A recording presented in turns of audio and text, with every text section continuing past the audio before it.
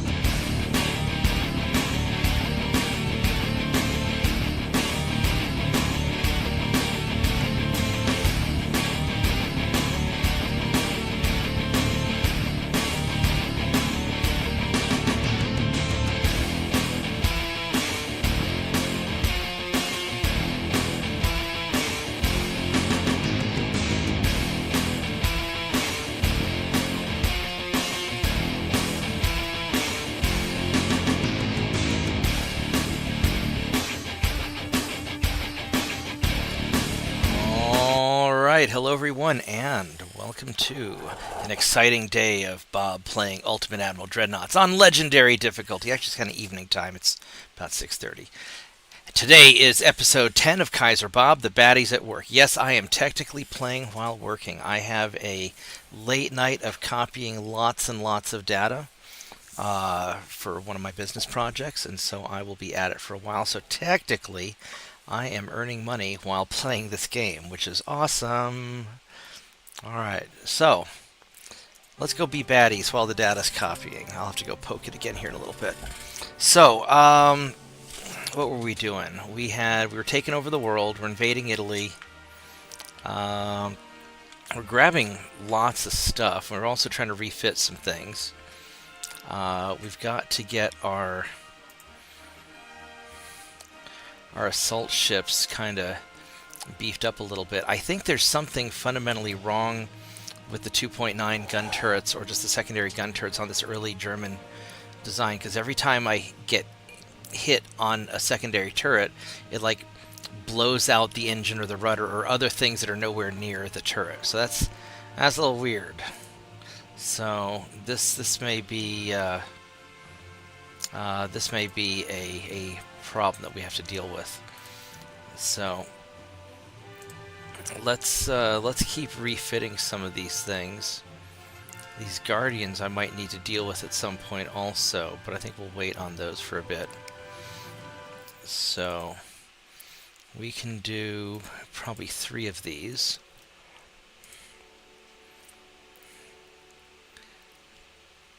And then let's also keep working on the patrol. Oh, we don't have enough tonnage left over. So, all right, that's good enough. Good enough for now. And yeah, we've got an invasion going on somewhere in Italy. And oh, you guys are getting a little spicy over here, aren't you? You've got that big battleship flotilla that I don't really want to deal with. But if we can keep you guys busy, I don't think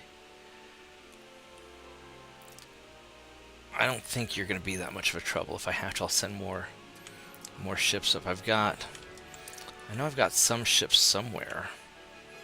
Southeast Asia. I've got a bunch of them in Southeast Asia. Not sure where in Southeast Asia.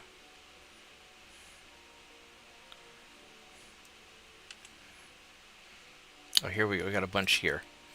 Alright, so we're just going to keep on getting these guys sorted out.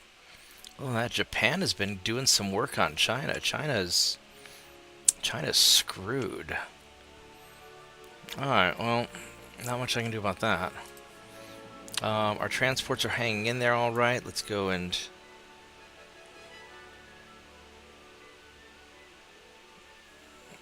try and tweak the... there we go.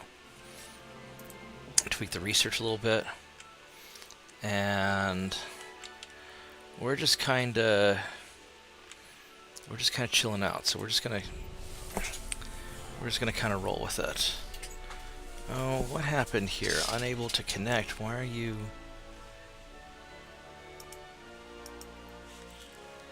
why are you mad, Nextcloud?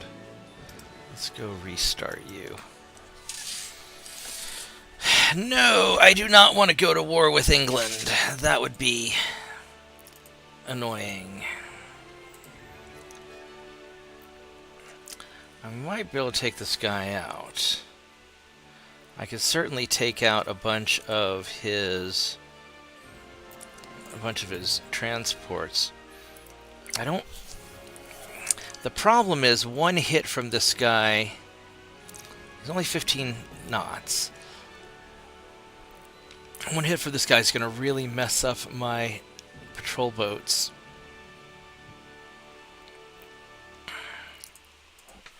So maybe we can hit a couple transports and run. That's a cool picture.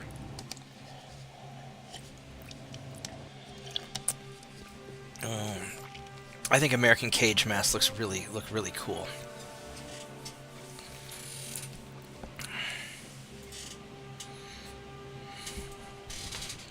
All right. Oh, wow. We started out right in the middle of it, didn't we? Let's...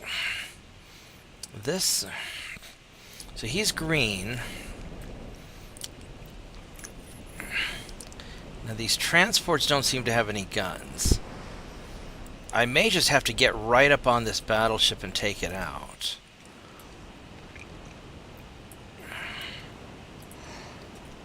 I think that's what we're going to have to do. We're going to just have to... I think that we are a lot more committed than I meant to be. And he's turning in. Alright, so we're going to try and come in behind him, I think. Yeah, because his back armor is really good, too. But these transports... these don't have any guns, so we don't have to worry about them. So we're just going to go just charging in on this guy. And hope that we can get close before he lights us up with a big hit.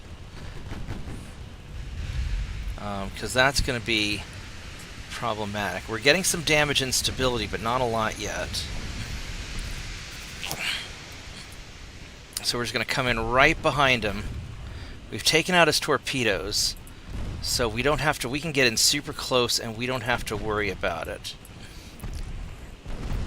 So we're going to go right behind him and see if we can take this guy out. Because we've got great to hits. And his damage and stability is, yeah, it's racking up now. So he's got a lot of problems. He's having a real bad day. So we're just going to coming right behind him where he's kind of weak because he can't. Most of his guns are broadside guns. I mean, we are coming in dangerously close to his side. I think that'll be okay. We're just gonna skirt right past him. I would like all of you guys to please be shooting at the battleship. Don't be shooting no transports. We got a big battleship problem that we need to solve. Don't be shooting transports right now. Now let's go angle in. Now these 2.9s are doing most of the work, I think. Yeah, they are. They're doing lots of damage. And 50% losses, so... We may just burn off his... Well, his structure's going down fast, too. I don't know if he's going to surrender first or just burn first.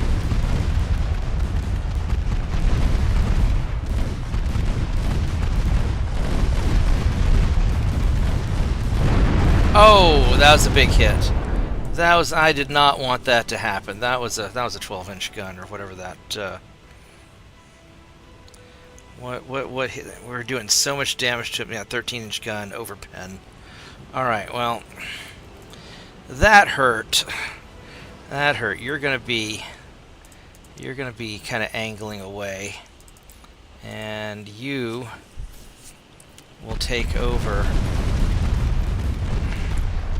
and keep at it. He's bound to hit me at some point.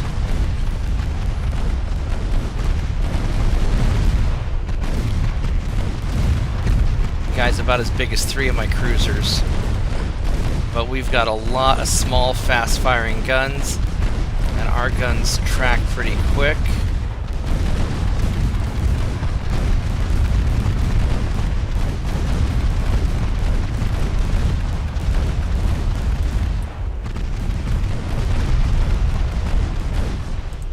And you just need to get the heck out of there. I think he got hit a second time.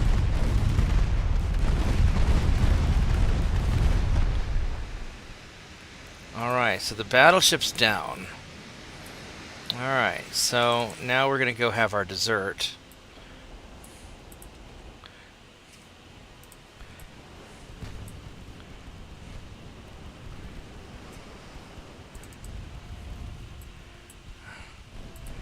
Here, you can go get some also. You earned it. Alright.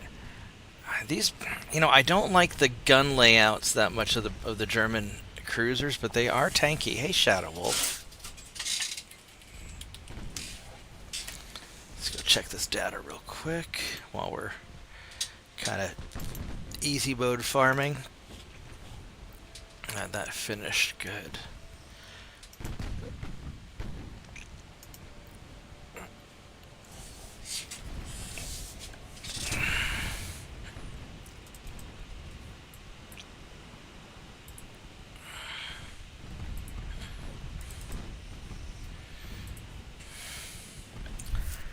Alright, so now we just kind of sit back and relax. How bad did we... We lost like 28 guys. That's not great.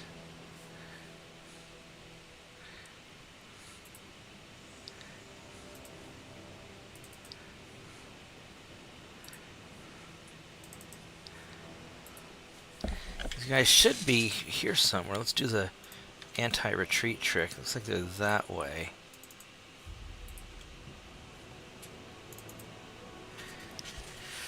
Alright.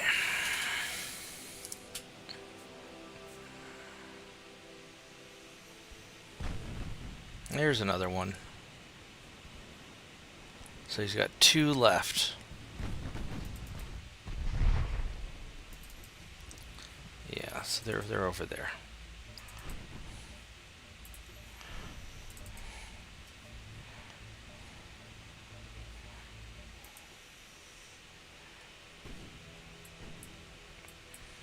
Yeah, that should be the last one. Alrighty. Yeah, this is going to be a long night of watching the green bar go across the screen.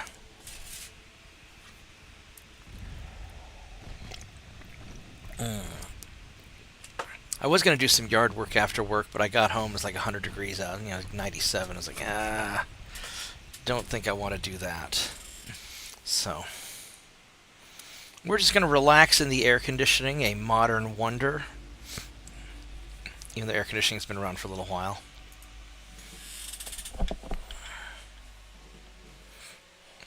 Alright, so that worked out alright. This we do not want to deal with, though. We do not have the firepower to deal with that, so we are going to withdraw. And I guess we're going to have to run away the old-fashioned way. Hopefully it does not stick us in right close. If it does, I'll have to restart the game because I can't deal with that.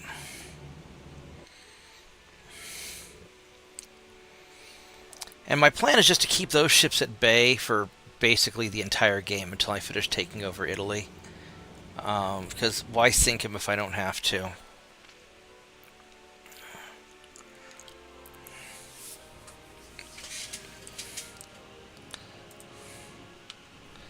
Alright. So we're going to group everybody together.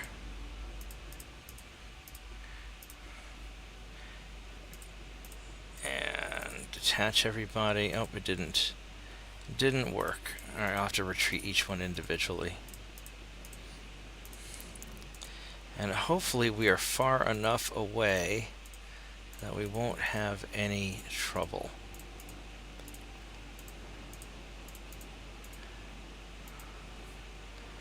Alright, let's all run away.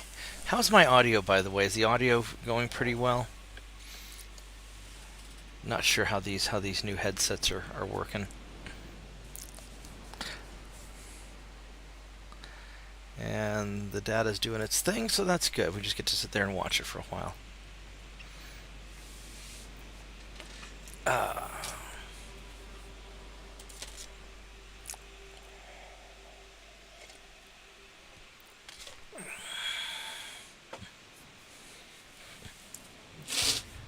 See, other news on Sunday, I think around 2 o'clock, we're having a memorial service for our friend Mitch, who was an awesome artist. He died recently.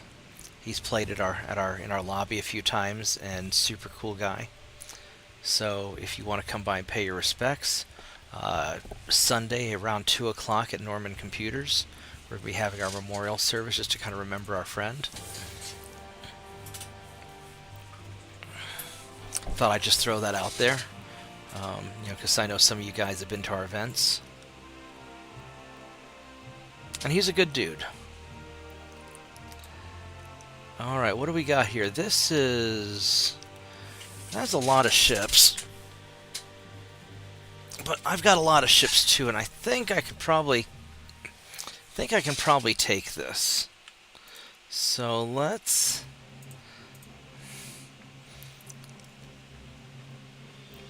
see if we can make this work. I should be able to. Like I said, I'm concerned because there seems to be a game flaw or a glitch or something in these turrets in this battle. It doesn't seem to be affecting the patrol ships or anything else. It just seems to be this one particular hull that when I get hit in a secondary turret, it blows through and takes out like engines and rudders and things that are nowhere even close to where the secondary turret was. So that's a little concerning. So, alright, let's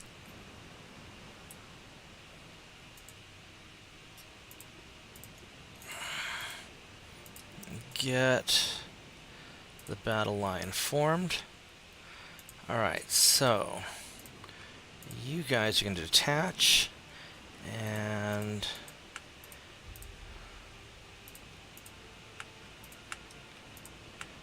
we're going to do 3 groups of 3. Alright, so you guys are going to follow him. And you're going to follow him.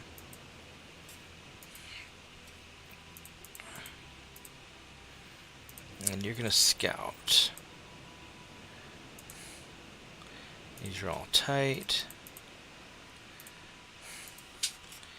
Alright, so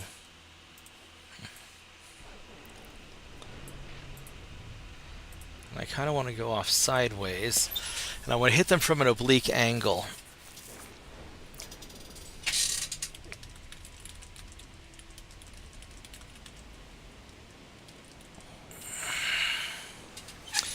Yeah, Shadow Wolf, at some point we need to do Mech Warrior 5 again. I just haven't really been in a I haven't been in a MechWarrior 5 mood. I guess my mood for what game I want to play changes. I've been really hardcore into ships mood lately.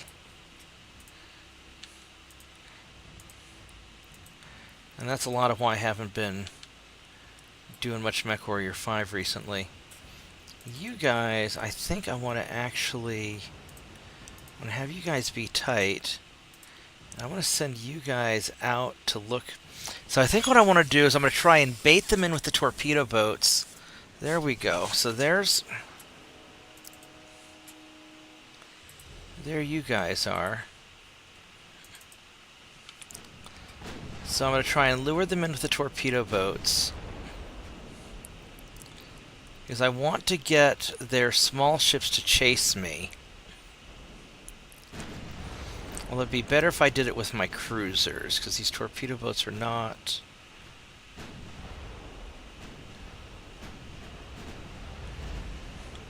So there's their light cruisers there. And there's another batch of light cruisers there, so...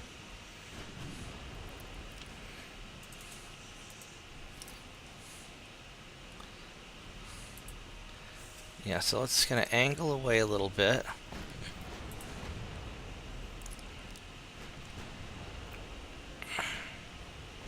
Good evening. Hey, how are you doing, Mitchell? Oh, not too bad. How's the groundhog? Really haven't seen hide nor hair of him today. Maybe he's finally intimidated. Either that or he's like me and just decided earlier today It's too hot out. it's too damn hot out to do anything, and he holed up in his burrow up in the woods, sir. That could be. Oh, I got my little, cool saver deal. Oh? You know, or the cool and save deal, that little misting kit for the, How's that working out? Well, I just got it in the mail today, got it out and looked it all over, and then looked at how the heat pump was and what I want to do to set it up, and I ran over, over to Lowe's and picked up a few little things. Like, Right on. You know, like a Y connection to put on the outside faucet, and about 3 or 4 little 1/4 inch, you know, quick connect tubing fittings there, or tubing Right. couplers. Oh shit, they're nailing me. Fuck. Alright, that's not gonna work out. No, that is not gonna work out at all. They just hit the hell out of my torpedo boat, you poor thing. Here, get out of there. This may not go well.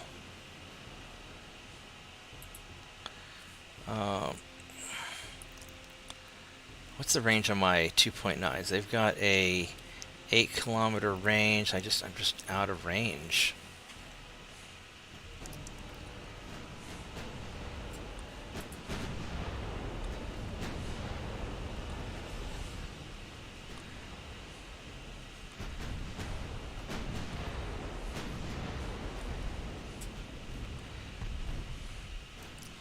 And if you guys want to fire the 9-inch guns at him, you are more than welcome to.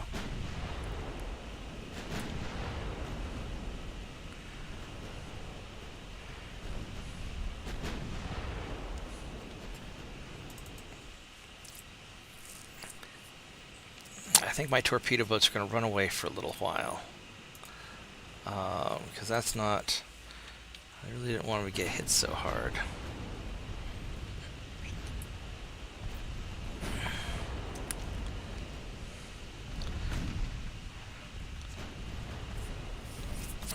I should have gone into the heat and air business instead of computers. Like, people can live without their computer for a little bit, but when it's 100 degrees, they sure as hell can't live without their air conditioner. How are you getting your ass kicked so quickly? Holy crap. Yeah, there's something really not right with these. There's something fundamentally flawed. I mean, he just got nailed. Holy crap. Where's what? Yeah, stuff's hitting a 2-inch gun and then blasting right through the hull and taking out damn near everything. I don't understand.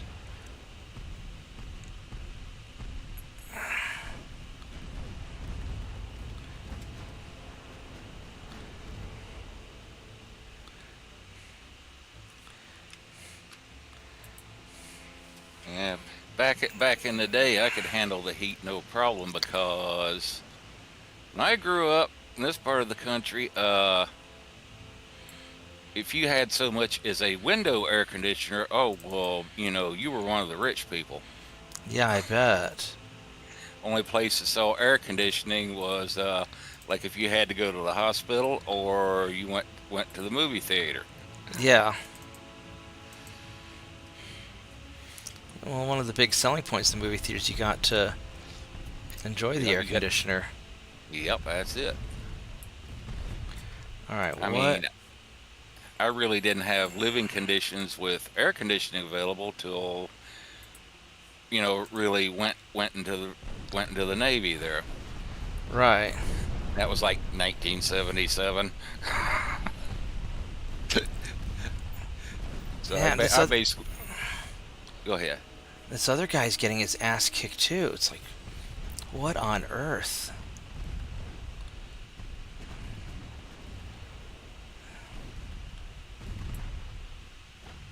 Yeah, so there in my younger days, I was used to it. I'd be getting out, bombing around in 95-degree heat and just a pair of shorts and a t-shirt and just think nothing of it there. Yeah. But those days are long gone. Now with like heat we had today, like 95 degrees and about 70% humidity, I was like, and the sun beating down, and I was like outside for 10 minutes, and I said, okay, that's enough. I'm going in before I get heat stroke. Yeah, well, I lost my grandfather to heat stroke. Well, I think part of it too was 20 years in the having to work back in the engine room, steam plant a few times, like we had drills or an actual oops where it got way hot back there and kind of got heat stressed a few times. So yeah, Holy now my old crap! This guy, another one. Yeah. Sorry, I'm sorry to interrupt your story there. That's all right. So it's, all it takes is just. It seems like all it takes is just one good bout with heat, then you're just kind of done. Yeah.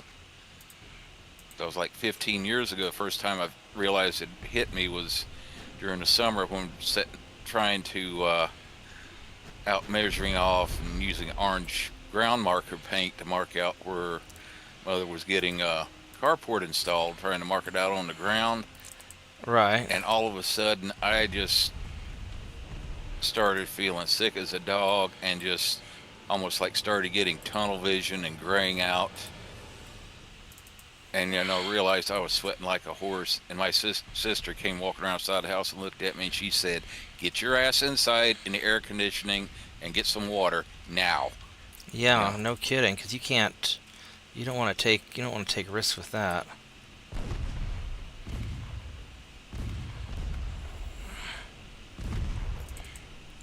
Man, these guys are getting their asses kicked, and I don't know why. Like, all this armor doesn't seem to mean anything.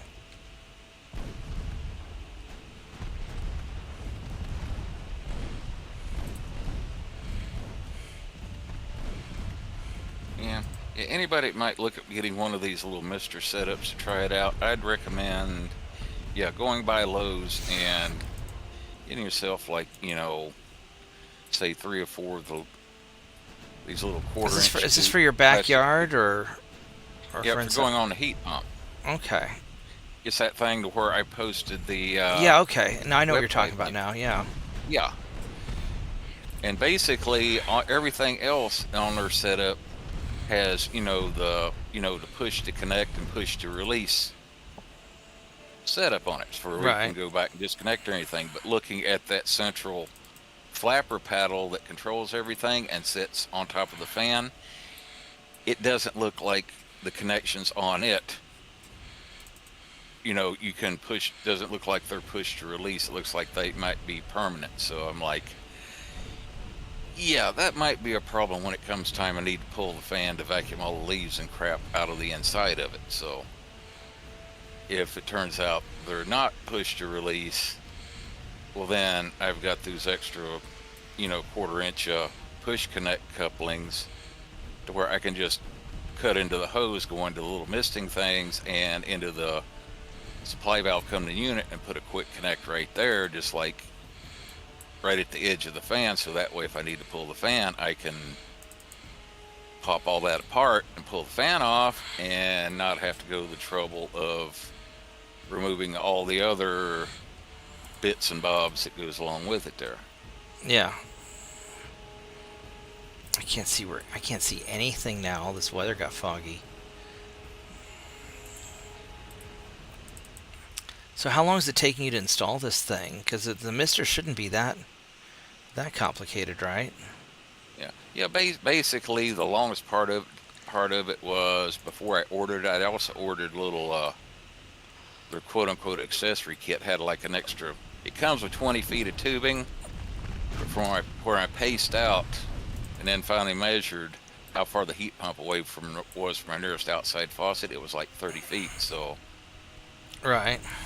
Bought the little accessory deal. It had another 20 feet of tubing. It was basically just planning how you want to set it up takes longer than actually setting it up here. Right on. What looks like, which like you said, measured off the distance, how much tubing I needed, took the paddle out there when the heat pump was running and found a position where, had the strongest air coming off the fan to keep that paddle pushed up. Looking at what I needed to clean off to mount it and such. I know which at the risk of losing my man card, I read through the instructions. I don't think there's anything wrong with reading instructions. Especially if it's complicated or if it's something you haven't done before. Yeah, 20 years beating Navy in nuclear power. Now you got to read. I know all about reading instructions. Yeah. I think if it's sufficiently important, reading the instructions is probably not a bad idea. Man, you were just getting your ass kicked. Yeah, the reactor plant manual, or as we sometimes referred to it, the Holy Bible according to St. Rickover.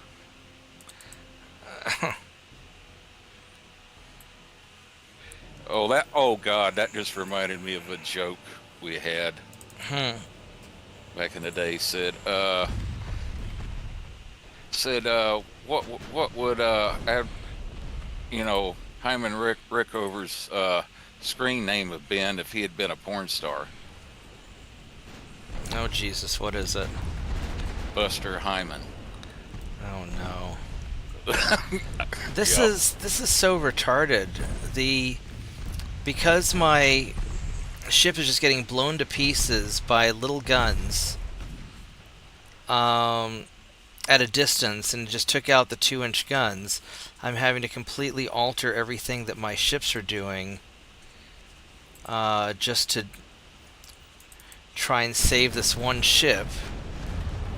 And I mean, because I have more battleships than they have light cruisers, and so I should just kick the hell out of them. This should not be a hard battle, but because like 3-inch guns keep hitting one of my turrets and then blowing through like everything inside the ship and exploding all my engines, there's something really fundamentally not cool going on here, and I don't understand why this is the case.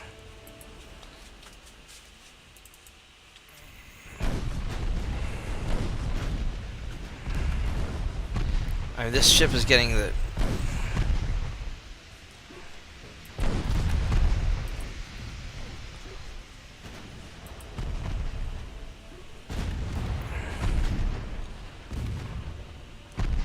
It makes my fleet basically useless. Yeah,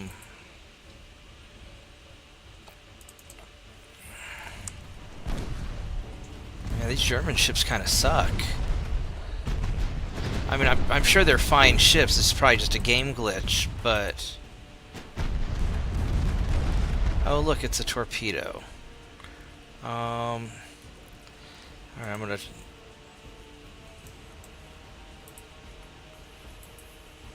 Why? I'm gonna get hit by the torpedo anyway, aren't I? Yep, I'm gonna get hit by the torpedo. Oh, of course I am, motherfucker. Alright, well...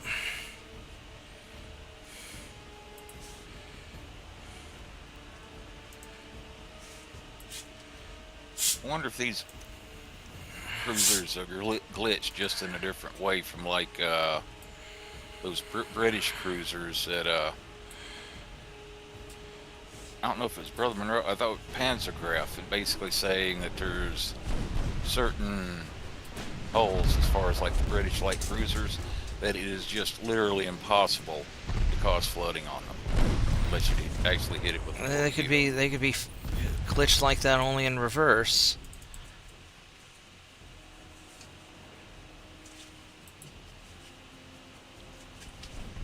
Because I've lost count now how many times I've watched one of his videos and he has literally had to beat those British light cruisers into the ground and kill them by just completely destroying the structure without causing a single instance of flooding.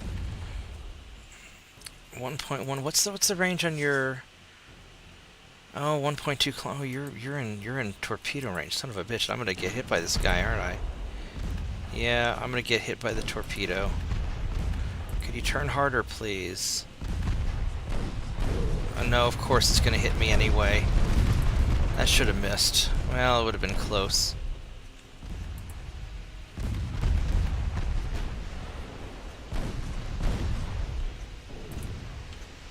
Somebody else getting hit by shit? Everybody's getting hit by shit. Those torpedoes seem to be traveling an awfully fucking long way. What have they got for range? 1.2 kilometers. But that torpedo there just traveled like 4 or 5. Yeah, I mean, this is just a shit show now.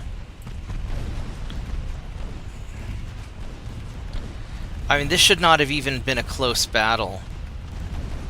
This should not even have been... You know what? Screw it. Screw it. This should not have even been a close battle. There's something really glitched out with this. Alright, well, we're just gonna not... I guess I just can't fight with my assault ships. I guess they're just gonna go invade and leave the fighting up to my cruisers. Because it's a lot more heterosexually challenged than I'm in a position to deal with.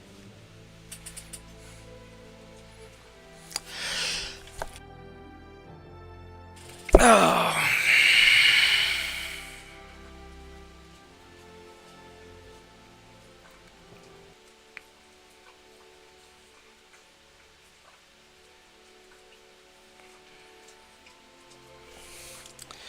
All right. Oh, and now Cawthon messages me. Oh yeah, let's do Mech Wars. Like, I messaged you 2 hours ago and you didn't respond. Now I'm sinking ships.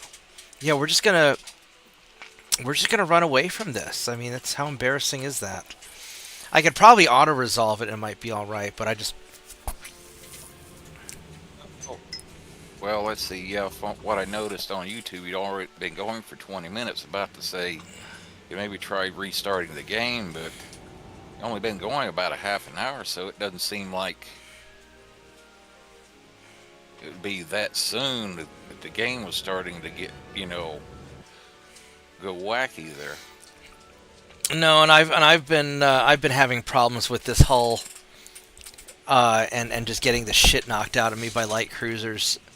So there's something fundamentally flawed about this, which is fine. I'm just not gonna...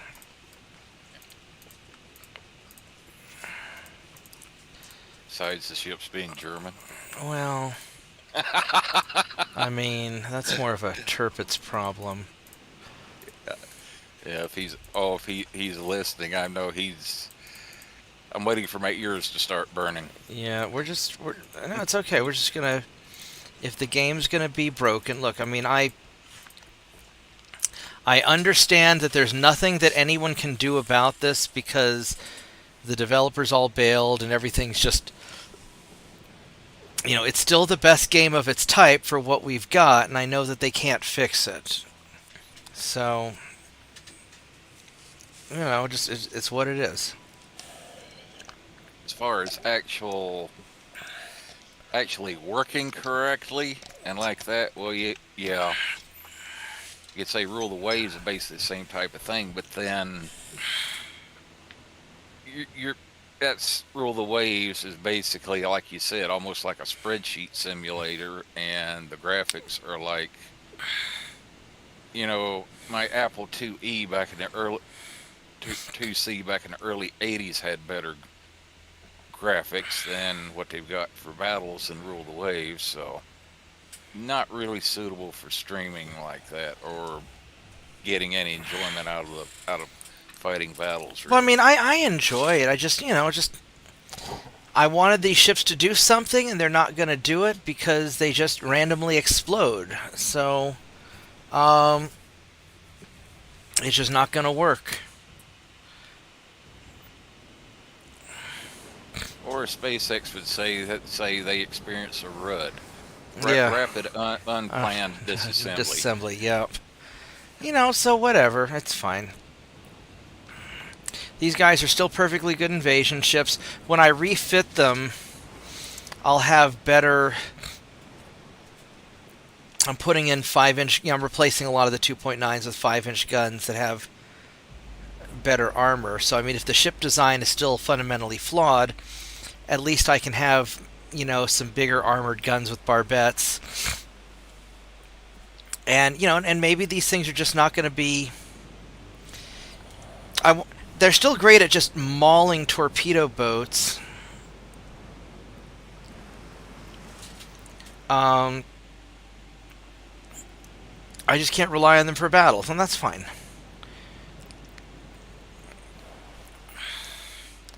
These are just sort of stupid ships anyway. I'm just a little sad because I thought they were really cool. With just all these just arrays of small angry guns.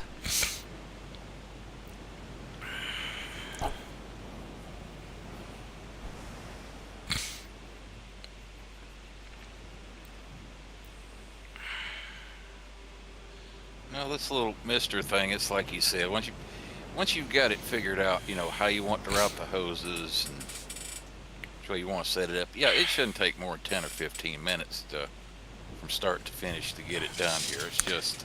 I think it's a cool idea. What one of my buddies did is he built a big shade over his air conditioner unit, and that seemed to help quite a bit as well. I don't know why people don't do that by default. Yeah, which one guy come across one video, one guy that does the HVAC videos. He said, "Well, yes, it does make a difference." And then he showed pictures of different subdivisions and like it. And he said, "Well, look where they've got all the heat pumps located. They've got them to where in the afternoon, as much as possible, when it's the hottest, and as much as possible, they're sitting in the shade." Yeah.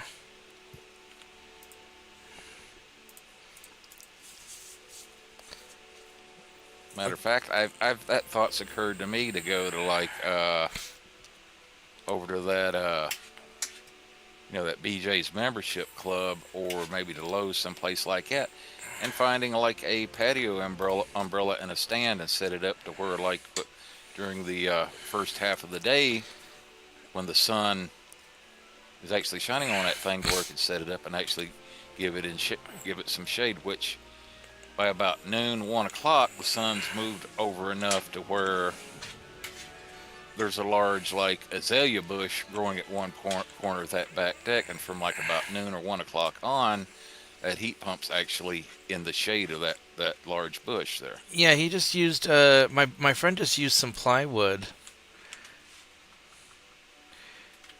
All right, so these guys are just hanging out right. There's the one battleship and 7 light cruisers, and yeah. So I guess I'm just gonna leave the invasion fleet here. I mean, they're obviously working. I'm getting. You know what I'm gonna do? I'm gonna send these. I've got 6 heavy cruisers. Do I have any more cruisers? I need like proper cruisers. I have no. Surely I have more patrol boats somewhere. I only have the 6, I got 4 armored cruisers here somewhere. Where are you guys at? Is that what you're talking about? Yeah, that's Central Mediterranean, huh?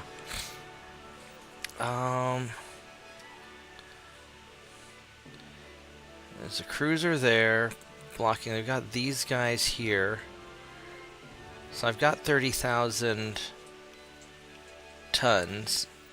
So they can take care of Hejaz. So I can take you boys. And the problem is I don't want to deal with the battleship. Where are my guardians located? You guys are...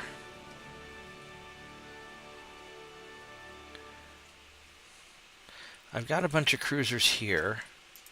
Let's see where my...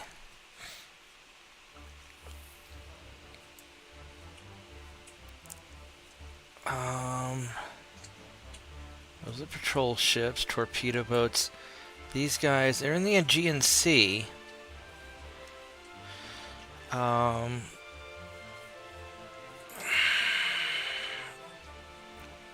Alright, so you guys are here. Oh, you're doing this thing, aren't you?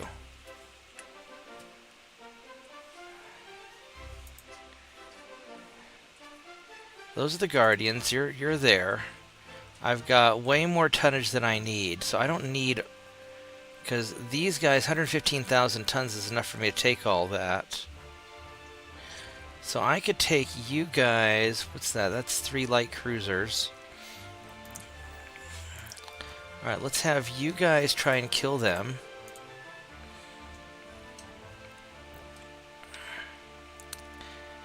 And...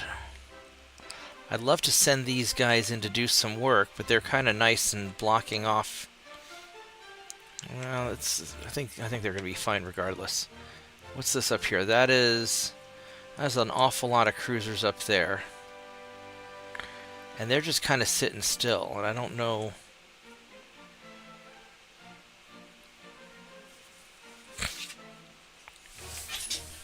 There are just so many bad things going on over here. I'm not really sure where to even begin with all the bad things. Alright, you know what we're going to do? I think you Guardians... Yeah,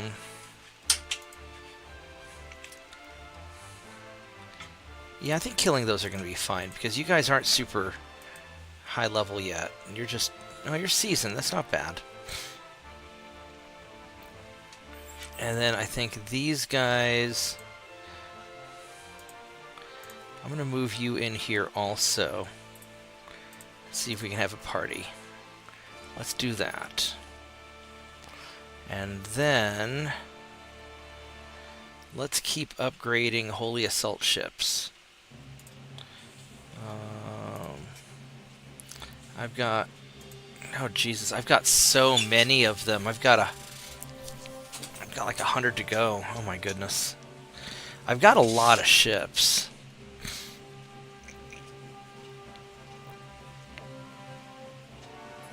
Does it take me forever to do this? I don't even know if it's... I could do the thing where I could just refit all of them and just go negative for a bit. It'd take me 6 turns. I don't know if it's worth it or not. Probably just keep refitting them as I can. And...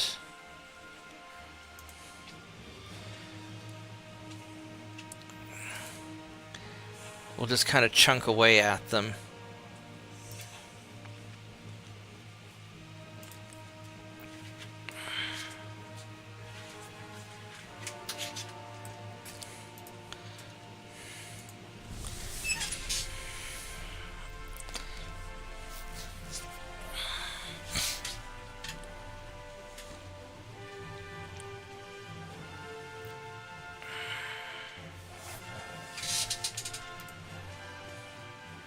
Do not want to go to war with Britain. Still. Alright, so let's go kill these light cruisers here, because these Guardians don't have a problem.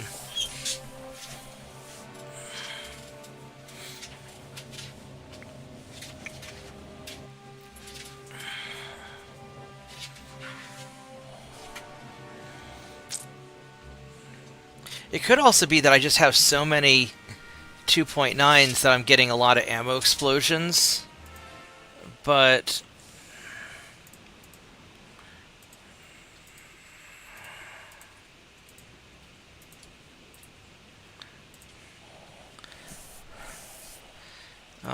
you don't really need to be part of this fight, so you're going to leave. Thank you.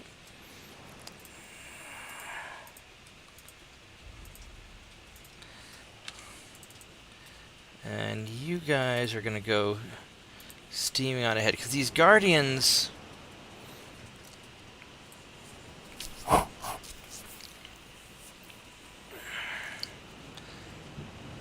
don't think we'll have that problem.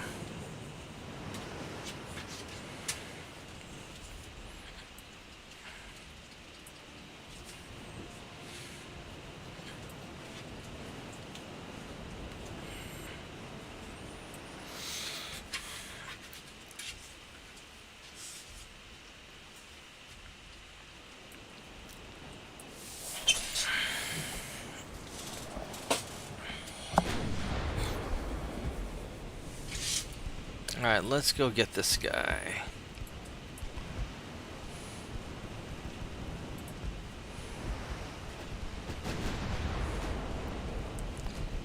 You know what might be the smart thing to do is just to build more Guardians instead of...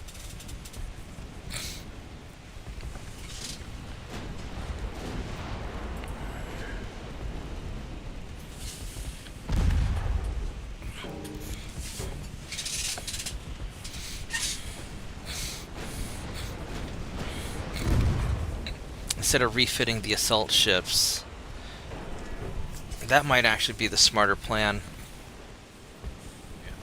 Take it to Guardian as a later, more Yeah, yeah. I built these specifically for defending the waters, taking out, guarding my waters against enemy ships, whereas the assault ships are designed to just drop troops off on enemy shores.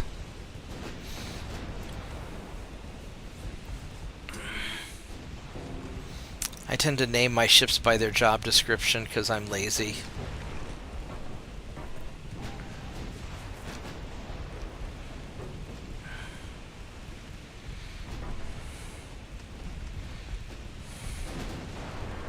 Well, I tend to do the same thing to try to keep track of all the different classes there.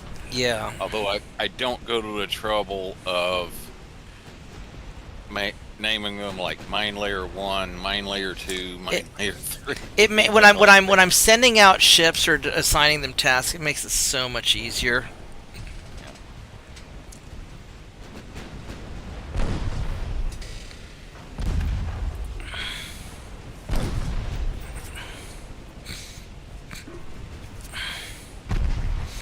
Yeah, I'll just name like the first of the class, whatever its intended job was.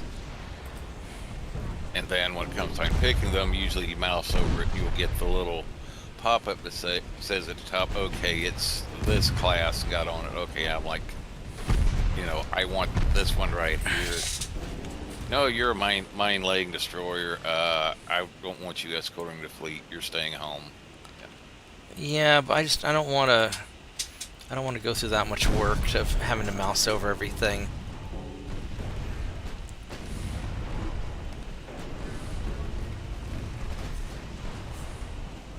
It just seems to be a lot easier when I can I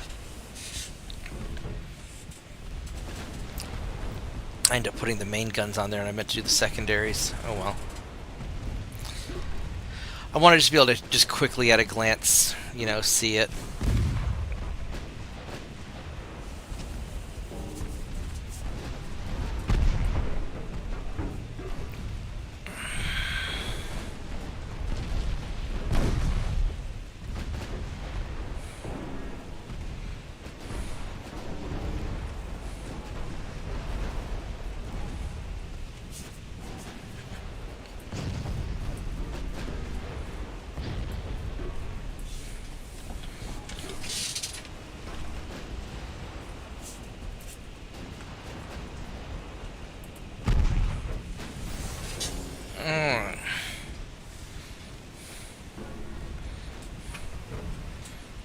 We'll just kind of... Yeah, because these Guardians are doing fine. I mean, they're chunky. Yeah, it's got to be something with those unarmored turrets.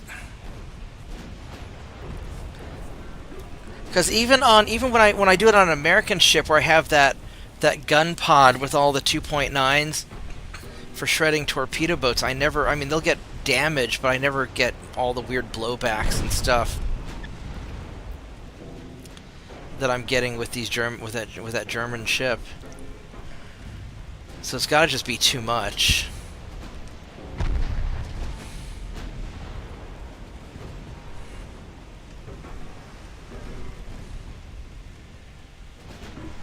It could also be that because there's so many 2.9s and they're sharing the common ammo, if one of them goes up and it detonates ammo, maybe it detonates the ammo for all of them, and then that's a big enough explosion to take out engines or something. You know, like JP was saying, like for the main guns, if you got all, you know, they're all drawing from a common pool, and like one turret gets hit, and the game decides, oh, you just lost your ammo for your forward and your after guns because I hit one of your forward turrets.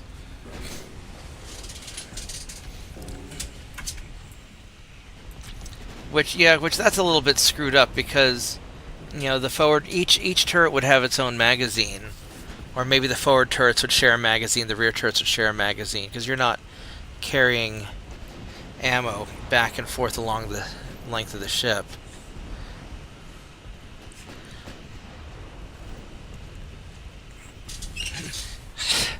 So there's that movie Battleship, where the battleship's fighting the aliens and they have to carry a 16-inch shell from the back of the ship to the front of the ship. And they have like 8 guys trying to carry, or 10 guys trying to carry the 16-inch shell. And I'm like, man, that thing weighs so fucking much, you'd never be able to carry that. Yeah, it's like, even if that was simply a high explosive shell, you'd still be talking that thing would weigh a full ton.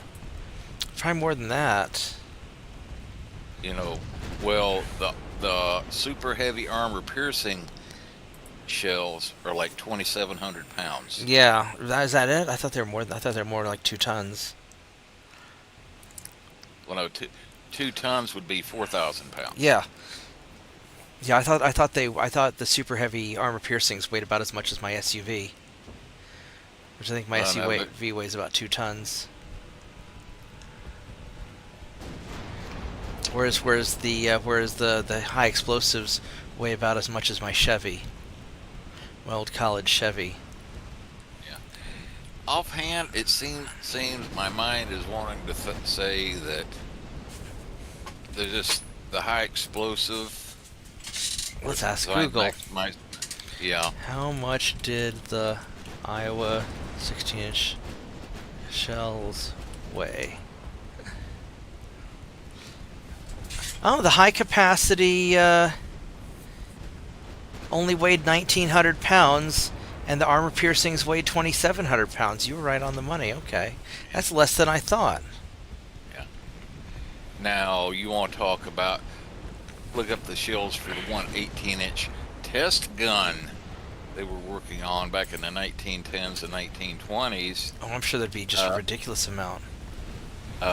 We're talking, I think it was 3,800 or 4,000 pounds. You know, at fully 2 tons. Yeah, for some reason I thought the shells just weighed a lot more than that. Pretty sure from what I remember looking, yeah, for that prototype 18-inch gun that they were working on, like in the 1910s and 1920s, I think the armor piercing shell they came up with was, yeah, something on the order of like 3,800 pounds, something like that. Yeah. Maybe I'm surprised the more. Iowa shells only weigh 2,700 pounds. I'm for some reason I thought they weighed like twice as much.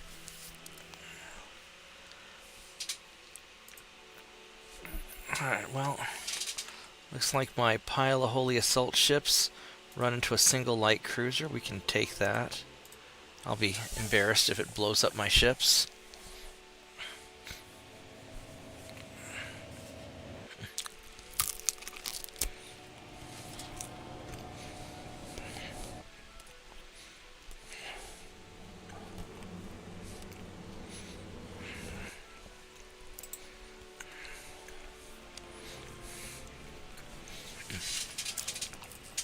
All right.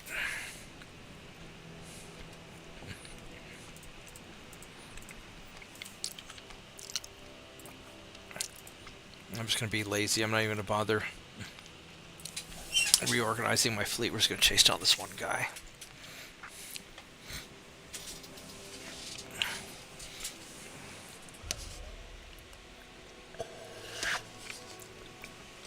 What I may do with these ships, I may just put on a whole array of like 8-inch guns on the back and just let them act like cruisers.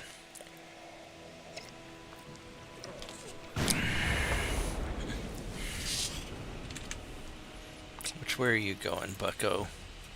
You're going this way. Alright. Okay, see, yep. Nav Whip's website here.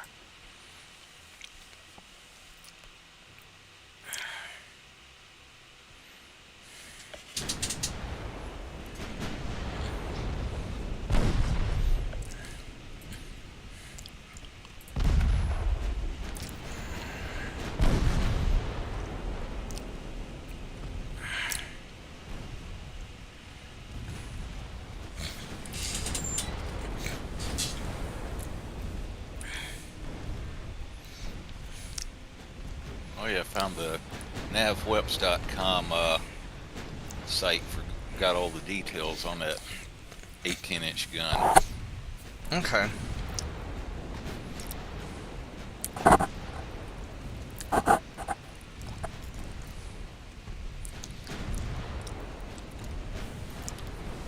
Now the 1-barrel and 2-barrel guns have different ammo supplies, right? Yeah.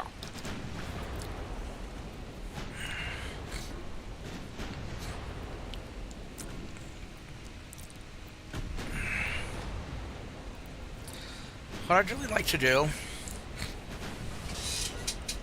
I'd like to build a game kind of like this, but for space, where you're designing out your spaceships.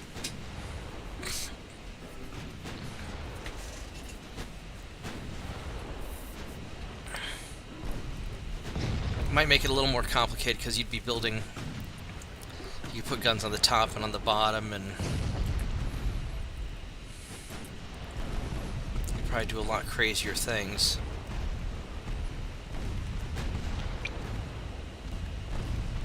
Okay, here we go.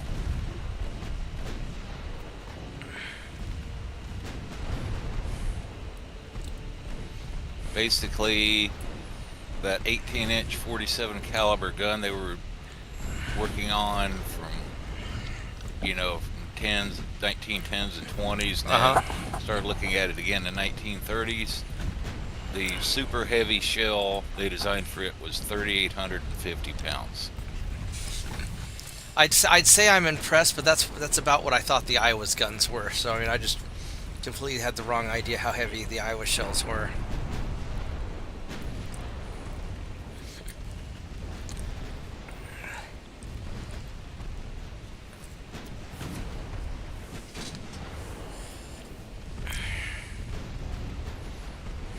I got one of my customers to download UAD the other day. We were fixing up his computer, and he's an older guy, probably about your age, and he was looking for a good military game to play, and so I suggested UAD, and he seems to like it, so I'm pretty happy about that.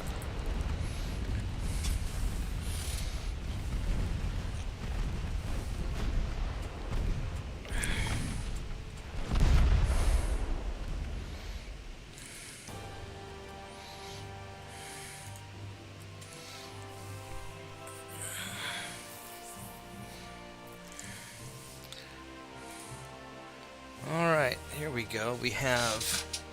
Yeah, I like these smaller fights where I can gang up on small numbers of ships. They're a lot safer.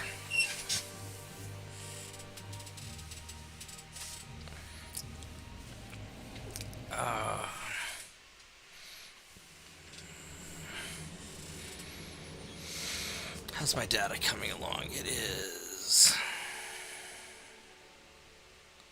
still doing its thing.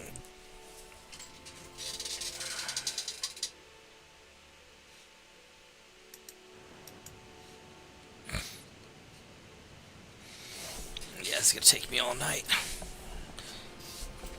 Probably. Oh, this doesn't look...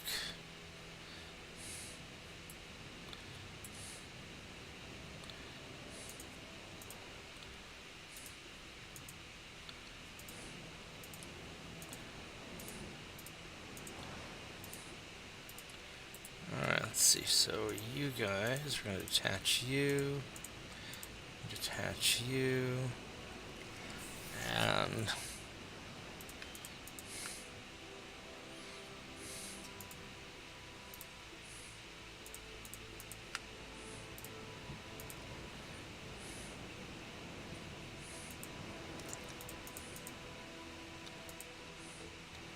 we're going to have these guys follow...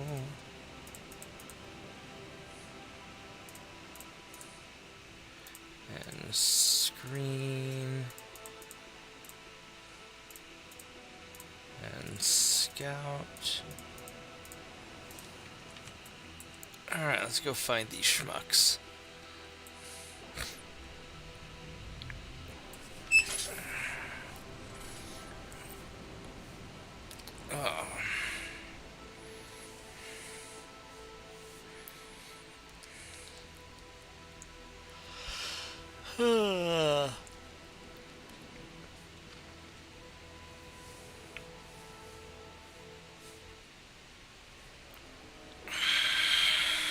Alright, so you are somewhere over this way.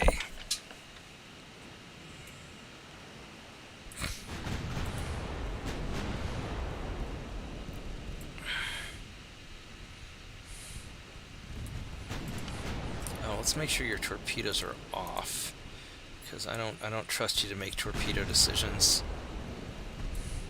Yeah, I sent you a link in your DM right there to, you know, that NavWeb's webpage about over on that 18-inch gun. Okay, I'll check it out in a bit. Yeah. Basically, what I gathered, just kind of skimming through it right there, they said the normal projectile weight for that 18-inch gun would have been like about 2,900 pounds. So like the testing they did between like the normal 16-inch AP and what would have been the normal sized 18-inch armor-piercing shell, they said, well, it wasn't all that much difference, and they said, well, if we go with the 2,700 pound super heavy shell on the 16-inch gun, said it'll do just as good basically as 18-inch. So said that was one of the reasons why they never seriously went after. That makes a lot of sense. Yeah. It wasn't until the 1940s they tried to design a super heavy shell for that 18-inch test gun that they came up with one that weighed like 3,800 pounds. There's a really interesting video on the Battleship New Jersey channel where they're talking about the wear and tear on the guns and stuff like that. Yeah.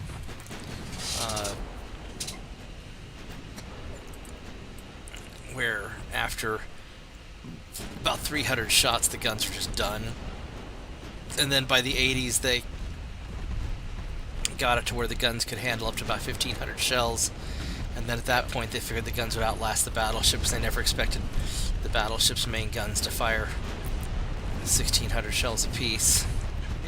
Yeah, they came up with some little additive mixture. Yeah, they're putting in there to kind of clean everything as it went.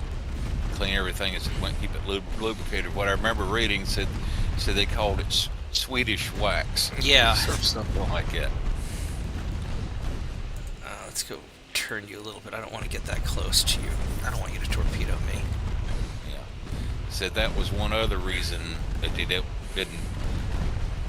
against the 18-inch gun was said their test gun, from what they messed with it over the years, said it would have had horrendous barrel wear. Yeah. I mean, the barrel wear on the 16 seemed to be already pretty bad. Look at that, the torpedo boats aren't doing anything stupid. They're just hanging out and doing what they're supposed to do. It's amazing. I'm utterly shocked.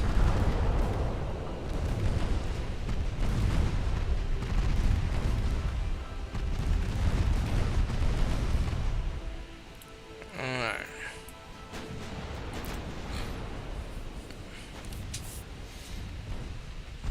Oh, we took out his torpedoes already, didn't we? Must have hit him with one of the 9-inch guns. Yeah, I may end up just redoing the patrol ships and putting in just a couple of big guns and just being done with it. Instead of the 4 6-inch guns and turrets.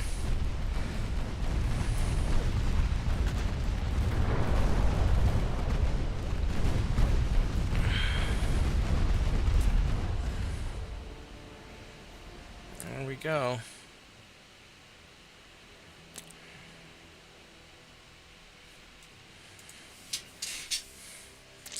Yeah, against like small groups of ships like that, they're fine. Just the assault ships are just fragile.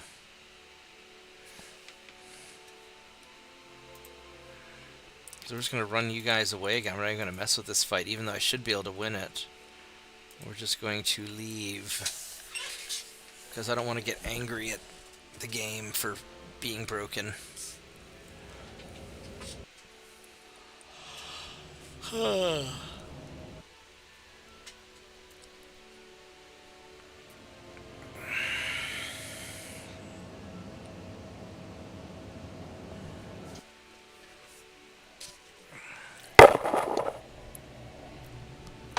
I need to make another cup of tea, actually. Give me a minute. I'll be right back. Well, while you're doing that, I'm going to go get myself something to drink there. Sounds like a plan. I'll see you in a few minutes.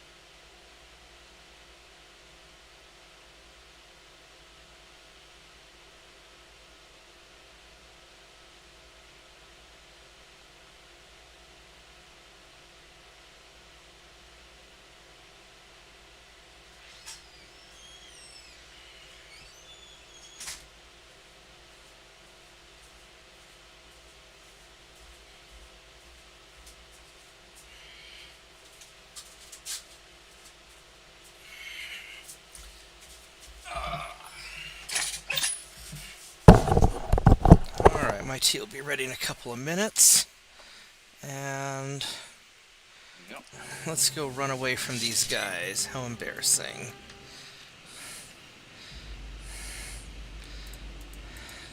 Yeah, that's why I always keep a jar of instant coffee around. It's like, want something to drink, and I don't really care for soda anymore or have any juice. I can just run some hot water in a cup and throw in a couple spoonfuls of instant coffee to give it a little bit of taste, and that's good enough for me.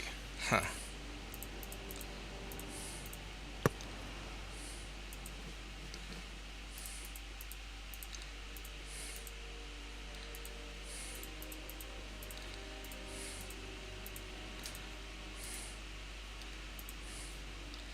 Alright, let's run away. Yeah, probably instead of rebuilding these ships, it's probably better for me just to build out another batch of Guardians and just keep these guys as just my troop transports. I mean, I do need to fix them up eventually, because I think I can beat the design flaw by just having bigger armored guns and get rid of all the 2.9s or all the unarmored turrets. Because I think anything that I put on has to have a barbette just to be safe.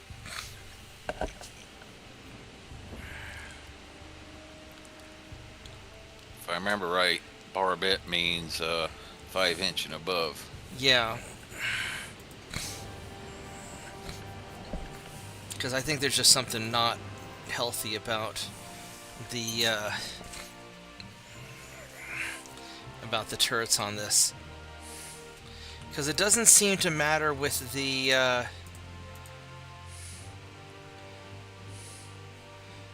let's see if we can take out this destroyer the old-fashioned way.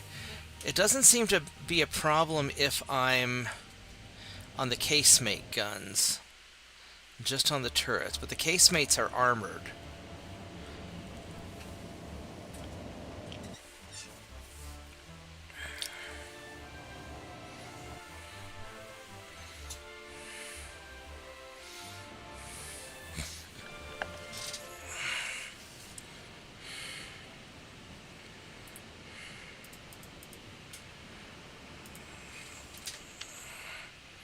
I'm just gonna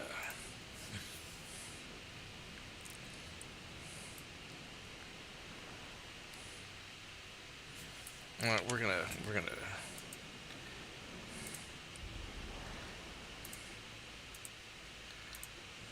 oh shit, that didn't work out quite so well, did it? Yeah, we'll go ahead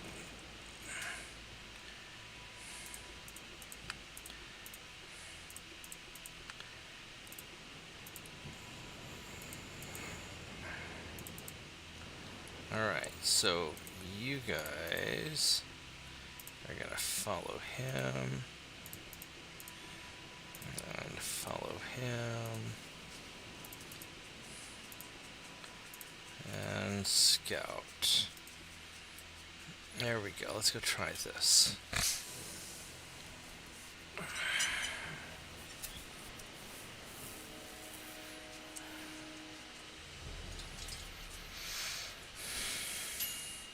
Oh, and my tea's ready. Give me just 1 second here. What is it, tiny dog? Do you want to go outside too? Are you hungry?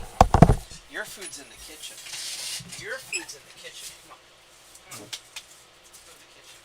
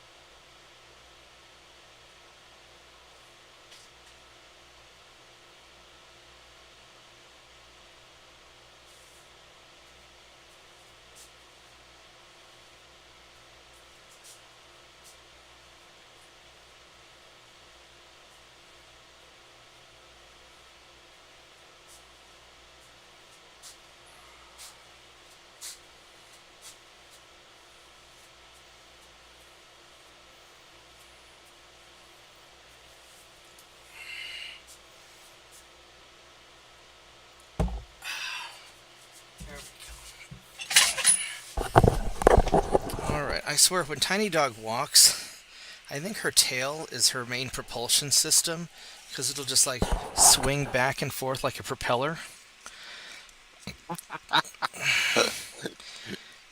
And the only time she's moving forward or backwards is when that tail is swinging quite vigorously. I don't think she can walk without swinging her tail. I think that's her main propulsion system.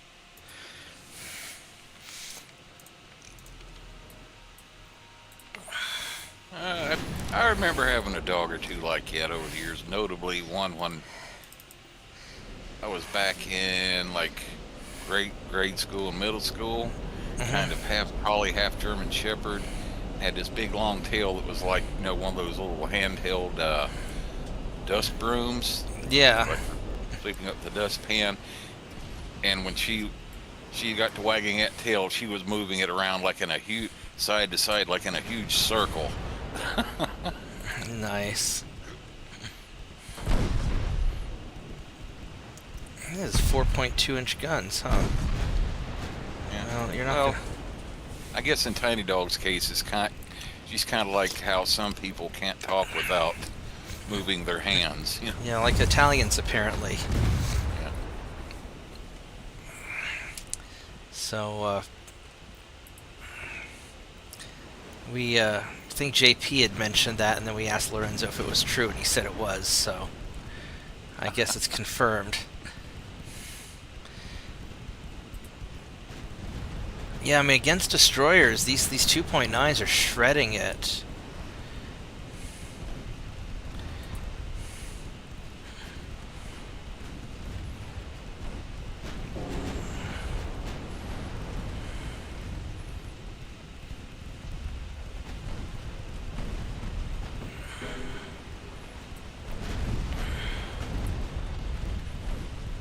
There we go.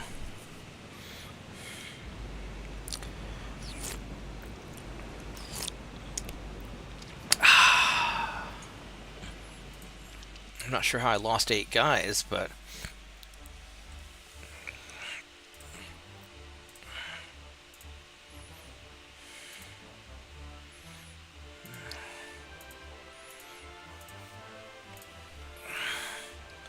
Netherlands, sure, we will.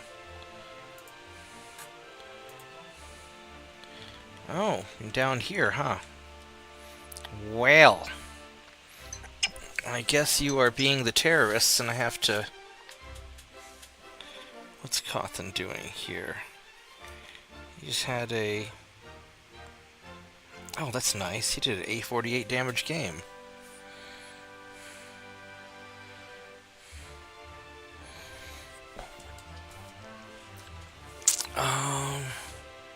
So I need to get 17,000 tons over.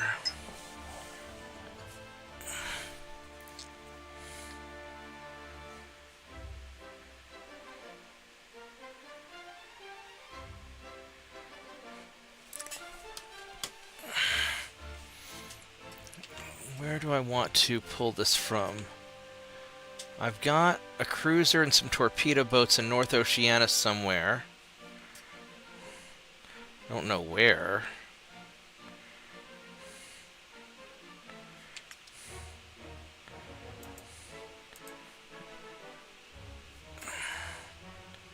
Here we go. So this is going to be.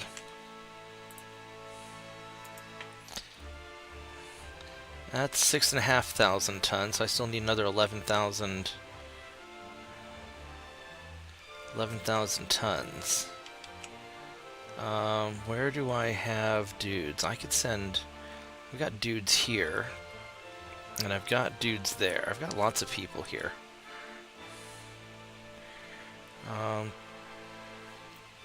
Here, let's just send.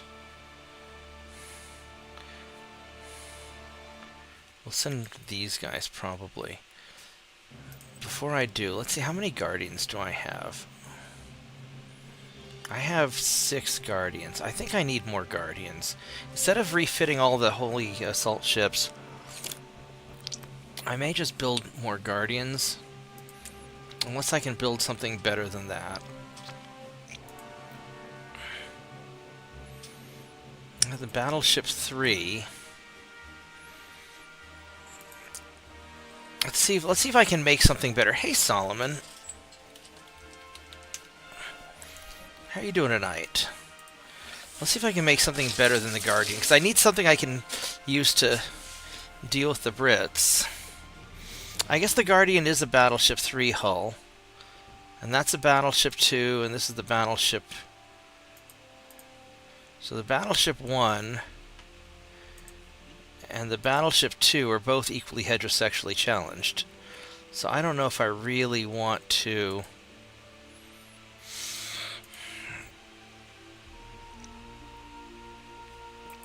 I don't think I really want to mess with that. If I'm going to do a Battleship 3 and it's going to be just as stupid as the Guardian, then I guess we're just going to go with another Guardian.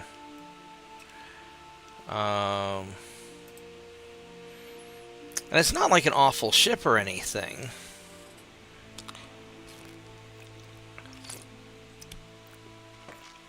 It's got plenty of small guns scattered around. It's just not really what I want in a battleship.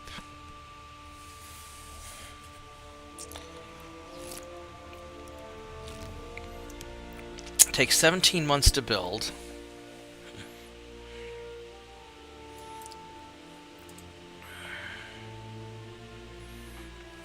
But I don't have a better battleship hull, and I'm not really happy with any of my options. So I could build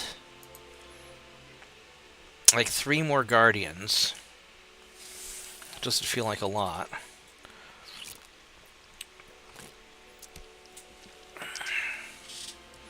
Or I could keep upgrading these things.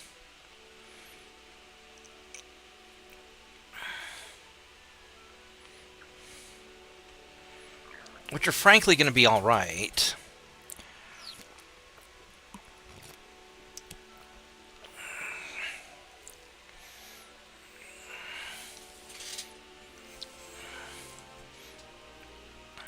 Or I could keep spitting out newer patrol ships.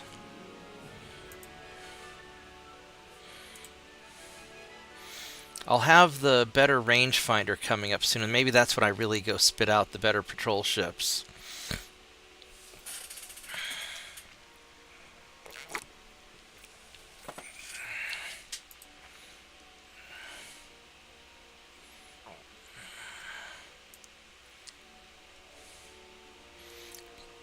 These will be ready in a turn.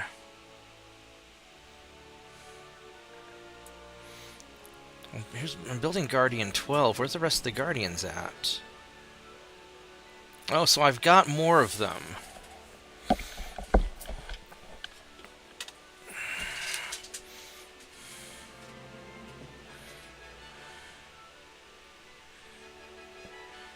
So I do have 2 fleets of Guardians that I can use to smack the Brits with.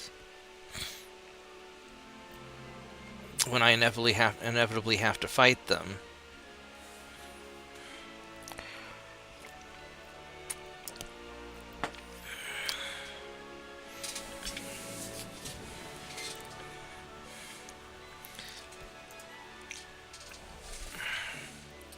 I don't know if these are going to be the best ships for taking out British battleships, though. I mean, the Brits have... They only have 3... The Brits aren't doing... What the hell is wrong with the Brits? They're not doing very well. They're not doing very well at all, actually. Maybe I just keep on fixing up the Holy Assault ships, and I just keep... Because it's going to take... The problem is going to take me such a long damn time.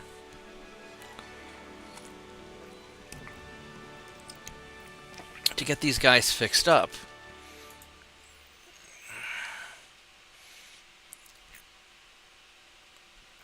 Because I've got... I still have another 100 of them to fix up. It'll take me 6 turns.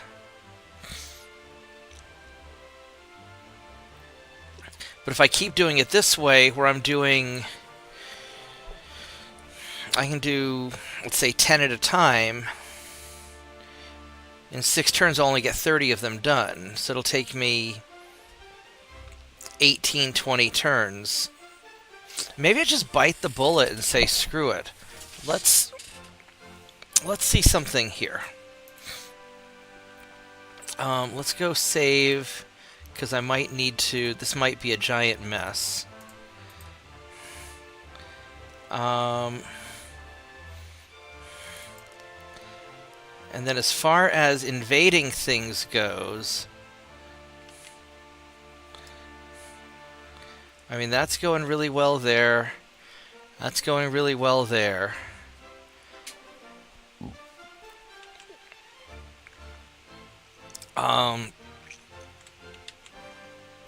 I'm going to invade Hejez.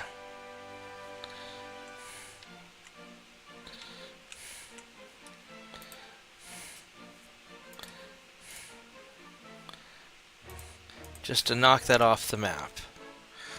And then these guys here, because I'm going to need to send some dudes.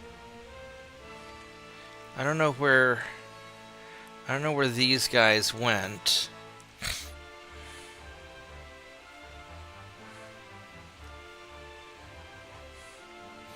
These 4 battleships I need to counter whatever Italian bullshit they've got going on. I'm going to need to send over 11,000 tons here, so I'm going to send over some patrol ships.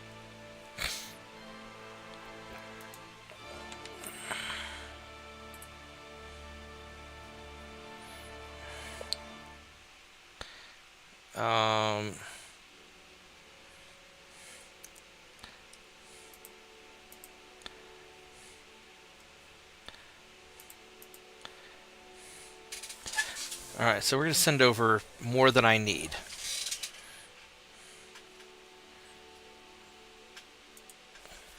Alright, and then what I'm going to do is I'm just going to refit all of these guys, and then I'll just eat whatever cost it's going to inflict upon me.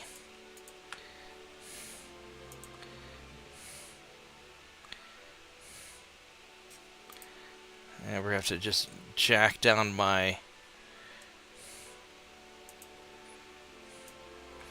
Oh yeah, we can totally eat this. And then we're going to do the patrol ships also. This way we just get everybody done all at once.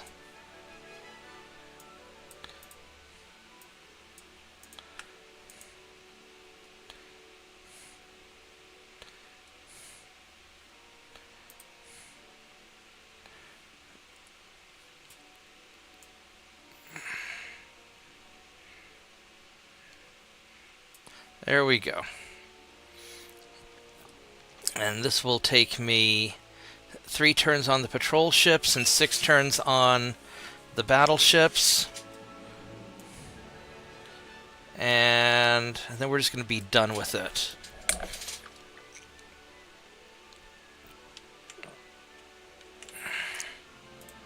And you guys are just going to hang out right here to prevent any shenanigans.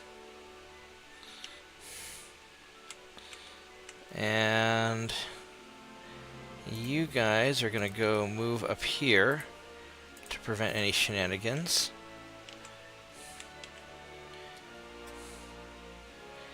And then these 8 light cruisers,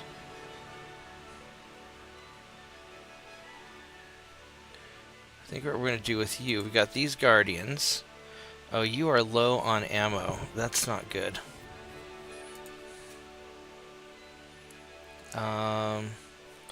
So we're going to take you guys, and we're going to move you here. That's 6,700 crew. And then you guys, let's see, that's going very nicely.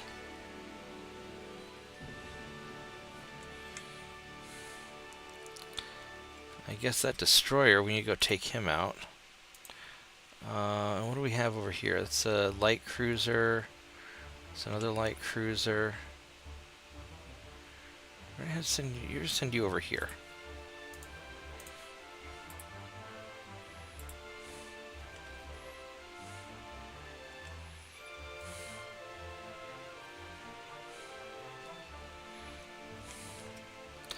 I've got enough going on here that I can invade whatever I need to. I've got probably 30 of these guys.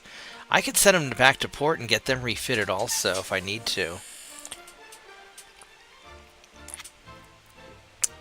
Wouldn't be the end of the world.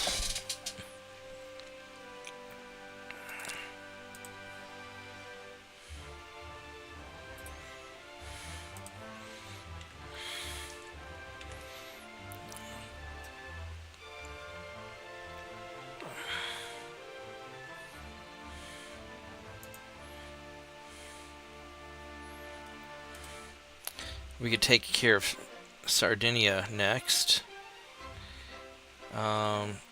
Let's get these guys out of the water because they're kind of beat up. So let's send you guys over.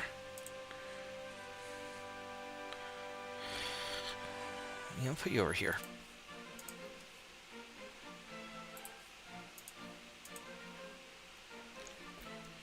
All right.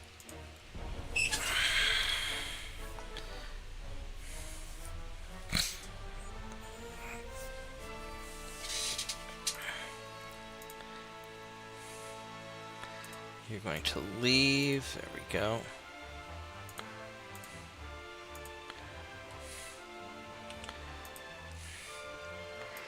I don't know if this... I should be able to take it. Let's go see how this works out.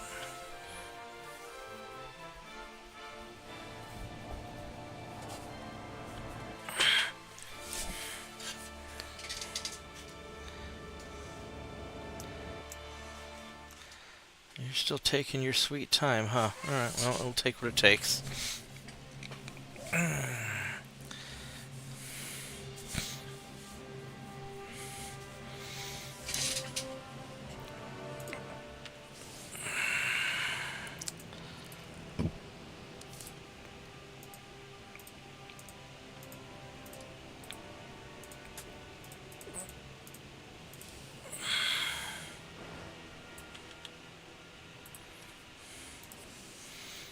Alright, so I should be able to take out these ships without getting my ass kicked, unless they get lucky hits, in which case then there's not a whole lot I can do.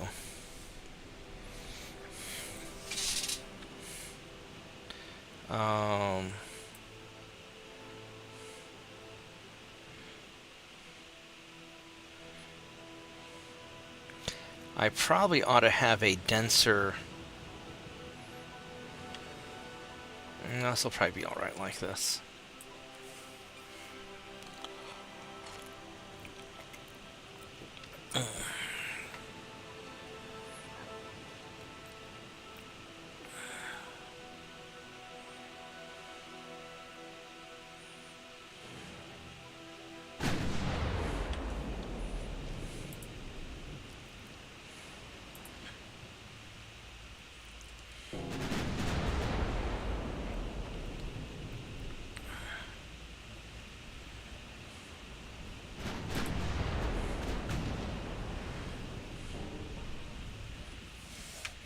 I would like the main guns to focus on you, and let's have the secondaries... Actually, let's have the secondaries fire at you.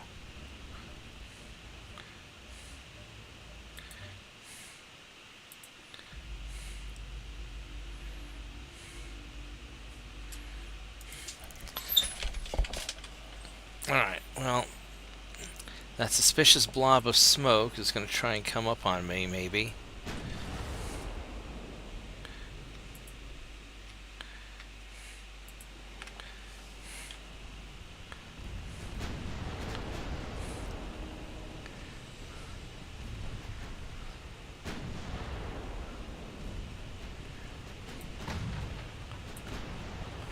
I would really like the main guns to continue firing at what I told you to shoot at, and the secondaries to also continue firing at what I told you to shoot at.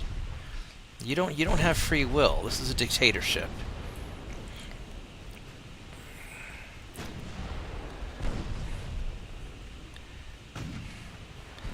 Alright, now this guy is getting suspiciously close. He's got a 1.5 kilometer range. I don't like that. Alright, here you go.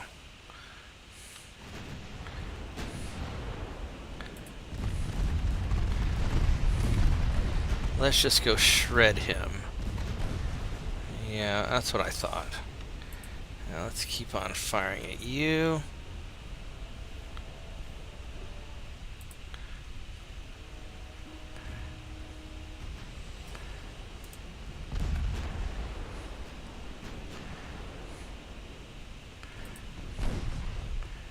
Ouch. I mean, once again, I took a secondary gun hit. Well, no, yeah, it didn't... That's weird. It didn't blow up my ammo. It just hit my secondary gun and caused me to flood. That's... number 68. Yeah, so that wasn't an ammo detonation. That was a secondary gun hit. He hit me right here on this gun turret right here, the one that's damaged. Because we can see him all red, so he got hit there. But somehow it caused a flood here in this section. So that's weird. So it's a 4.1 inch gun. He hit my secondary gun, got a penetration, which is fine. But then the flooding damage happened 2 sections forward in a completely unrelated area. So that's so that's not the ammo exploding causing the problems. That's just something being bugged. So that's just a lot of bullshittery going on.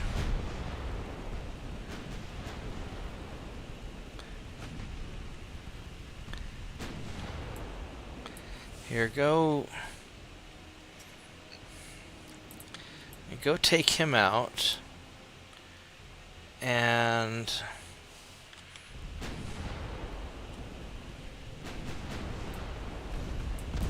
speaking of bullshittery,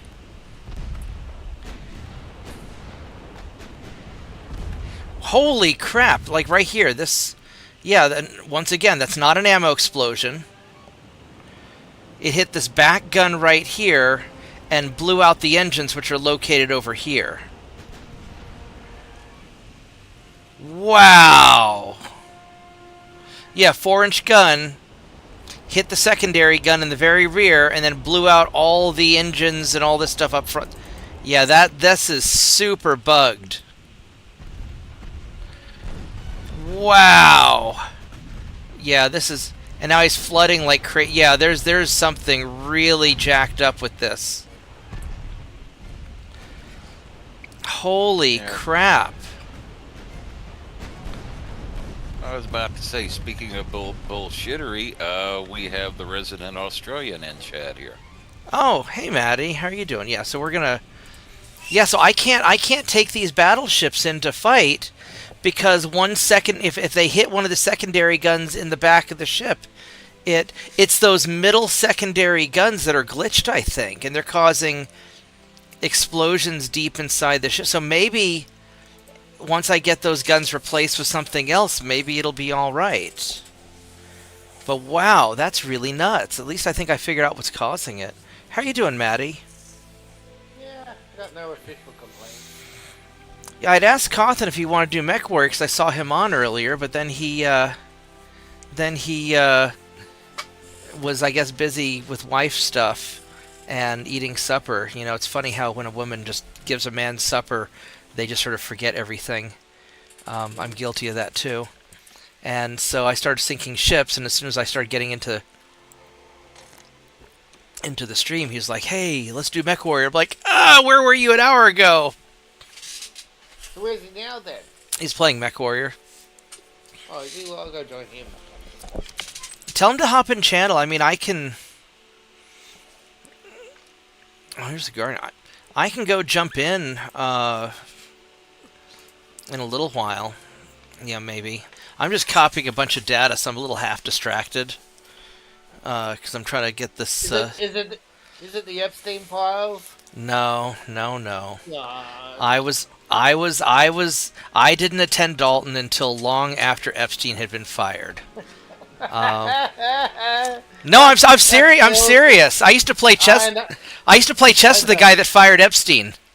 You know, Gardner Dunn. I didn't know it at the time. I didn't learn about it until I was much older, and I learned about it. And I was talking to my middle school English teacher. This is a number of years ago. I was like, "Holy crap, Mr. Komarski, I just learned that Epstein was a math teacher at our school." It's like, yeah, but Gardner Dunn fired him as soon as he became the headmaster. So he was gone before you were ever there. I was like, "Oh, okay." And How was he fired? he was fired in like 1976 or 77, something like that. So I was. But why was he fired? That's the question. I don't know. Officially, he was a bad teacher. Unofficially, I think there were some complaints about how he was looking at some of the female students.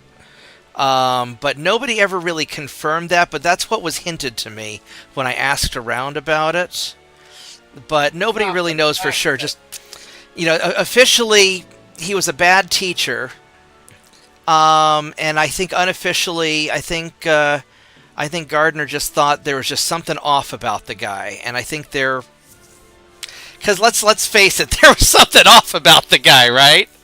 And no, I don't know the details because, like I said, I didn't attend Dalton until long after Epstein was already fired. Watch me get this channel deranked and shadow banned again. This video. But no, my understanding is that because I don't think he was actually a bad teacher. I think he was apparently he was very smart.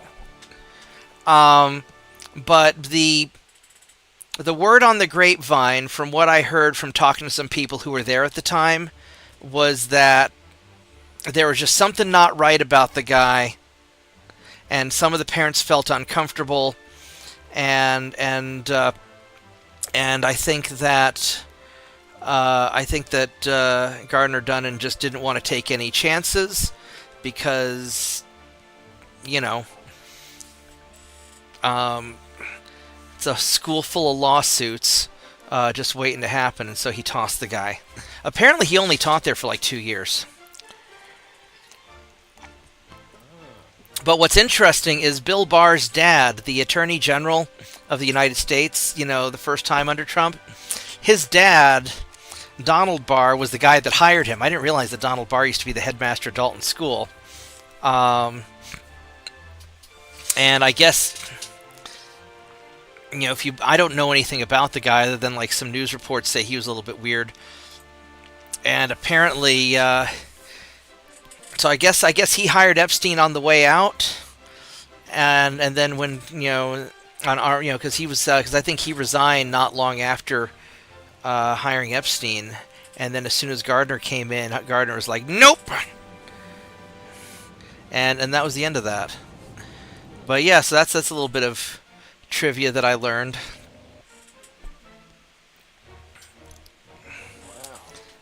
Yeah. What's really surreal about my life is that I've never been involved in any of these like big crazy things, but I seem to be adjacent to a lot of people who were. Mr. Torpedo Boat, you are going to leave because you don't want any part of this fight. Yeah,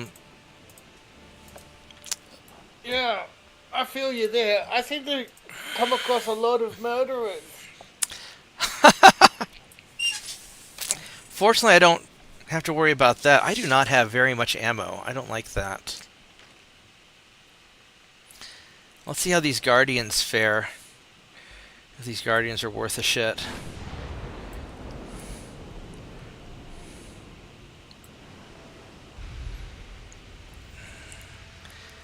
No, I mean, because Dalton was an elite school in New York City. I had no idea at the time when I was going there. I just went there because this kid I met at in Central Park was going to go there, and I really liked him, and so I wanted to go to school there at the same place because we were friends, and I guess I was smart, so I interviewed well, and I got some sort of a scholarship or something. They let me in. And so I ended up going to school with all these bigwigs, which was really kind of surreal because they're just, they're just like normal people.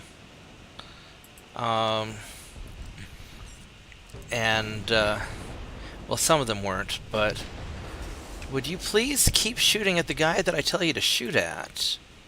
Don't keep changing targets just because you have something new and pretty to look at. Go shoot at that guy. Screw that guy in particular. So it was, no, it was just kind of a weird, yeah, because like when this ship gets its secondary guns destroyed, it doesn't randomly explode in other completely unrelated places, so... I think that hull is just bugged. I really, really want you to keep shooting at that guy. Yeah. All right, Yeah, now you know, not a direct participant, but you were in the vicinity, and I was you in know. the vicinity of a lot of interesting things. yeah. But Well, like, yeah, go ahead. I was, you know, I could have gone on to do, you know, I could have gone to Yale, and I could have, you know, Gone to Epstein Island, No, just like all the other people from your class. I don't think anybody in my class went to Epstein Island. Oh, just the girls. No, I don't think any of them did either. Because remember, he got fired in like, you know, 76, 77, 78, something like that. He didn't have Epstein Island until much later. So, That's what that tells you. Yeah. well, I'm sure Mossad gave him money pretty early in his life. what was really interesting was I was talking. There's one of the girls that I went to school with was in some commercials. I'm not going to go into a lot of details, but she was in some commercials, and she told me that in order to land the gig, she had to sleep with the director, and her parents were okay with it because, you know, she got paid, you know, millions of dollars. And so, I mean, I knew that kind of stuff happened. You know, at one point I had I had auditioned for the Metropolitan Opera's Children's Choir because there's this girl that I really liked, and she went she was part of the choir, and so, you know, because of Mom, I could, you know, I had a good singing voice, and I could, you know, I could do okay, and I got in. And then I found out that the girl was doing drugs, and I didn't like her so much anymore. But I got way too close to these ships. That's not good for me. Anyway, and then later I found out that there was a lot of funny business going on with the I believe it was the conductor and some of the little boys, and so I'm quite happy that I avoided that situation. But no, I mean, Hollywood sucked. The music industry sucked. I mean, all these guys suck. A lot of that is probably where the old saying, "It's who you know or who you blow" came from. I'm sure that is. I'm sure that is quite true, based on, you know, what I was able to discern.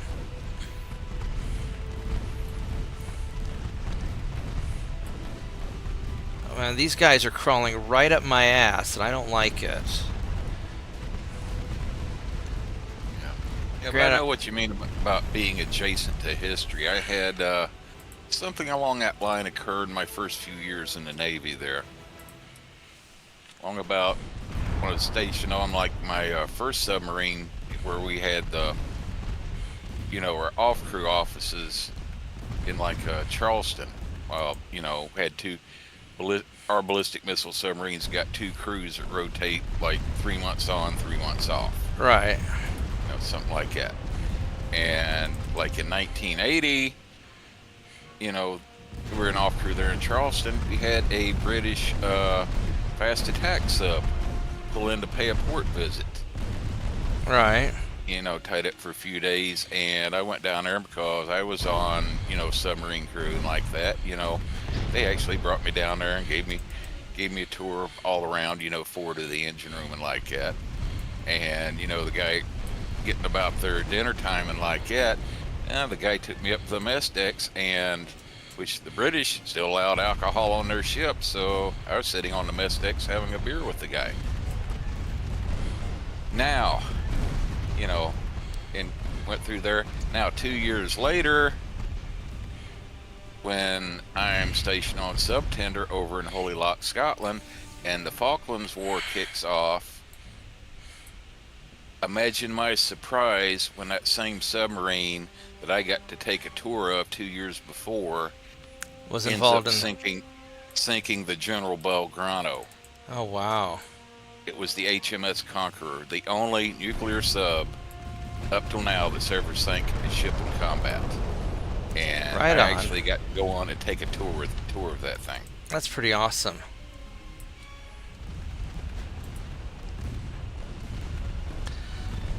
But yes, I think this is why I'm so cynical about politics and about Hollywood stuff and culture, because just I've seen so much bullshit. Just being friends with the people that I've been friends with, and a lot of the people that a lot of the people involved in this stuff aren't bad people. They just get kind of caught up in things, and they're just trying to do the best they can. Well, I came to the conclusion many years ago, like the military's got their own version of politics and bullshit as well, and basically come to the conclusion that it doesn't matter what type of career or occupation or hobby you're in, it's all got its own type and amount of bullshit, and what you're willing to put up with just depends on what type of bullshit it is and how much you can put up with. Yeah, I think that's probably true.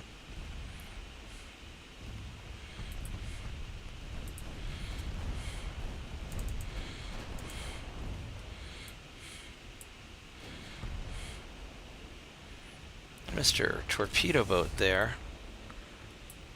Oh, look at all these juicy guys clustered together. I think I'm going to try and take some shots at you and maybe get some lucky hits. There we go. Look at all those numbers. Numbers, numbers, numbers. There we go.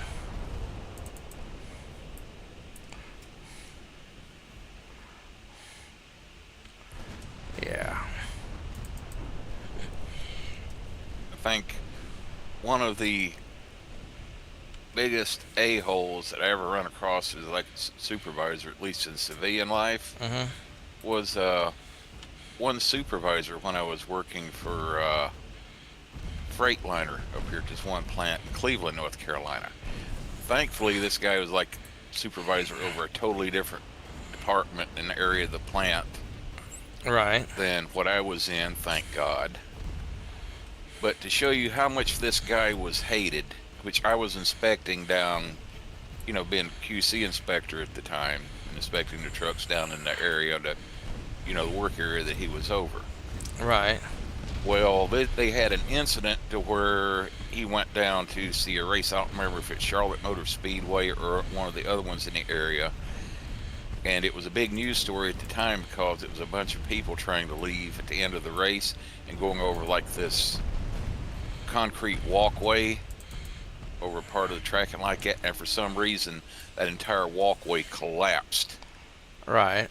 A whole bunch of people on it. And he was one of the people on there to where he was injured bad enough he had to spend a couple months in the hospital. Oh, wow.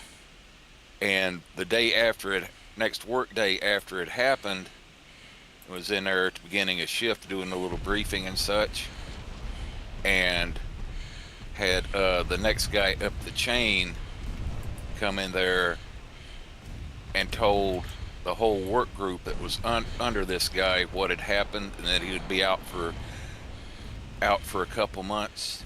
Were people happy? They were cheering and clapping right in front of his supervisor.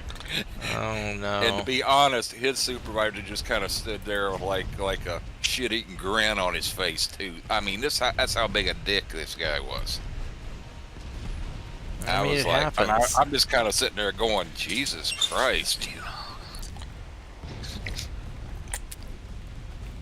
I was talking to a friend of mine who was involved in politics, and we were talking about the different places we traveled. We'd been to a bunch of the same countries, and what was very striking was that we had completely different experiences. You know, he thought that a lot of these foreign countries are very similar to America, because all he ever did was go to, you know, he was rich, so he just went to these resorts. And I would always go to kind of the crappier places where, where normal people lived. And that difference in perspective, I think is quite striking. And then as he would, advise people and make political decisions, I have no doubt that many of the decisions he made was influenced by the fact that he had never been to the shittier parts of these countries, that all he ever saw was the really nice stuff. And I think that a lot of Americans perceive the world that way because we just go to the places that cater to America, not where the locals hang out. Yeah, these Guardians, even though they got hit in bad spots, none of them had random explosions. They were getting nailed in their unarmored 2.9s and things like that, and they came out relatively unscathed. They came out as I would expect a battleship to come out. So, all right. Yeah, so, even a lot of division in this country, because it's like you said, a lot of people, some of them even take wealth or money out of the equation. Some people have never been out of their home state. Hell, some people, larger cities, they've never been out of the city they live in. Yeah. So they've never seen the rest of the country, and can't understand why everybody doesn't want to have things done the way they want them done. One of the richest kids I knew. Let's go cut you off, Mr. Battleship. I don't really want to risk eating a torpedo, but no, we're gonna keep going like this. I don't want to cut in front of you.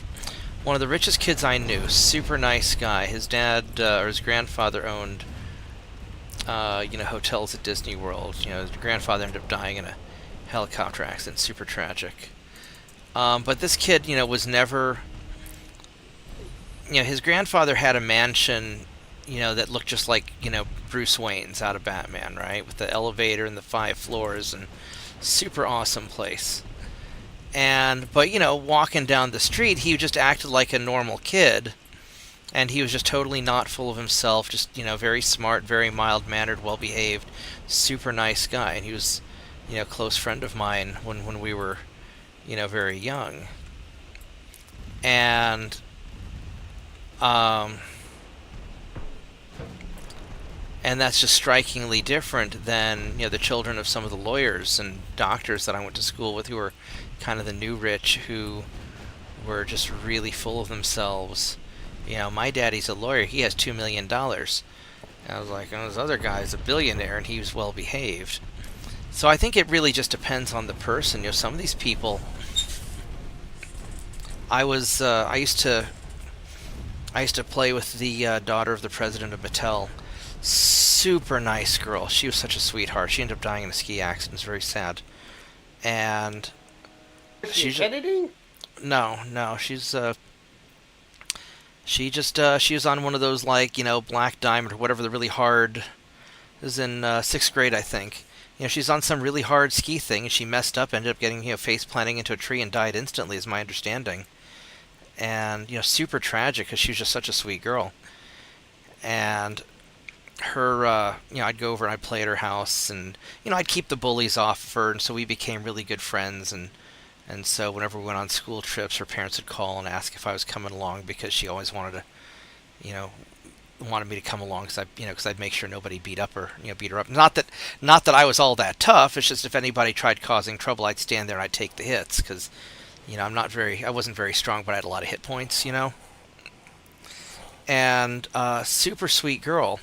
And her butler would drive me home in their limousine, and I'd step out of the limousine. Yeah, I'd be like 4 years old, 5 years old, and step out with a big grin on my face, like $1 million. and really nice girl. So some of these people were just absolutely wonderful people. The Haynes girl, the daughter of the Haynes family, really nice girl. I hope she's doing. I haven't talked to her in a long time. I haven't talked to her since we were kids. The apartment next door to mine was an NBC corporate apartment. So for a few years, Drew Barrymore was my neighbor. Really sweet girl. Really nice person. She had kind of a fucked up life later on, which is really unfortunate because she was a really nice girl. So some of these people were just wonderful people.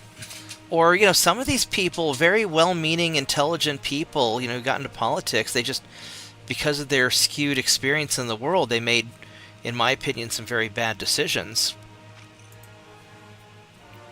Had a guy call me up. He was one of the advisors to Obama. And he calls me up one day, and he's like, "Hey, Mark, do you think what's your opinion of Ted Cruz? I don't know any Texans. You're the closest thing I know to a Texas Republican."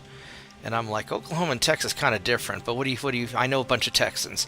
Like, so what do your Texans friends think of Ted Cruz?" I'm like, "I mean, he's okay. He votes the way they want to." He's like, "Do you think we could unseat him?" I was like, "Yeah, probably. If you had a conservative Democrat who was big on guns and big on gun and low taxes, like a Charlie Wilson kind of guy, you could probably get rid of Ted Cruz that way." And he's like, "Cool. We're gonna raise a lot of money and we're gonna go run this candidate." I'm like, "Okay." So so they run Beto, and I call him back. It's like, "Hey, have you ever been to Texas?" He's like, "Yeah, I've been to Austin once." Like, most of Texas isn't Austin. I don't think a dirt-eating, skateboard-riding hippie's going to fly in Texas. I mean, by golly, they almost won. But... Yeah, I spent 2.5 years living and working down in San Antonio, like back 2009 through 2011. Yeah, the guys that were Texans that I worked with, yeah, they called Austin San Francisco East. Yeah, I mean... It's like, have you ever been to Texas? Even the Democrats I know down there voted for Trump. That's not gonna. No, I'm serious. I'm serious. And I'm not gonna get into why they did, but I mean, it's just Texas. Texas is very Texas. There's a reason. I like to joke with people. Texas is a great place. It'd be even better if it wasn't so full of Texans. No, I love Texans. Texans are great. If I was ever in a bar fight, I'd want a Texan to have my back. Texans are great people, but they're very Texan, I mean, you're not gonna...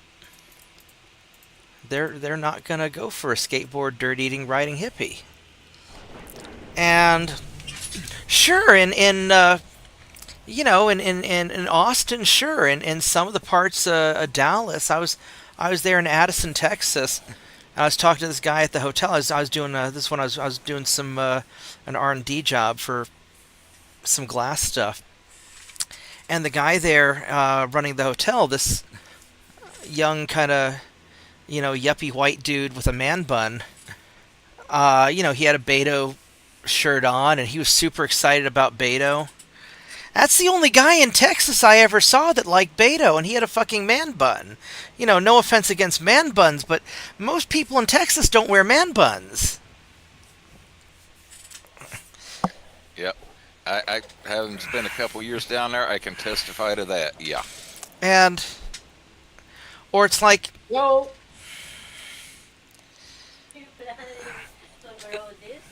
Oh, where'd you find that? Oh, that sounds like Maddie's girlfriend in the background. Hi, Maddie's girlfriend. The boys say hi. She should get on... I was growing potatoes somewhere. I forgot about some potatoes, and they've started to sprout. Oh shit! I think I accidentally lawnmowered over Chris's onions when I was mowing the lawn the other day. He's out of town. I think I nailed his onions. Oh no! Oh, they're just onions. I've got a buddy who stays with me about half the time whenever he's working in this part of the state, and he's made a garden in my front yard. I wasn't paying much attention because the yard was kind of overgrown because we had all this rain. All right, so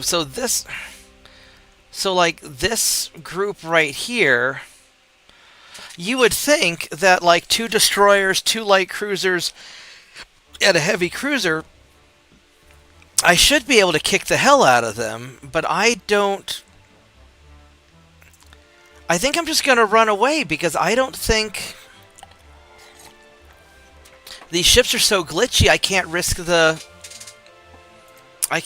hit.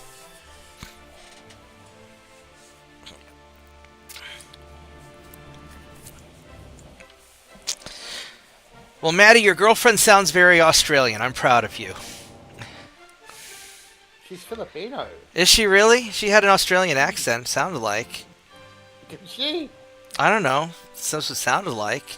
Have her say hi. So what you're saying is she's not poisonous. No. You gotta stay away from the white women of Australia. Yeah, I dated an Australian girl once when I was in high school for about 2 weeks. It was interesting. Oh, they're intense. It was very it was intense. It was very interesting. You know, my experience of dating white women is this. I've been ran over, stabbed, four-wheel drive parked in my lounge room.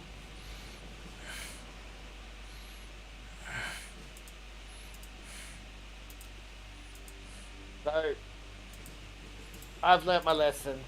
All right. Well, I mean, I'm not sure what to say about that, but okay. It was my favourite knife, too. And I never got it back. I'm sorry to hear that. You know why I was stabbed? Why were you stabbed?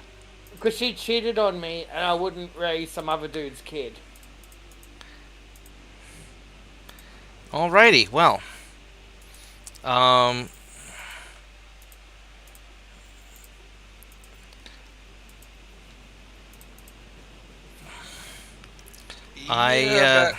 Back when all my uncles and aunts were on both sides of the family when I was real young, had a few incidents like that in both sides of the family when I was younger.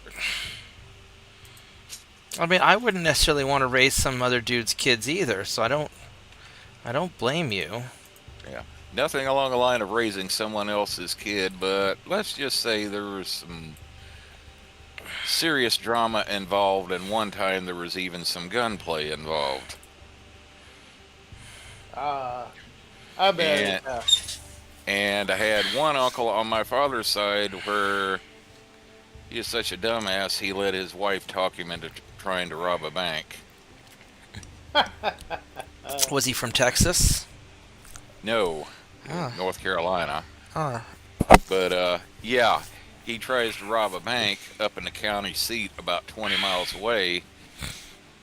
And then to try to make his getaway, he was just walking down the sidewalk when the frickin' police station wasn't even a block away from the goddamn bank. Well, God bless the imbeciles. God must really like imbeciles because he made a lot of them. Amen. That be true. Yeah. And one time before he went to state prison for a while because of that, I was out there at my grandfather's house one night, paternal grandfather. And me and did he try and rob a bank too? Were out there, and an uncle came down with his wife, and he'd already been drinking quite a bit, and he started picking a fight with my father, and he tried pulling a knife on my dad, and basically what wrestled around, my father got the knife away from him. Well, and then, he's trying to get him to settle down, and then Uncle went after him again, trying to take a knife away from him. And I was over here one side of the room, about 6 years old, hunkered down in beside the couch. And all of a sudden, you hear, boom! frickin' gunshot, and everybody just froze. And I looked around, and there was my grandfather standing in the door of the living room with his frickin' revolver pointed up at the ceiling and said, "That'll be enough of that shit in my house." He fired a shot through the fucking roof and said, "Settle the fuck down or get the hell out." My childhood was not that interesting, that's for sure. Yeah. And I immediately made a mental note to myself, Never piss him off. Old, never piss off Grandpa. No kidding. Alright, so why... Uh-oh. This might be a little bit of a problem here.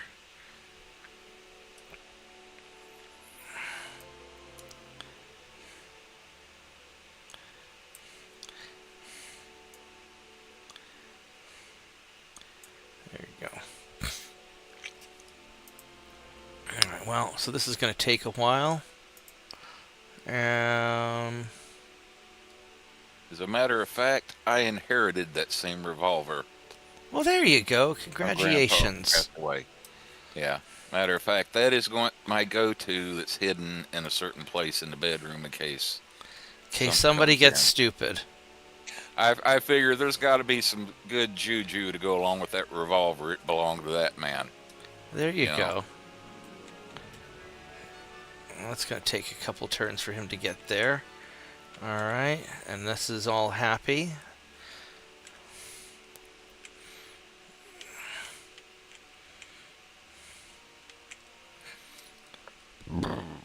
Excuse me. Now what do we have up here? We have a single cruiser and a single torpedo boat. We can take care of that, no problem. Come here, boys.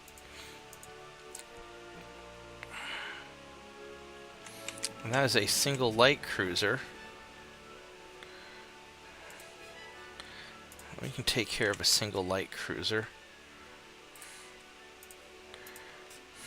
Funny part was, like, about 3 or 4 years, a few years later, after my grandfather had passed away, he had an accident with his tractor.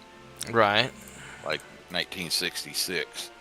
Ended up passing away a couple days later from it. But like a year or two after that, when the one uncle finally got out of jail from trying to rob the bank, was out there with my dad, you know, going out there to check on my grandmother, and who decides to show up to pay a freaking visit? You know, he was wanting to try to make peace with some type of, you know, peace with, like, you know, father, and you know, try to get back in grandma's good graces there, which he never did. Grandma wasn't that stupid. But sitting there at the table, and he saw it. I was kind of giving him the damn side eye over what had happened there, and you know, sitting there at the kitchen table, and he started talking, "Oh, you know, me and your dad were just playing, wasn't trying to hurt each other, and blah, blah, blah, blah, and all like that." And, you know, he went on kind of like that, trying to sweet talk me for like 5 or 10 minutes like that. And I was just sitting there, and when he was all said and done, there I was, all about 10 years old. I just looked at him and said, "You're full of shit." And got up and walked out of the kitchen. I looked over. My father was about ready to fall out of his damn chair laughing. I've come to realize it's probably quite rare that my family is rather boring and well behaved. It actually gets along. Is it nighttime? That's fine. I'm running away anyway. Well, you got to figure. There was 11 kids in my father's family and 10 kids on my mother's side, so there was bound to be, you know, 1 or 2 black sheep throw it in with that many of them. I guess. Alright, all of you boys are going to leave. Because I don't think we want to deal with any of this. That's it. Everybody's going away.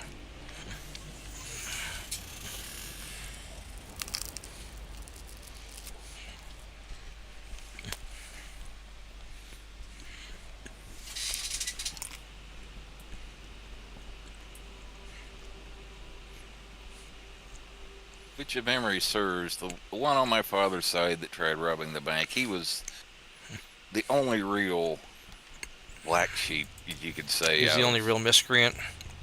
Real miscreant like that. Now,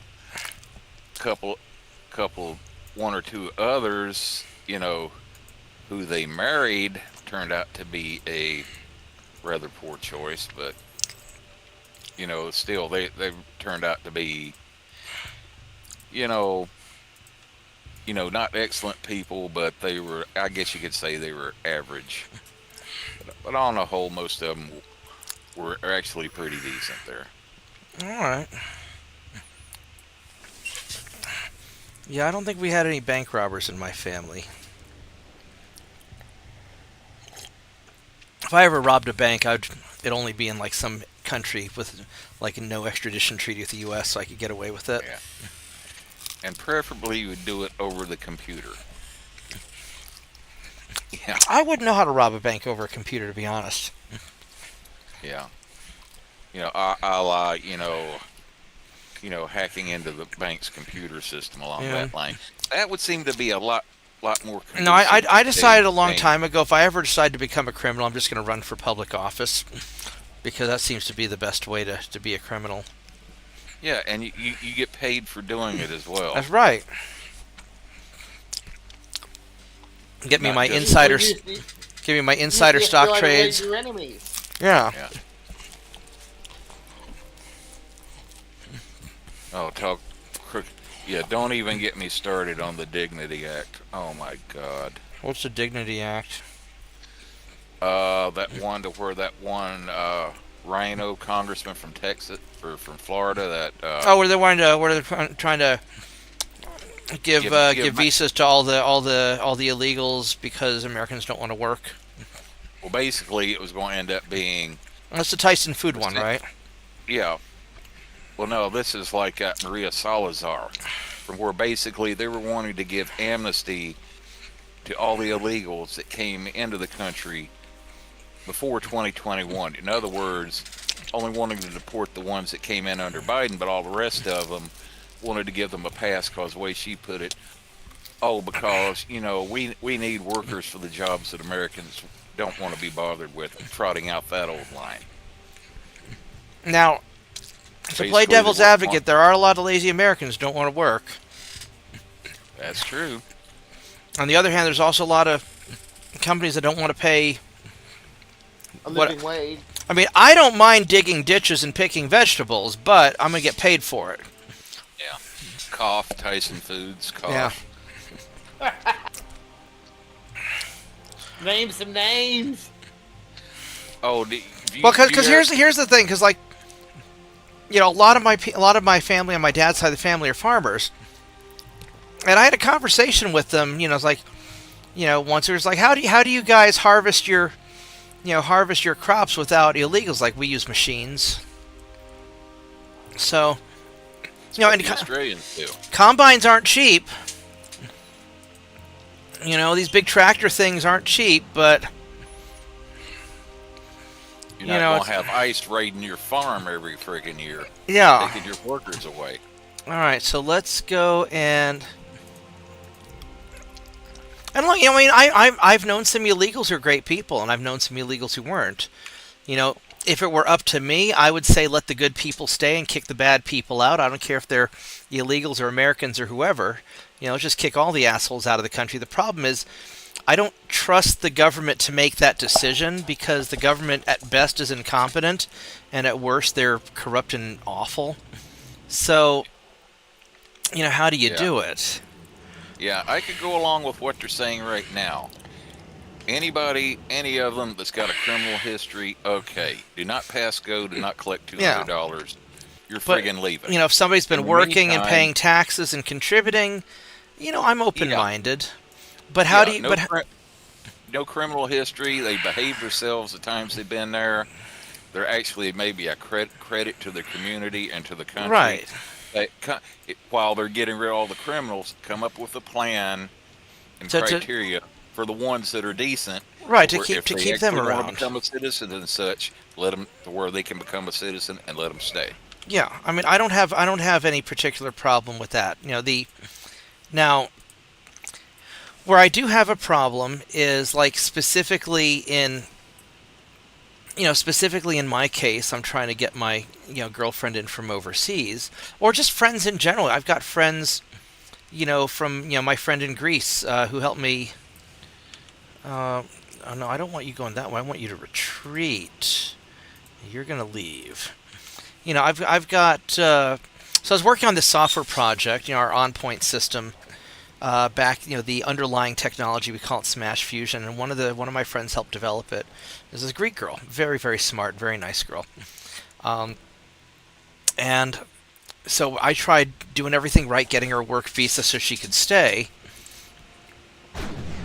And it was impossible for me to do that because of just all the government bureaucracy and bullshit and everything going on. And we weren't, basically because we weren't a big rich company. And then, and then we have all these big tech companies importing in, millions of Indians to do the jobs that, that I want to do, that my guys want to do, because they're willing to work for pennies on the dollar, and they don't ask a lot of questions if they're asked to do illegal things, which is why they, which is why they get asked, which is why, they get hired, frankly. And, so why is it that the rich big tech companies can get in, visas, and I can't? I'm an American business. I did everything legally. I was going to, pay her the appropriate salary and do all the things that we're supposed to do. And so, or if I'm trying to get my girlfriend out of a difficult place, why is it that, all these people get flown in by Biden and get bumped ahead in the line and things like that, while I have to spend tens of thousands of dollars and go through living hell just to make this happen? And so where I become very unsympathetic is, how come I have to take it in the ass, but the rich people don't? And so that's where I get pretty salty about things, because I don't like the government sticking their dick in my ass.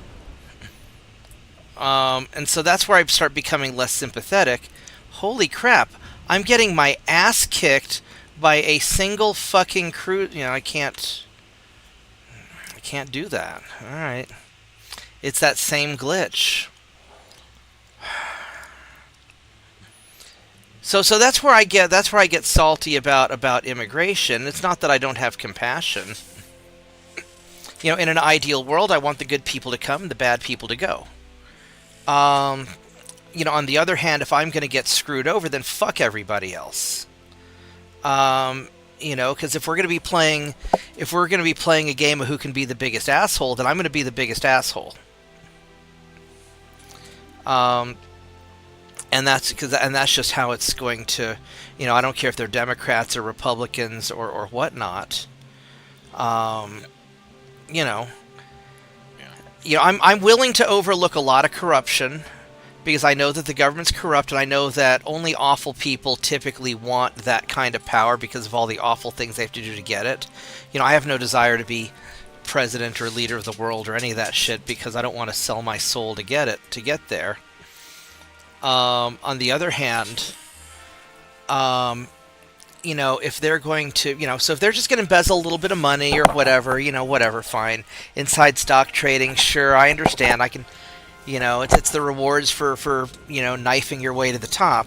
But on the other hand, the moment they start screwing with my business, fuck all of them.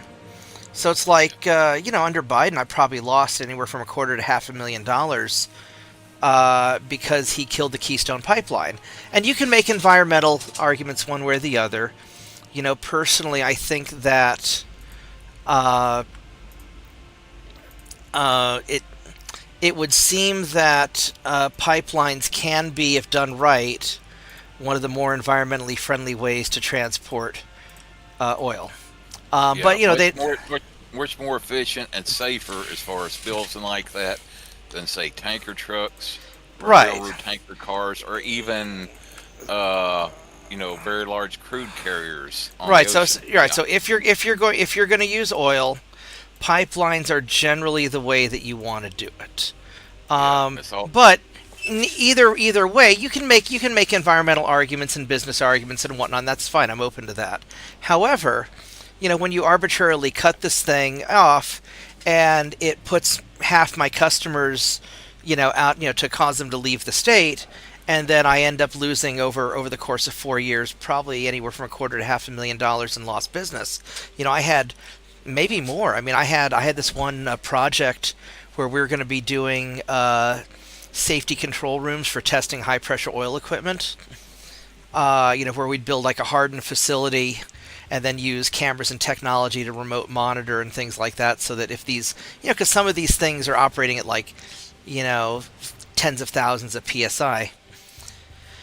So if they explode, during testing, you don't want people to get hurt. You want to test them in a safe facility before you take them out in the field where people can get hurt or where it can cause environmental damage or lost money, things like that, right? So all these projects just got cut because just arbitrarily, make the environmentalists happy, and they killed it. And then, so I'm not particularly happy about that. I'm not going to get into the nitty-gritty of the politics, but I can understand why a lot of people are pissed. So, like, when things start hitting my pocketbook, because I promise you, I care an awful lot more about my ability to pay my employees than I do about, somebody from another country. Yeah. I have friends from Ukraine. I care a lot about it. Fortunately, they're all out of Ukraine, or at least most of them are, and they don't seem to be in harm's way. And I'm sure a couple, and I know at least one person I'm pretty sure died in the war. It sucks, right? And I feel very bad for them. However, I do care, if I'm being honest, I care a lot more about my ability to pay the guys that work for me every day than I do about, friends overseas. And it sucks. It's not fair. But if I had to pick one or the others, it's that whole argument, it's the Batman argument. Batman has time to save, one person. Does he save Robin, or does he save the random stranger? Now, Batman would probably save the random stranger, and then Robin would free himself. But, when you're in that impossible situation, and we get put in impossible situations all the time, do the trolley argument. Do I save my dad who's tied to the tracks, or do I save the 10 people I don't know? Well, sorry, I'm saving my dad because he's my dad. Do I save my dog or the random stranger on the street? Sorry, bub, I'm saving my dog. Does that make me a bad person? Yeah, probably. Yeah, but like that whole Dignity Act thing, they showed where had Charlie Kirk on there in that one video, said that like right after they got the big beautiful bill passed, here comes that Maria Salazar and about 10 other rhinos in Congress saying, oh yeah, we got the bill passed, now we got to give all the illegals amnesty. Yeah. And he said, why? Yeah, if we don't give the illegals amnesty, then all the Latinos and all the other immigrants are going to vote Democratic, and we're going to lose the midterms. And he said the same thing I did. Lady, did you even realize who the hell voted for you in the last election? Yeah, most of the Latinos I know don't. I mean, most of the Mexicans I know don't like people from Central or South America. Yeah. It's like he said, he tried to explain to him, said, you won the election last year because of Trump saying he was going to start getting rid of all the illegals and actually secure the southern border. Yeah, Trump made that's basically. Why you won the election. Now you're wanting to throw that away. Well, Trump basically made 3 promises. He said no new wars, deport the illegals, and put all the Epstein people in jail. Yeah. And if they stick with that, oh yeah, and then bring the manufacturing back home, right? If they stick with that, Republicans probably do fine. Because, I mean, here's all the Republicans have to do to win is don't be as crazy as the Democrats. And like I told my Democrat friends, all y'all have to do to win is don't be as crazy as the Republicans. Yeah. I mean, right now, the midterms is a Republicans' election to fucking lose. Oh, and I'm sure they're going to fuck it up. I mean, I have... Yeah. Yeah, snatching defeat from the jaws of victory. Oh, yeah, I have no doubt they're going to... I mean, so, like, there's this guy running for local Republican office, or, to be a Republican candidate, and he was carrying on about how he was saying all the proper things. I'm pro-business and pro-family and, this and that and the other, right? And it's like, okay, fine, I'll meet with you and talk to you because he's trying to get my support. Not that I'm super influential in town, but, even though I'm registered as a Republican, I'm really more independent, kind of quasi-anarchist. I hang out with a bunch of punk rockers and people who don't really get political one way or the other, right? So he was trying to cater to me and my friends who normally just hate everybody. And, so we're talking, and he's talking about how he's pro-business, and he's talking about wanting to do all these... Fuck that guy. And I told my friends he was an asshole. And,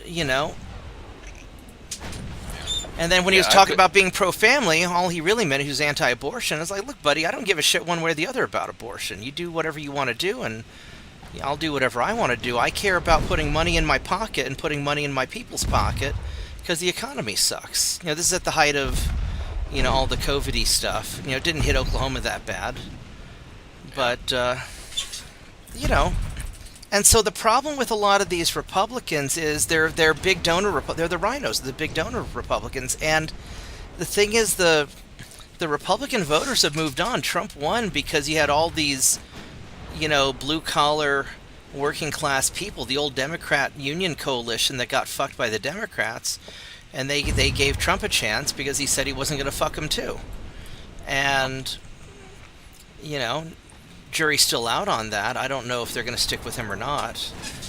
But, Oklahoma used to be big-time Democrat back when my grandfather was running for sheriff. My grandfather ran as a Democrat. Why? Because Oklahoma was a Democrat state back then, because the Democrats were better pretending to care about the working people than the Republicans were. We're good at pretending. It's like, how many times have I heard the saying in like the last 8 years, said people saying, I didn't leave the Democratic Party left me. Yeah. And so all these guys have to do is just not be as crazy as the other side. Don't be as big of an asshole as the other side. Yep. And neither part, and they're all just, and the reality is they're all just catering to the big donors because that's where the money is. Because people don't run for politics to change the world. I mean, some people do, but most people run for politics because they're going to get rich. I mean, hell, if I ever ran for politics because I want to get rich, I'll pick some industry that I don't mind so much, and I'll pimp myself out to them so hard, and then I'll try and do some, I'll try and do some good where I can. But the reality is, if you're going to run for politics, big money runs American politics. And unless we change the big money, which we're not going to, because, newsflash, everyone, the rich and powerful and connected have been running the world since, ancient times. It's how it worked in ancient Egypt. It's how it worked in Rome. That's not going to change. Like in ancient Greece, right after... About 5 seconds after they invented democracy and elections, some guy figured out he could pay people to vote for him. Yeah. Right after they invented democracy, they invented welfare so they could go and buy votes. Yep. In my case, I have never been registered with either party. I've been an independent my entire life. The reason I'm registered as a Republican is so I can vote against the idiots. So Oklahoma's going to elect whichever person's on the Republican ticket, and so I want to be able to vote in the Republican primary, to try and keep the lunatics out. Yeah. In my case, in North Carolina, if you're an independent, You can either you got three choices. You can either go vote for primary. You can either pick like a neutral ballot just for, generic bond measures or stuff like that for the county and like that, or you can pick the Republican or a Democratic ballot for the primary. So, even for the primary, North Carolina gives you the option. Yeah, here you got to decide you want to try to vote for. Yeah, here you got to vote for who you're registered with. And, it's the same reason why if I were living in New York, I'd be registered as a Democrat, because I'd want to try and keep the communists out. Yeah. Boy, have they sure gone cough, stupid there. Mom Donnie, cough. I mean, the thing is, New York City is a very interesting place. It's gotten so overwhelmed by rich people and illegals, and just immigrants in general, that you've got the really rich and the really poor teaming up against the middle class, and the middle class is leaving. And if you're really rich, your bad decisions don't really affect you that much, and if you're really poor, it doesn't matter either. Yeah, we're not fighting that fight. No, we are not. But like the argument that the old tired argument that Maria Salazar was bringing out for that Dignity Act. Oh, we need the immigrants to do the jobs that Americans don't care to do. Well, apparently they didn't hear the data for basically the second quarter of this year, to where they said like several 100,000 illegals quit their jobs and apparently went back home. But then those same jobs got filled by Americans, I bet. Were almost immediately filled by Americans. Yeah. Yeah, no, the reason the big companies want to hire illegals is not just because they'll work for less, but also because they don't want to get deported, so they'll do whatever you tell them to do. And if you tell them to do something naughty, they've got to do it because they don't want to get tossed. Don't want to get Sardinia, or don't want to go for Sicily or Western Turkey.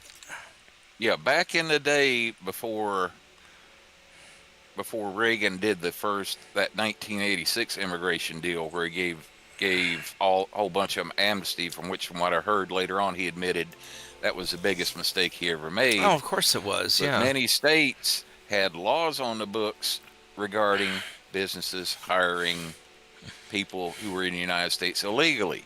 Like Tennessee, their law was, if you're caught hiring illegal immigrants, you lose your state business license. Yeah. Period. End of discussion.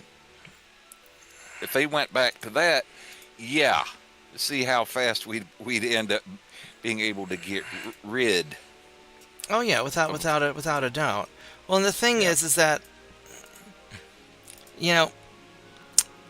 some of them are good and some of them are bad. Like the gangbangers, fuck those people, and the people who are hardworking, sure, but. And I'm not worried that much. I'm not worried about the Mexican illegals. They all seem to be mostly fine. I'm worried about, I'm worried about all the Chinese overstaying their visas who are spying on America. I'm worried about all the people coming from countries that we just got through blowing up. Newsflash, if you blow up a country and then you bring all their people over, those people probably don't like you that much because you just blew up their fucking country. Just a thought. And I should probably nail Central Italy. I should have done that instead. These guys are all up in here. Yeah, I'm going to run to the bathroom real quick here. All right, you have fun with that. These guys kind of need to be fixed up, but I don't know where I want to put them.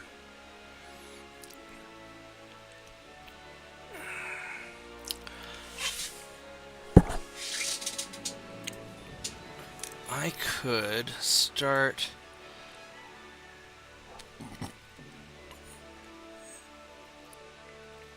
Wow, that's not much of a tech budget, is it? I need 4 more months to get the majority of these guys done.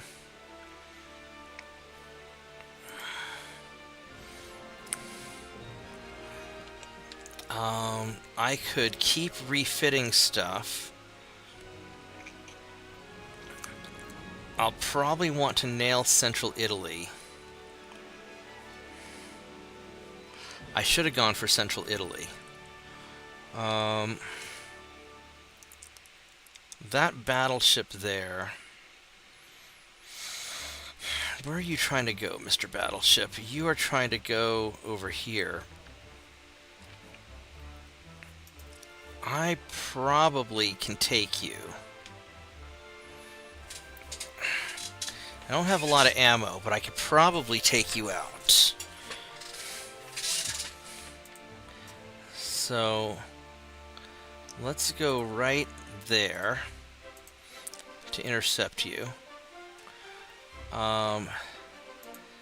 These guys...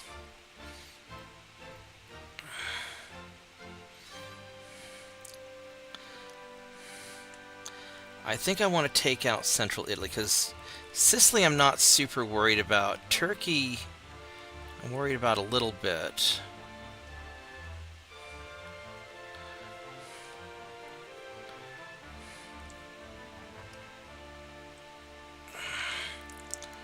But not that much. I mean, you guys, you're going to have that taken over next turn no matter what they do.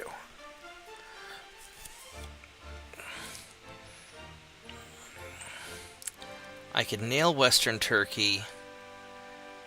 That's in the Aegean Sea.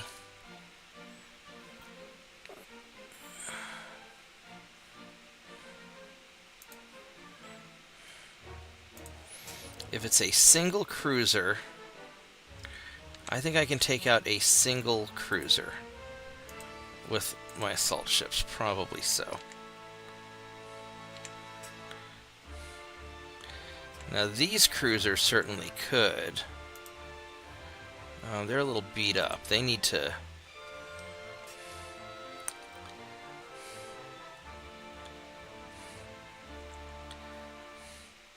Let's go down to Tobruk and get you fixed.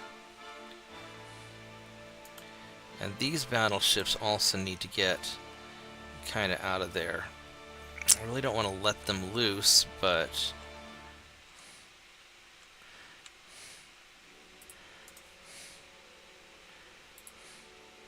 That's a lot of fucking guys. I really don't want them to get out.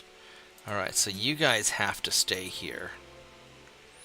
And just block them off, is what has to happen.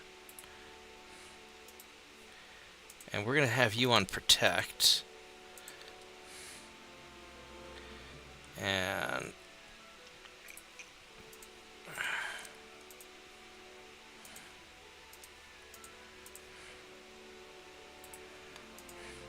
we're going to try and just block these guys off and keep them stuck in there. Hopefully that'll be enough to keep them...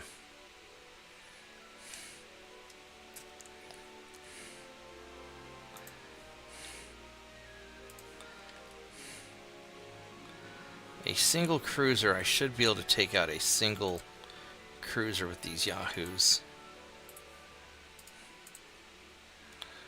Alright, let's try that. I guess I could try and refit more.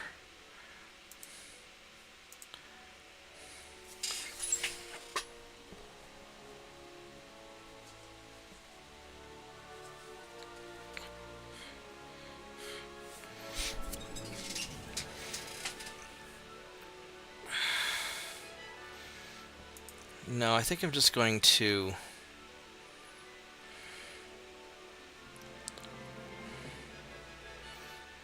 Yeah, let's just screw it. We're gonna do all of these guys.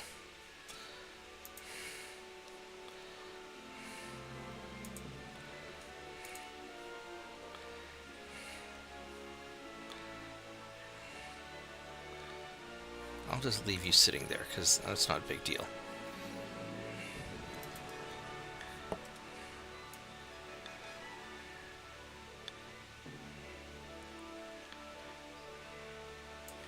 Alright, well, that's good enough.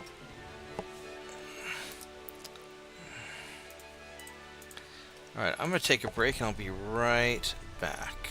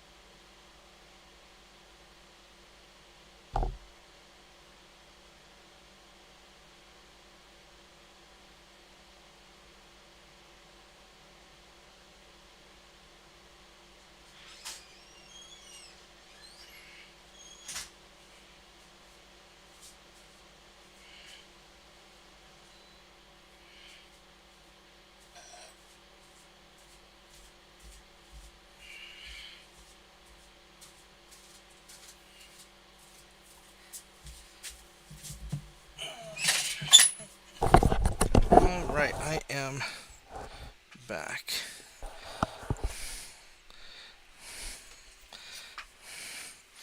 But no, the bottom line is life treats you a lot better if you're rich.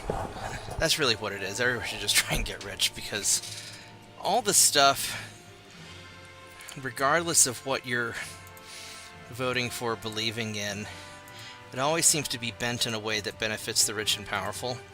And that's just how it's always been. We are going to leave. Nope. I guess we are going to leave the old-fashioned way by running. Yeah.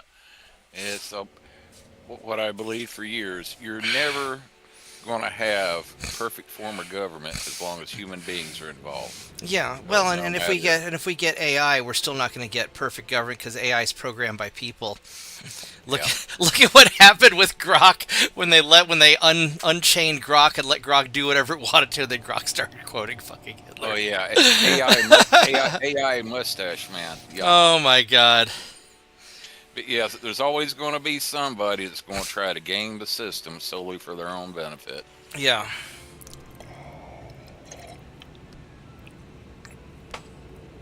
So, my advice to people is make as much money you can in an honorable way. Don't be dishonorable about it.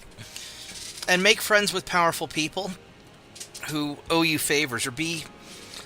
There's a guy that was a mentor of mine when I was a little kid. His name was Bill Landau. And he was this Jewish jeweler who had the... Got a stereotype. Who had the... Oh, this guy was a badass. This guy had the notoriety of having escaped Auschwitz 3 times. They kept on catching him and sending him back, because getting out of Germany was difficult at that time. But they never killed him. They kept on, taking him out of line, from the gas chambers and stuff, because he knew how to, fix watches, and he knew how to melt down dead people's gold teeth and make it into jewelry for the naughty people. And one day when I was in 8th grade, he figured I was old enough to see it. Rolled up his sleeve, showed me his tattoo, his little number tattoo. And he said, if you're useful, if you know how to do useful things, no matter how bad the world gets, you'll always be okay. You'll always be able to survive. And the reason they wouldn't kill him is because he knew how to do useful things. And he made inventions. He rigged up a thing to where when the two people were carrying the pot of stew out of the kitchen, he had a little pot device that he'd lower down and scoop up a big old pot full of stew, and then they wouldn't tell on him, because they're the only 2 people who saw, but they wouldn't tell because they need to share it with the people carrying the pot. And so he never got ratted out, and that way he was always eating enough to where he didn't starve to death. And he was a very smart man. But the reality is that bad people always find their way into power because, people who crave power seek it out. And the reason that America's done as well as it's done over the years is because we've decentralized the power to some extent, making it harder for any one person to control everything.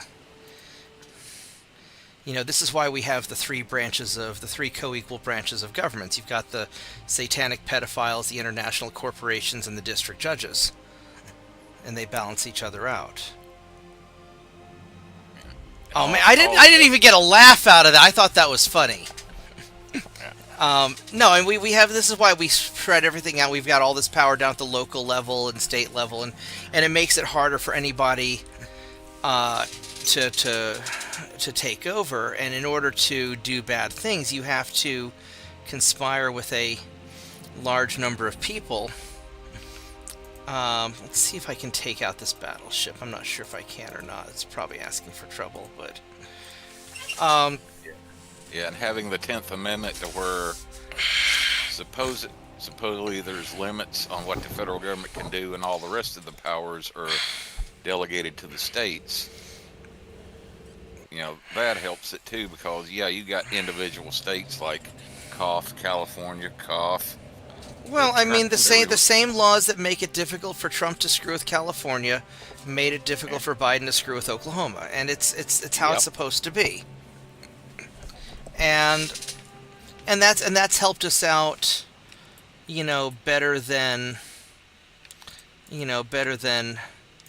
than otherwise, I think.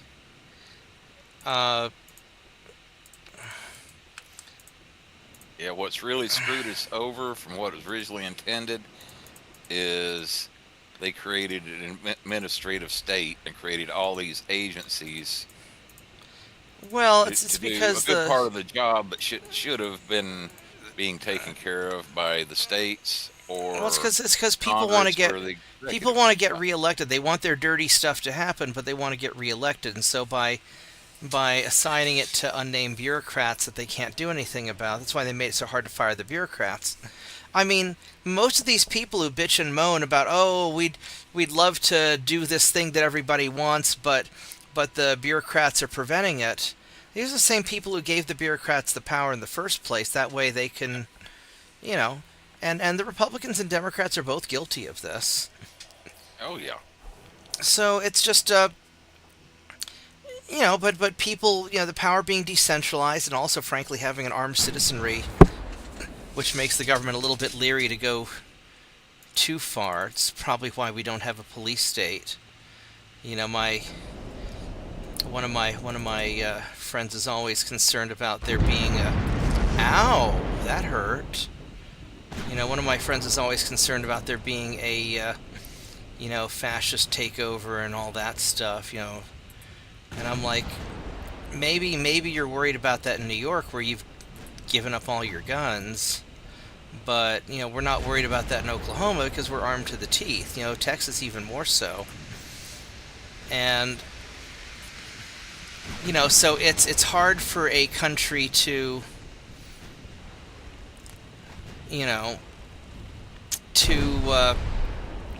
oppress its people if the people have more firepower than the government. And that's how it's always supposed to be.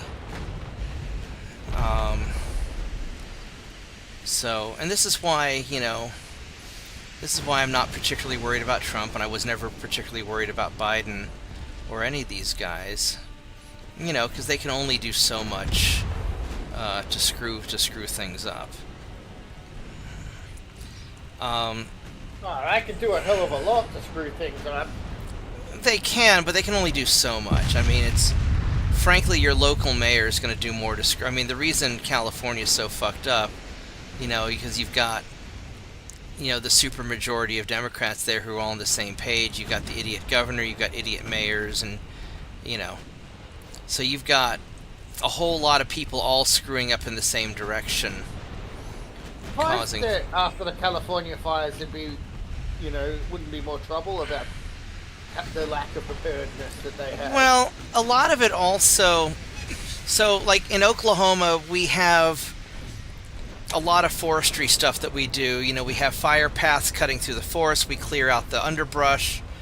We maintain our shit because we don't want our state to burn down. Because we get wildfires here too. The difference is that in California, they don't ever clear the underbrush. They've got hippies everywhere, camping out in the woods, starting fires while they're stoned or whatnot, probably. But, their fires get out of control because you've got all this underbrush that never gets dealt with.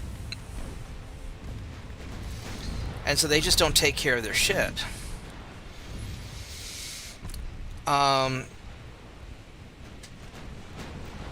Here the farmers do a good job taking care of their stuff because the farmers don't want their land getting burnt down because they need that. That's how they earn their living.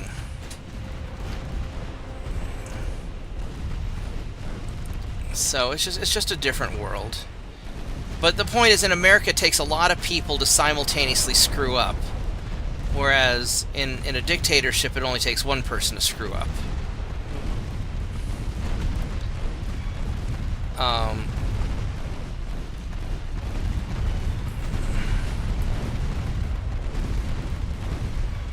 This guy's getting tore up. Yeah, these ships work great whenever they're not getting glitched out by having the engines blow up because of secondary gun got hit.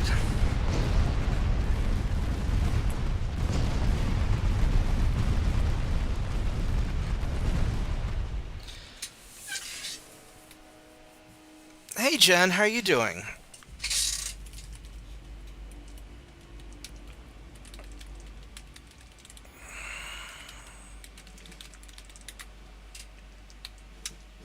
I think your messages got blocked.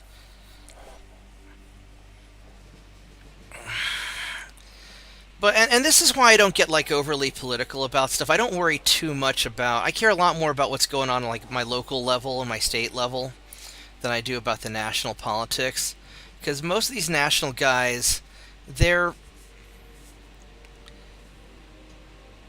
going to screw up in kind of the same predictable way. You know, we're always going to have, you know, $500 billion worth of not voted on foreign wars because the military-industrial complex wants their money. You're always going to have some sort of weird business dealings going on. But, you know, when it comes to things that affect the people the most, usually, you know, that's going to be like your local elections, your school board meetings, your local volunteer organization, stuff like that. That's going to have a larger impact, I think. Not always. County commissioners, yeah. Yeah. You know, your local sheriff's election. Sheriffs are very important. Maybe not as much in big cities, but in more rural areas, sheriffs are very important.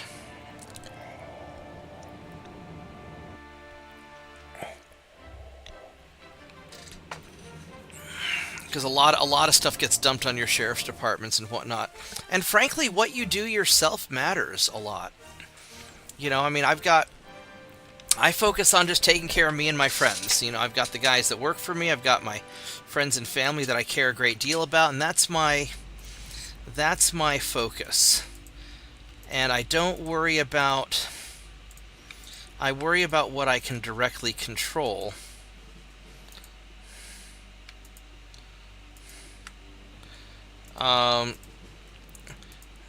Because if I worry about the other stuff too much, you know, and I'm not trying to discourage people. I'm not saying don't get involved, don't do what you think is right.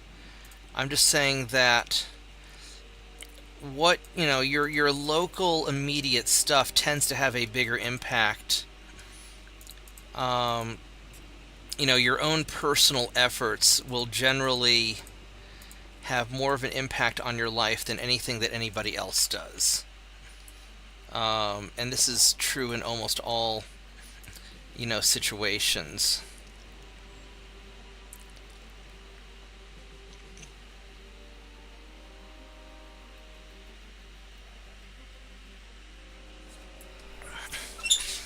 And so I think people tend to focus too much on the politics going on. Like, nothing I do is going to stop the war in Ukraine, for example. You know, I can call people idiots all I want. Nothing I do will stop that. But maybe I can help one of my friends over there, right? You know, maybe I can help one of my Russian friends get out of Russia. Maybe I can help one of my Ukrainian friends get out of Ukraine. But I'm not going to be able to stop the whole thing. You know, that'd be ridiculous. You know, you're not going to stop poverty and homelessness, but maybe I can help that one person that I can help. And if I help somebody and do something good, and you do something good for somebody you know, and so on, we can then make a difference. And that's sort of my general attitude on things. And so it's not so much that I'm cynical. I mean, I am cynical, but I think that it's more efficient to focus your effort in areas where you can make an immediate difference. Now, if you are politically connected, if you are rich and powerful, then sure, you know, go make a difference on a national scale, but most of us aren't. So, And hey, what the hell? I'm just some like fat Greek computer store owner who plays video games on the internet. So, who am I to tell you what to do? I just focus. For me, I focus on helping my friends, my family, my customers, and I try to do right by the people I can do right by. And then I don't worry about the stuff that's beyond my control, because there's not really much I can do about it. And I find even when I do talk to politically well-connected people, they're not going to listen to me anyway. Like my friend who dumped a bunch of money into Beto. I'm sure he meant well, and he probably thought he was doing the right thing, and I respect him for that. It wasn't going to work. But it also, I wasn't going to change his mind because I wasn't one of the big multi-million-dollar donors either.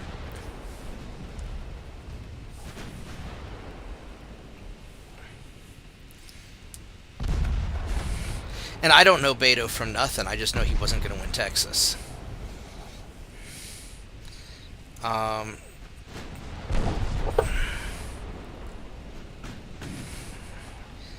So... Yeah, in my case, as soon as I heard about Beto that he ate dirt, I'm like, okay, that's all I need to fucking hear. And don't get me wrong, there are some hippies in Texas.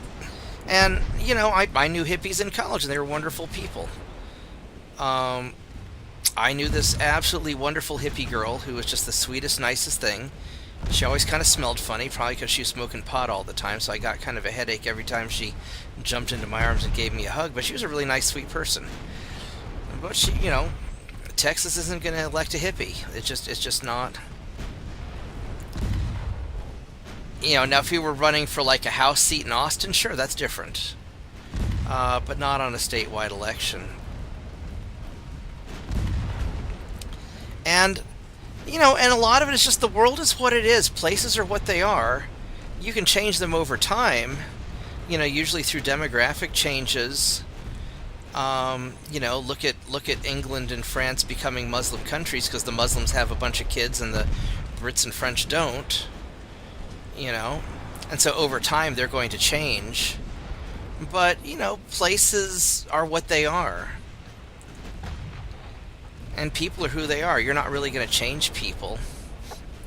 I have some older relatives who are very set in their ways, and we disagree on a number of things. I'm not going to change their mind. They're like 90 years old, 95 years old.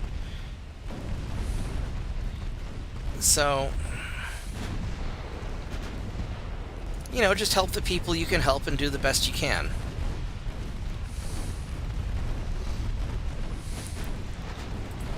I would be cautious of any large-scale movement at this point because, as we've learned over the last 10, 20 years, most large-scale movements are astroturf. They're not real. They're funded by the big money interests, whether it's BLM or the Tea Party or any of these guys. A lot of that was funded by big money interests, and so just. Be aware of what you're getting yourself into if you're going to get involved in a big organization. I'm not saying don't, but just be aware. That's probably not what you think it is.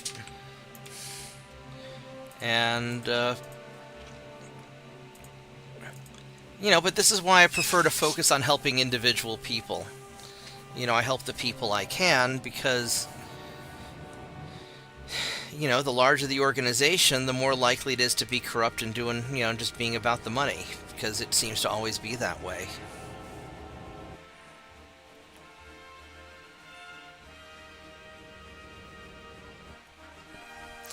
But who am I to talk? I'm just some guy that plays video games, right?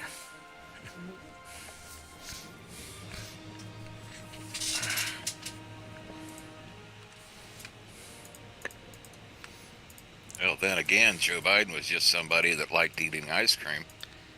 Joe Biden was never somebody that just liked eating ice cream. Oh, goodness. Yeah, I know. I'm old enough that I remember when he first got elected to the Senate back in the early 70s. And one thing I can say is his entire political career He was nothing but a lying, backstabbing, thieving asshole. Well, that's kind of what I heard. I mean, I don't.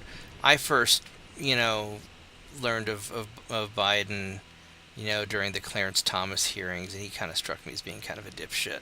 So I never was really all that. No, I mean, I'd take Biden over a lot of the other people the Democrats had, which is probably why they ran him. Because once they kicked Tulsi out of the party, I don't think they had a lot of options for people who were reasonable, and they were never gonna go with Tulsi because Tulsi's too anti-establishment. Which is kind of why I'm surprised that the Republicans took her in, because, I'm surprised the rhinos let her get anywhere near Trump.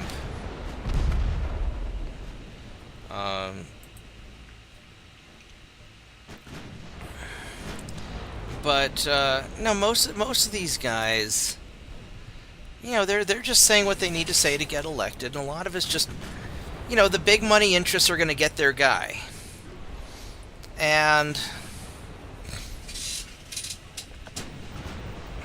but that's always how it's been. And the only way that you really get rich is to be in a industry that the big money people don't understand. That's one of the reasons why I got into tech. I wish I'd gotten in earlier. I could have maybe made something myself a little bit better. But, like Elon and Zuckerberg and all these guys, they made their money big back before the government knew how to regulate the tech industry, and they still really don't know how to do it. Because once an industry gets calcified, gets solidly established, they try to keep their competitors, squeezed out. And then you start getting all this influence. At this point, big tech is all about how can you influence what people are thinking by manipulating the information they have. Because you could be the smartest person in the world, and if you have false information or bad data, you're not going to be able to make good decisions. And that's generally the problem most of the time. Is that good people have bad information, so they do stupid things. Like the war in Iraq. The second war in Iraq with the weapons of mass destruction and all that stuff that turned out to not be there. We got hoodwinked, and one of the problems that the American people have is they keep believing the hoodwinked. Israel wanted the war with Iraq, and AIPAC's got too much power. Well, a lot of people wanted the war with Iraq. Little Bush wanted to avenge his daddy and shit like that too, I think. Dick Cheney wanted his Halliburton money. The thing is that, the government's been kind of lying. Governments lie. That's just sort of what they do, right? And I'm not saying it's good or bad. There's a lot of times governments have to lie. And this is one of the reasons why we elect people to represent us in Congress, because, our system assumes that the people aren't going to know the truth, and so we have to send people who we trust to make good decisions in our stead once they learn the truth. And it's the least bad thing we've got. I'd like to maybe win for a change, in these overseas conflicts. If we're going to get into them, we should at least try to win, which doesn't ever seem to be the plan. Looks like Finland's angry. We got the Dardanelles. All right, so we're slowly taking. Netherlands is still being bad. Uh-oh. Do I even have anything in the Caribbean? The Caribbean's been so quiet for so long. I need 11,000 tons, 12,000 tons. I have a bunch of guys here. I do have stuff in the Caribbean. Woohoo.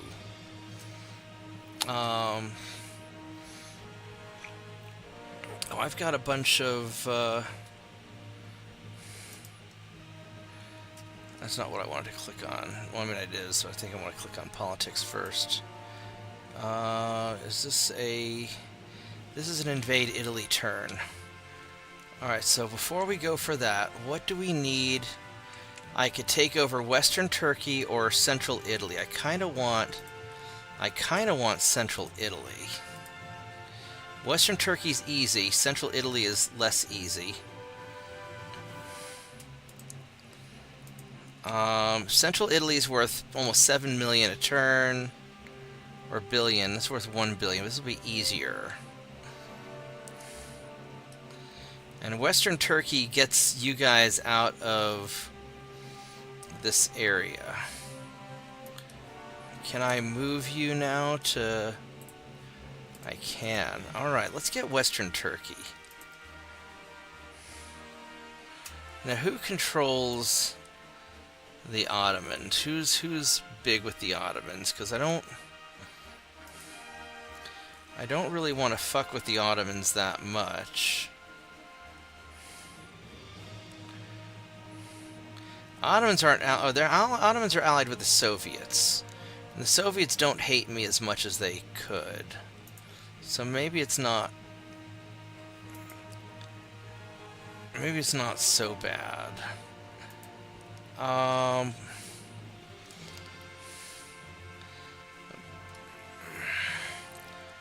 That's going to take a couple turns. I've got 100,000... I'm going to get Western Turkey.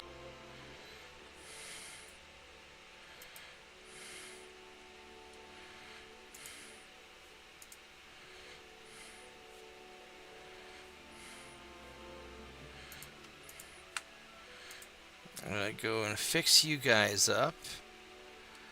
And then we're going to go and fix you guys up.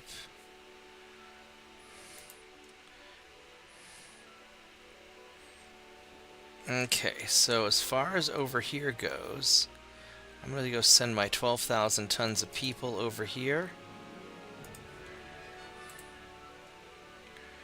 One, two, three.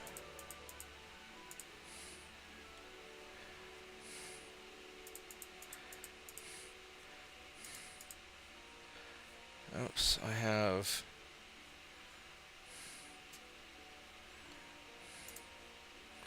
There we go.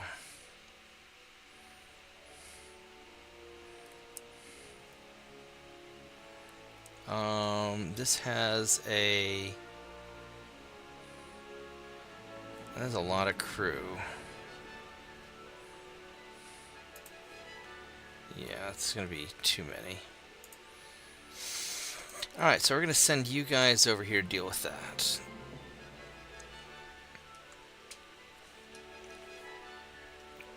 Oh, we are starting to get money again. So we can start jacking all this up.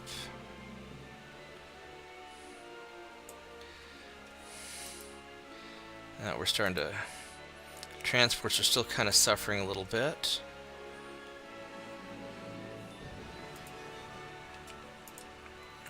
Hopefully these new guys are going to do better. How long until some of the other ships are ready?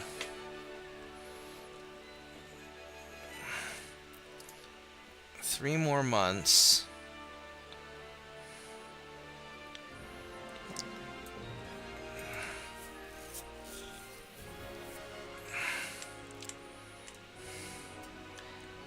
So that's 100,000. So I'll need 150,000 for Central Italy. I've got 100,000 there.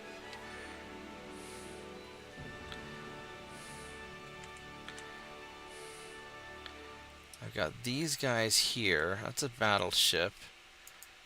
And these, oh, those are the Holy well, the Holy Assaults, they took out a battleship pretty well last time, so maybe they can...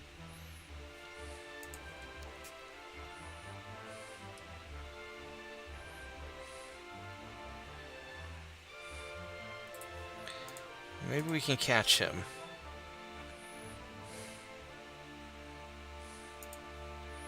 And these are the Guardians, and these guys...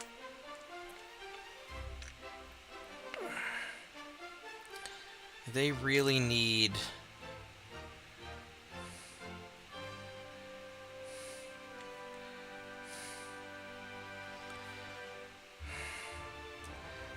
I could have taken Central Italy, actually.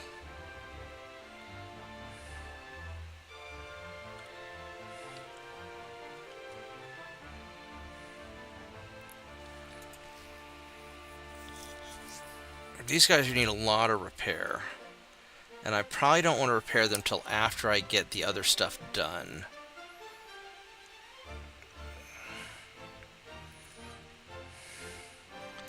So let's have you guys, because you guys are veterans, let's have you guys try to intercept.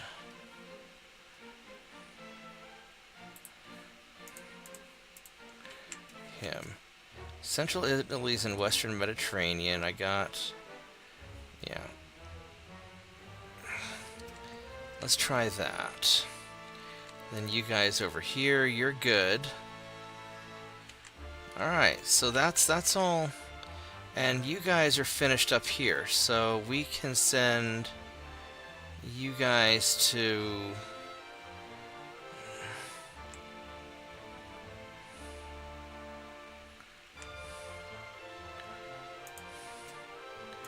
probably send you back down here.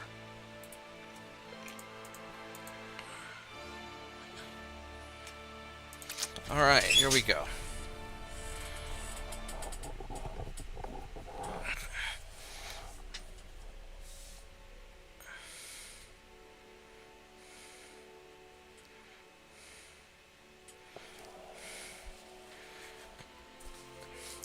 The Austrians are having a rough time, it looks like. So these guys are my 1900. These guys are better. I'm half tempted to get into this fight just to see how they do. Because these are all the upgraded ships. So normally I'd run away and just take them over, but I'm really curious. And these guys are cadets, so they shouldn't be that tough. So we're gonna actually fight this one and see. Also, I need another cup of tea, so give me a minute so I can go get another cup of tea started. I'll be right back.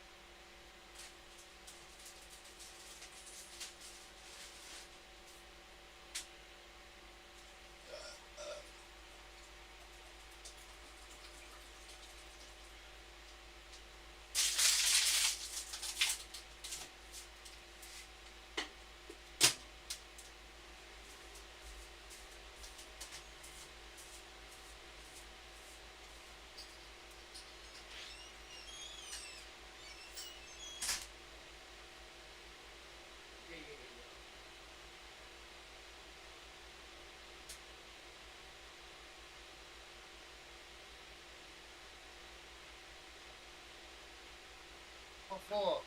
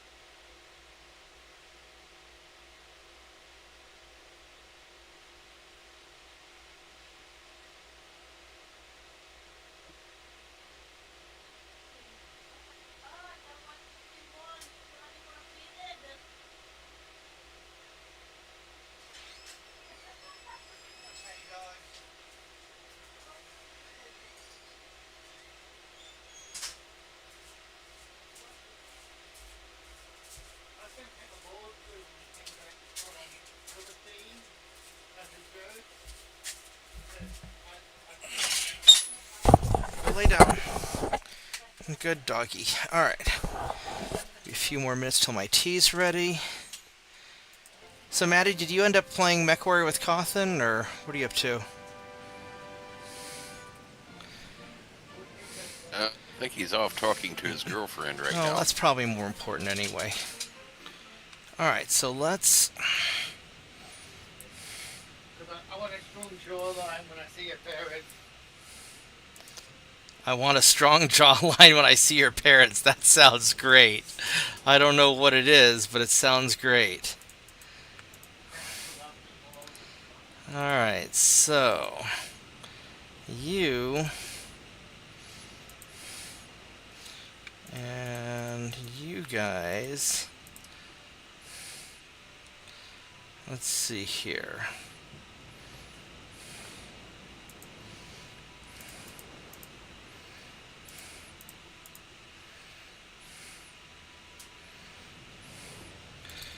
How do I want to do this? Do I want to have...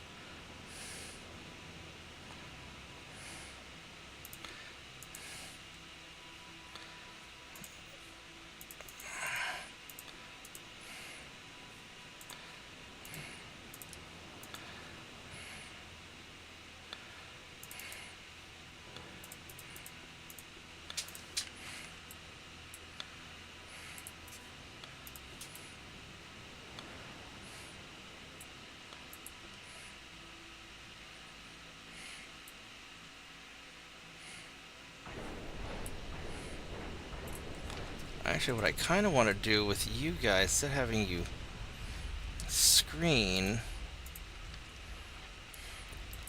I want to have you guys go that way, and you guys go that way.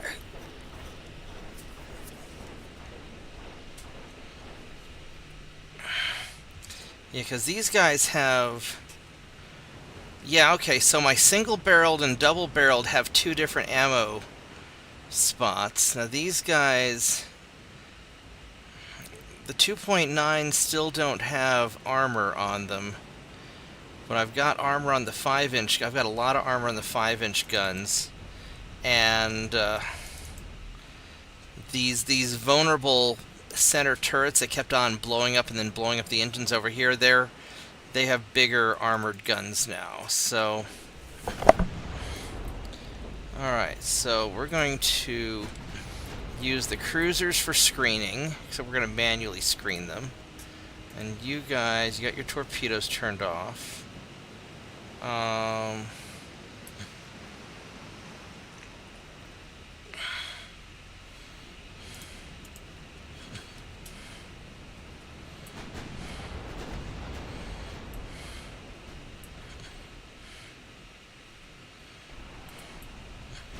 Alright, so they're getting some hits. And we're just going to manually control these cruisers out here. I wish there was like a stay in formation and don't run off towards the enemy command. I guess he's sort of doing it.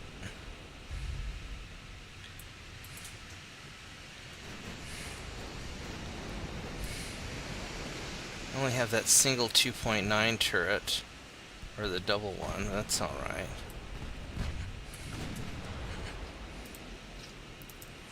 So this guy, 17 knots, this is it's kind of a British looking dude.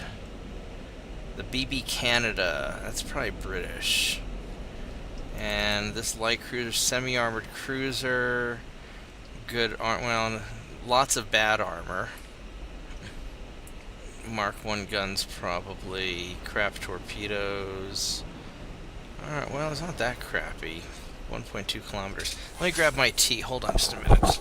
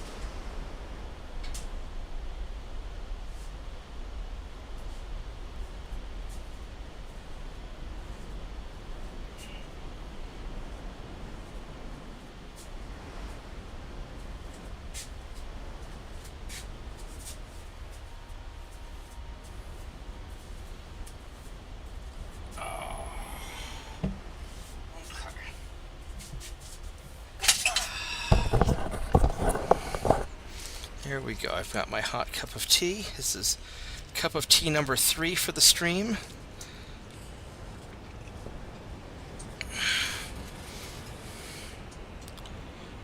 It is very, very hot. We're going to let it sit for just a bit, because a little more hot than I need it to be. Alright, so you guys...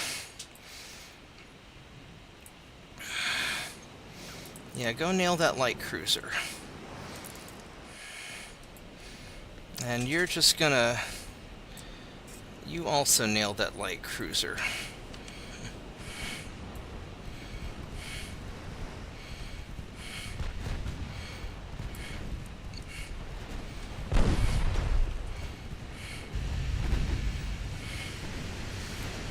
And hopefully...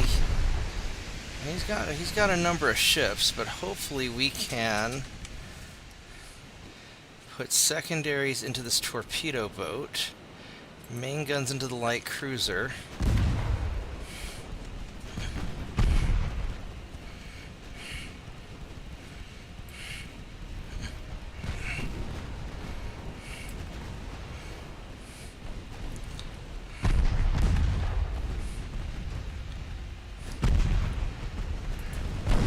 Alright, now I'm getting a little closer than I'd like to be. So we're going to kind of veer on back towards our fleet a little bit.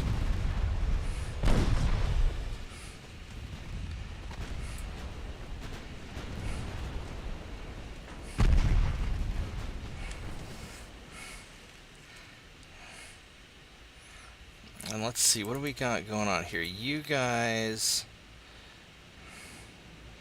Those guys are gonna get kind of close. I'm not... That's about 6 kilometers away. I should probably angle you back this way just a little bit more. How's our damage doing? It's... the 5 inches are doing alright.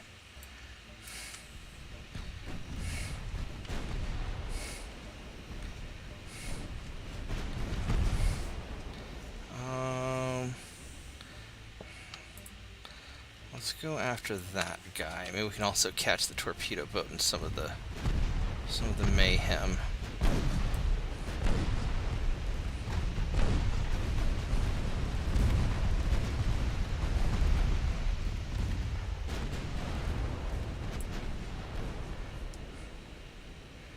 Let's nail this guy here.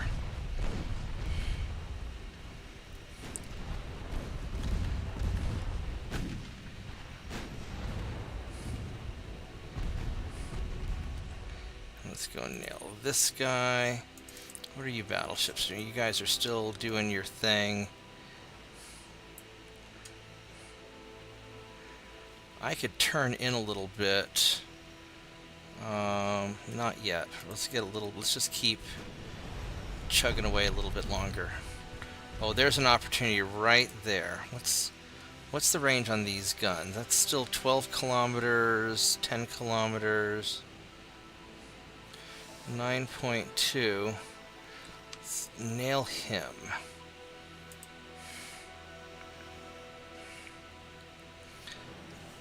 Alright.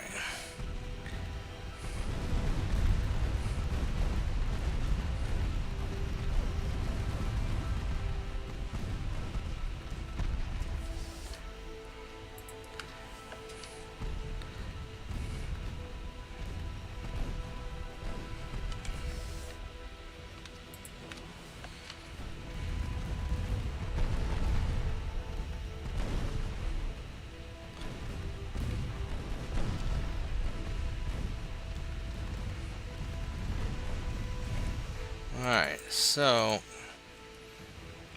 we can probably turn these guys a little bit, and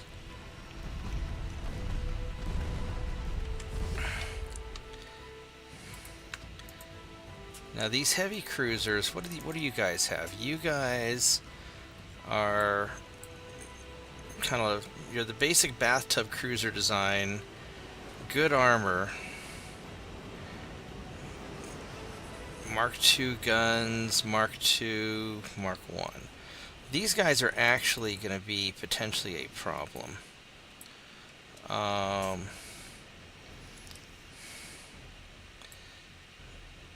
You know, the light cruisers back there.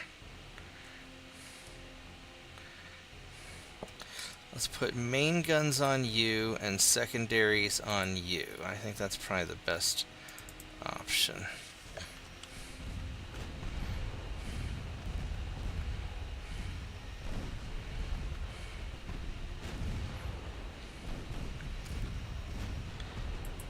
Now these assault ships are doing a lot better, but I also have my cruisers screening, and these patrol cruisers are very tough for what they are.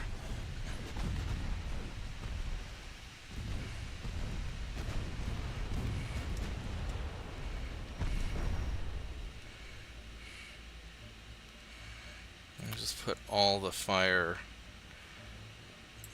into you.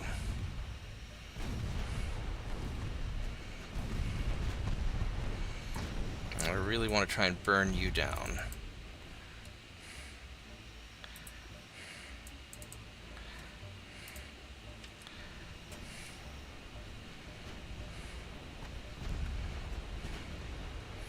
And he's fallen back.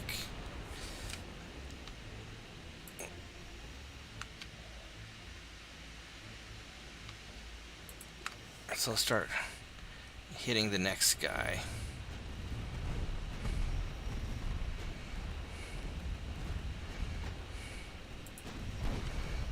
And maybe we can kind of even that out a little bit.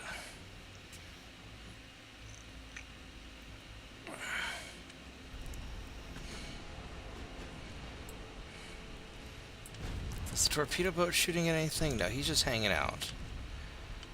He probably doesn't actually need to be in this battle, to be honest. We'll be careful to make sure he doesn't do anything too stupid. Alright, let's go put secondaries into you.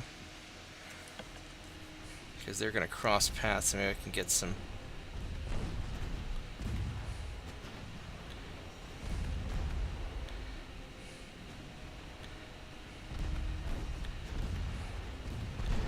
Alright, so we're just going to keep nailing this guy then.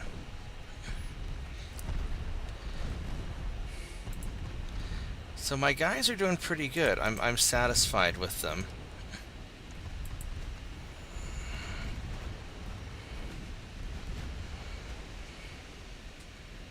Let's just pump everything into this dude.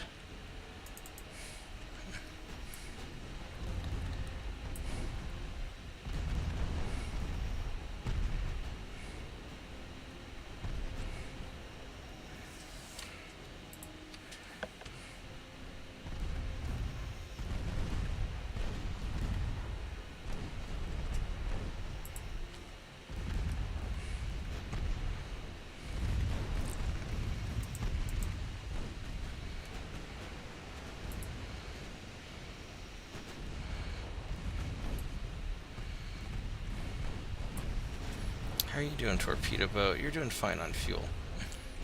Yeah, those cruisers, those heavy cruisers, turning out to be a little bit on the tough side, aren't they?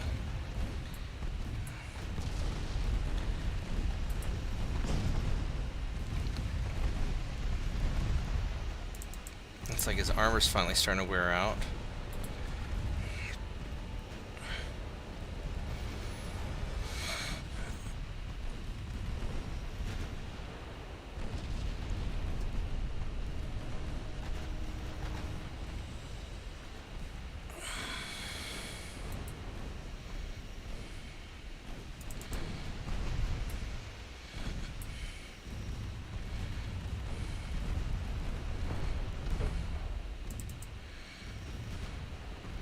You know what I might do is I might just have you guys follow them, just to make it a little easier for right now. I just have to care about this one group.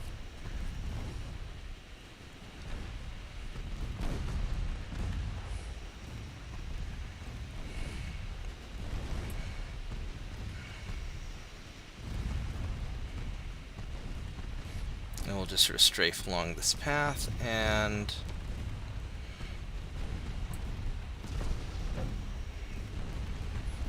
I think having the bigger guns in those, the heavier armored guns in that section, in that middle section, is helping quite a bit.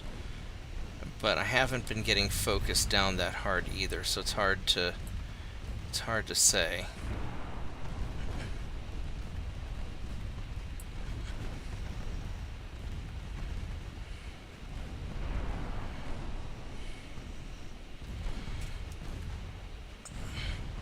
The 2.9s are still doing the overwhelming amount of work, but I think those center line turrets were kind of bugged. I think that was the problem. Maybe it was treating those as main gun turrets, because those are usually a mounting spot where you would put a main gun.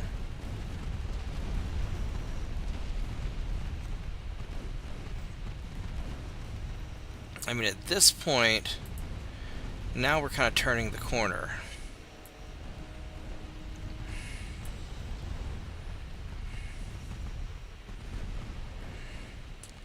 Alright, so he's still firing. The torpedo boat's firing on some stuff. So that's good. So he's just kind of hanging out.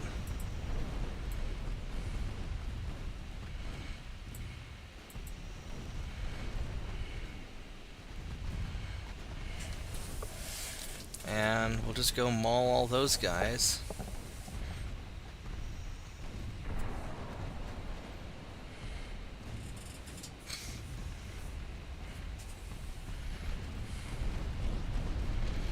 I bet these are British ships. That's what my gut tells me.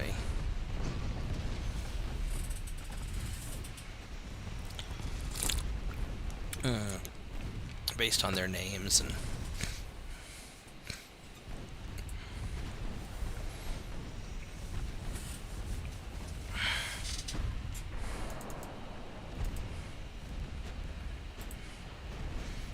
You guys need to start going straight towards that battleship.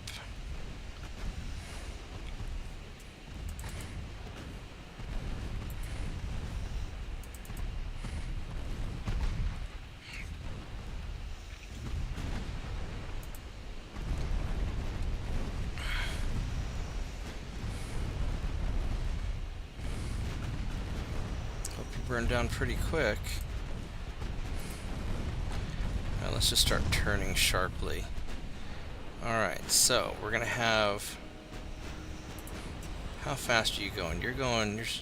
I'm faster than you are, so...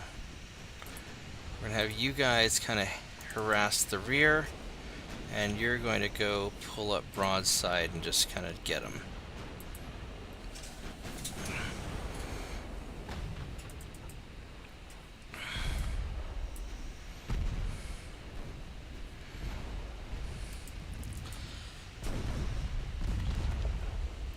He's got good armor.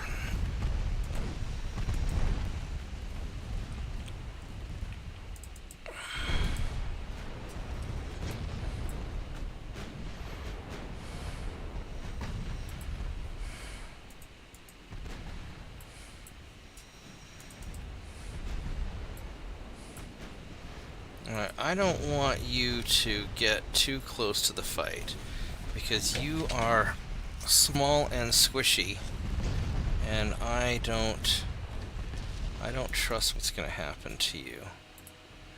Let's have you turn, and you guys are going to turn in, and you guys are just going to keep on.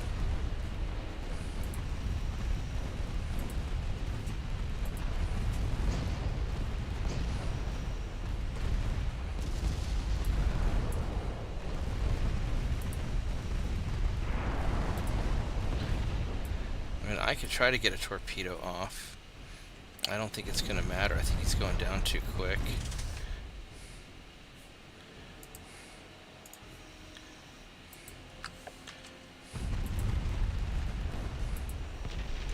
Oh yeah, he's done. Alright, so that worked really well. Now a lot of it also is because I had the cruisers as a screening force, so that made a big difference. Everybody got their experience though.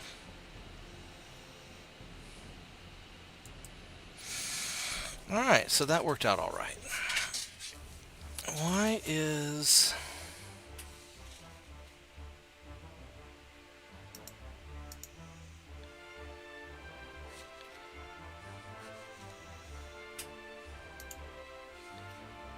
You are having some problems here, Mr. Nextcloud. What is going on? Launch on system startup. Yeah, that's all looking good.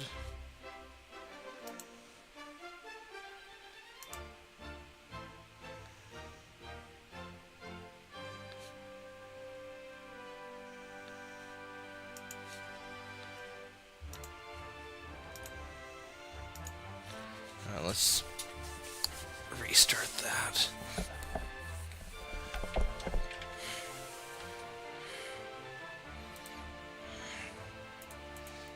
Boop. Alright. These are old ones, so you guys are going to retreat. Nope. Alright, well, we're going to retreat you the old-fashioned way then.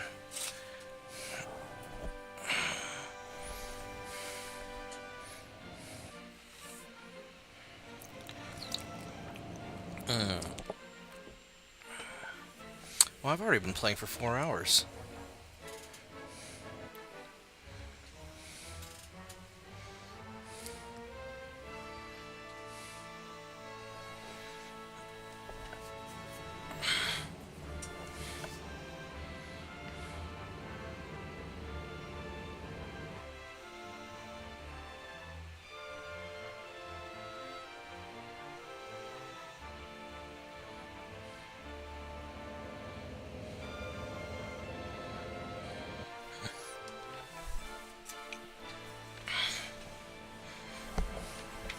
Alright, let's run all of you guys away.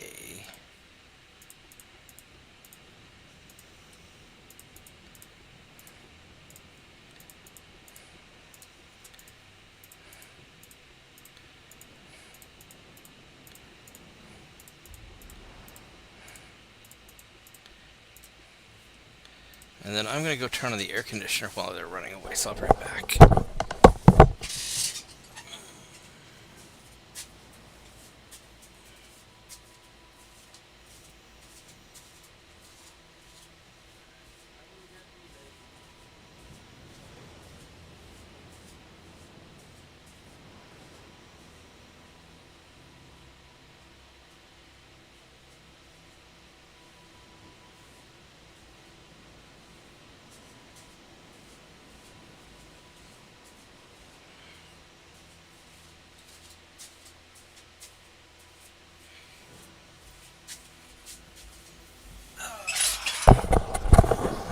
Let's go check up on this data here, because this is giving me some trouble. Yeah, this project's not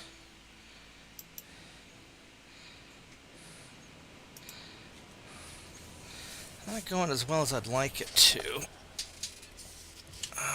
But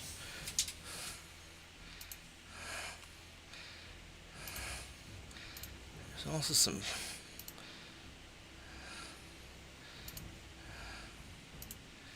stuff running in the background that's not supposed to be, so maybe that's screwing with it. Alright, so I just have to sit there and wait. Alright, there we go. So we got away. No problem. So the Holy Assault ships aren't bad once they've been upgraded. And if they have a cruiser screening force.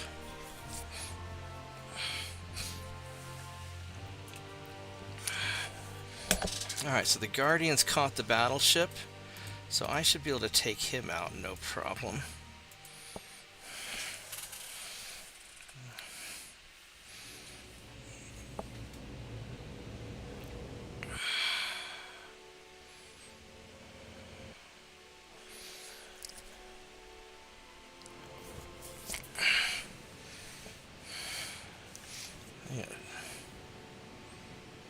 Send a message real quick.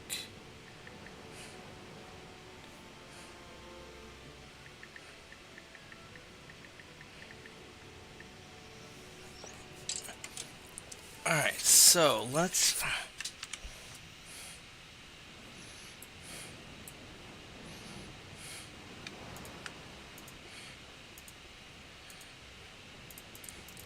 You're gonna run away. And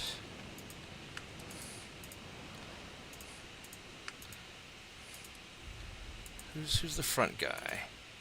You're the front guy. All right, so we're gonna have you guys.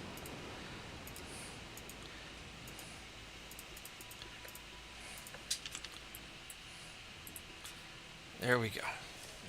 Let's go and see if this will work for catching the enemy battleship.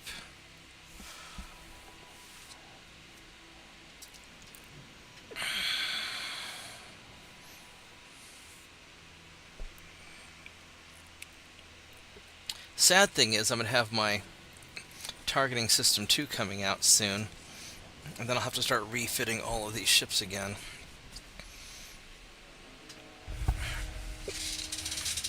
Although I think the Holy Assault ships I'm going to hold off before I do an upgrade, because they're sort of a pain in the ass.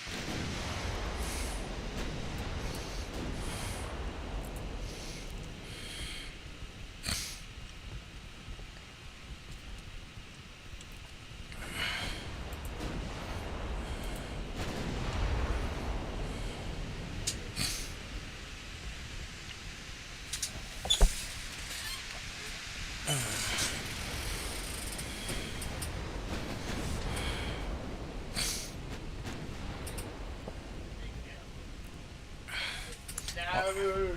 Hey, Maddie. I see your light lighting up again. Your girlfriend didn't eat you?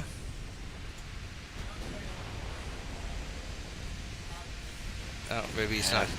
I guess just picking up background noise. Yeah.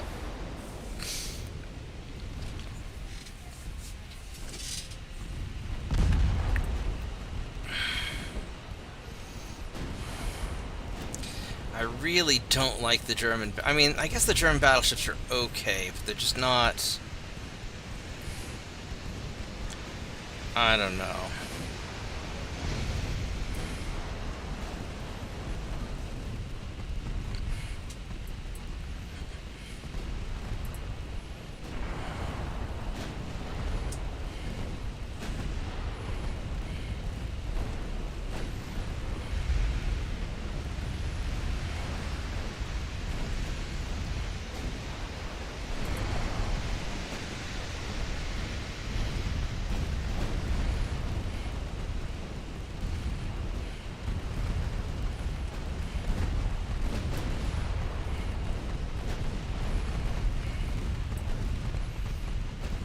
And these Guardians are all right.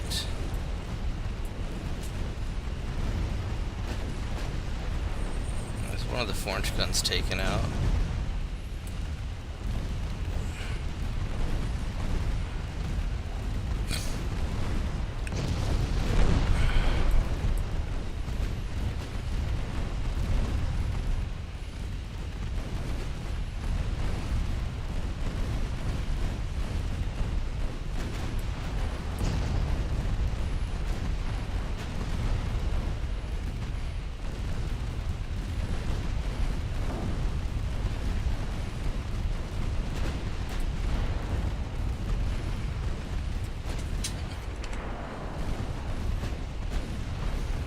Well, I mean, it worked. I mean, the Guardians are good. They're good ships.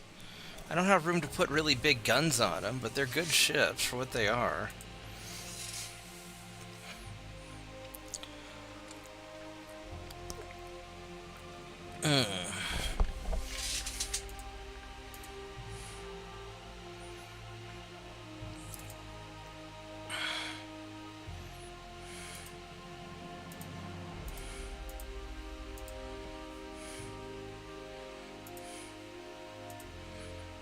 No, we're not going to do that. And then this Western Turkey, we're doing great there. I got this, so that's awfully convenient. I don't see any baddies here in North Oceania, so I'm going to send you guys to... Well, that's North Oceania. I'll just send you right here to Pelu.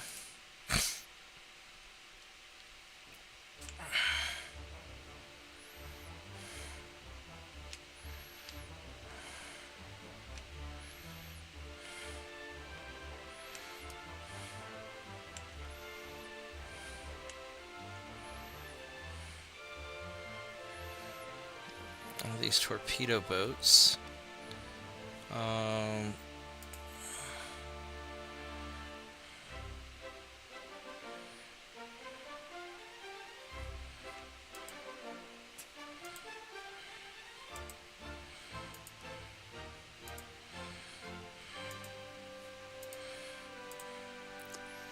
Might as well get him while we're at it. I haven't even done all of the, I still have a bunch of these older ones that I haven't even touched yet. Look at that. What a pain in the butt. So next turn we'll do Central Italy. I want to make sure that...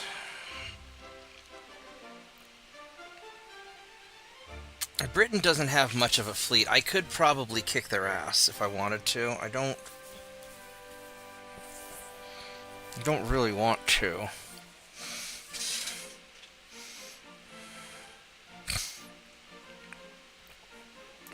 Because I need to get more of my research done.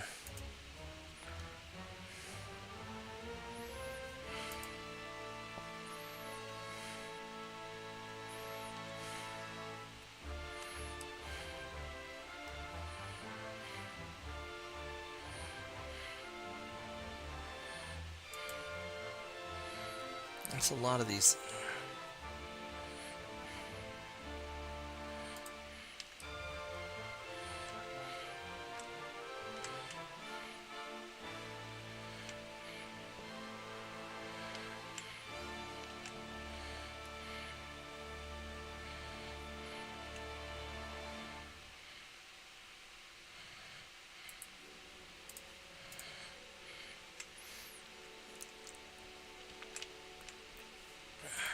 How's the British economy doing? They're doing awful. The Brits are fucked.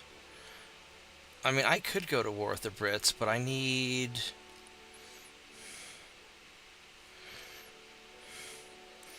3 more months on these holy assault ships. I just need more time. I've got so many torpedo boats here, I don't know what I would do with them all.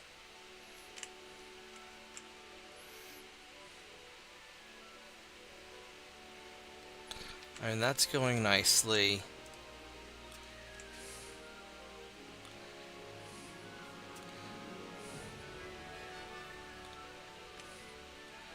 Now these Guardians, these guys... I mean, they're holding together okay.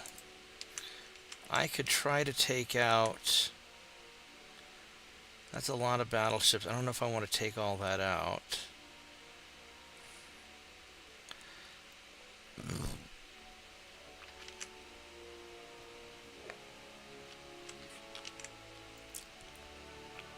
I mean, these guys are all veterans at this point.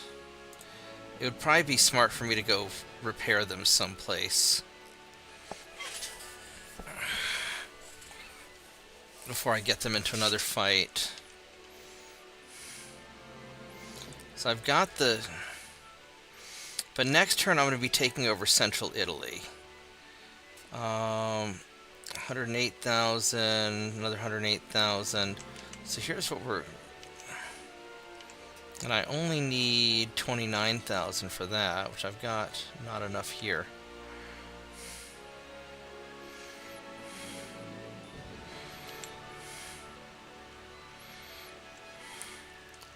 So what we're going to do is I'm going to take these guys, I'm going to bring you over here to go finish off Sardinia. And then I can put those 2 fleets on Central Italy, if need be.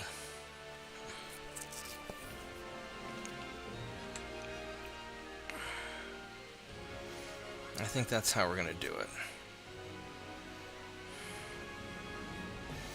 Over here, this is all good enough. Yeah, we only ended up fixing up like half of our ships.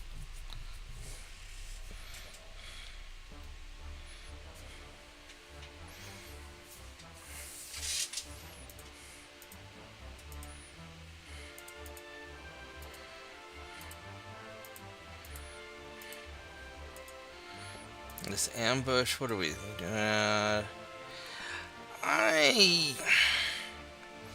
Those are cadets, and these guys are also... I don't know. I might be able to take a few bulkheads. Oh, these are squishy ships. Alright, we're going to try it. It's probably a mistake, but we're going to try it.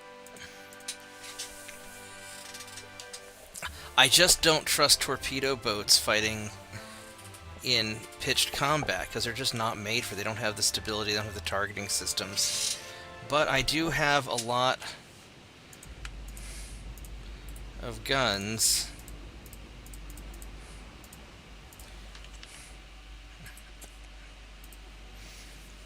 Alright, let's see what we can do. Maybe we can make this work.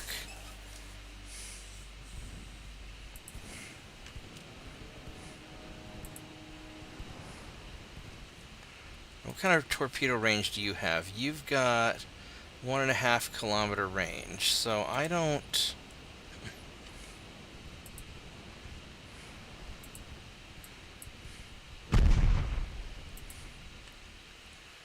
Oh, we're gonna shoot at him instead?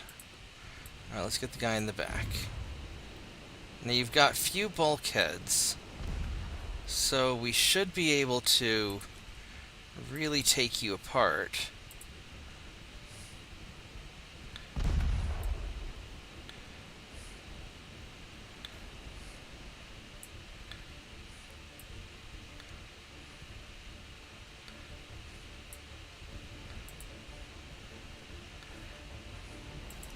Would you please keep firing at the one guy that we're trying to hit?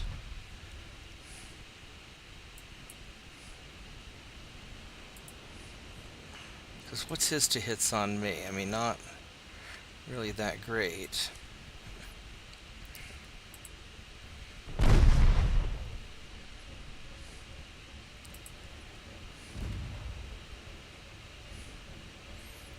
My big advantage is I've got lots of bulkheads. He's got good armor, though.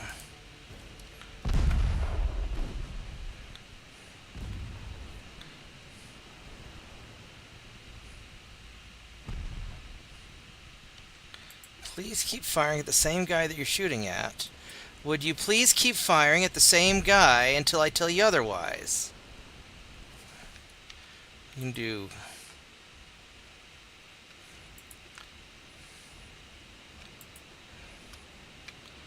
You can have your torpedoes lined up for him.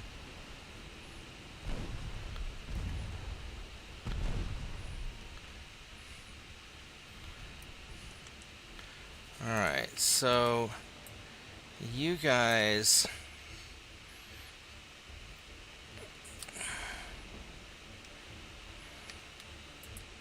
can start firing at him.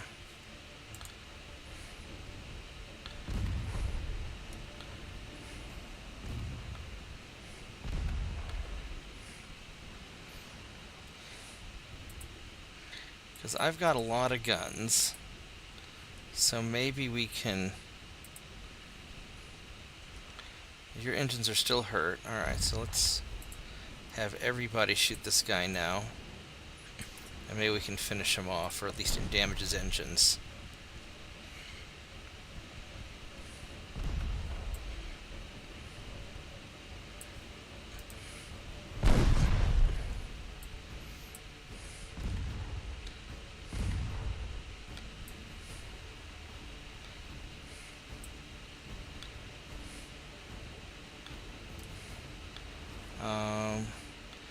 They're going to cross, so if we were to fire into this cluster here, we might be able to catch both of them while they're too close to each other. And then onto that guy. Oh, there we go. We hit something good. Is that his torpedo? Something made a big explosion. Alright.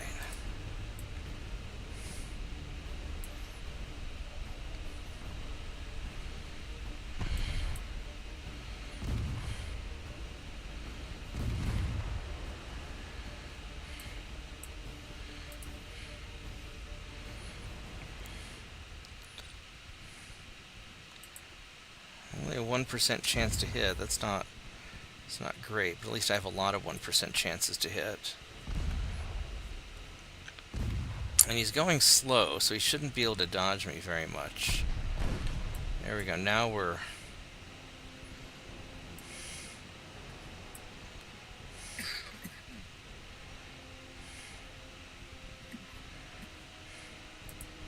Well, maybe not. So we'll hit once out of every 100 shots, so just keep on throwing shells at him until something sticks. Because he's not... His lack of bulkheads is going to be his undoing. There we go. Alright, so that was good. Did we get experience? We got mostly experience. Good. Alright, so I guess their destroyer sucked bad enough that my torpedo boats could take him out. That's a good thing.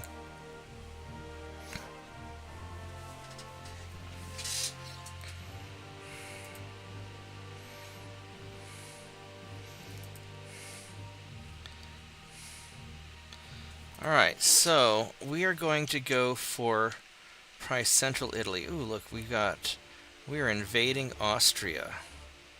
Nice. Alright, so we're going to go for Central Italy. Because that part there, we're going to get that eventually. So let's go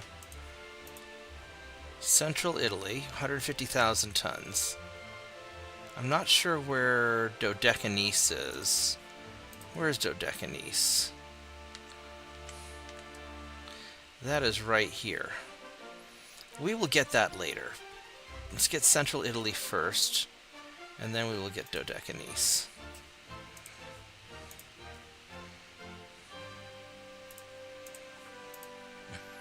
Alright, so as far as Central Italy is concerned, I will need to have you guys come down here.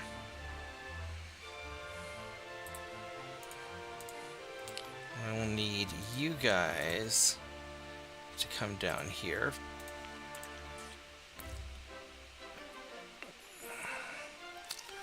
And that should take care of that.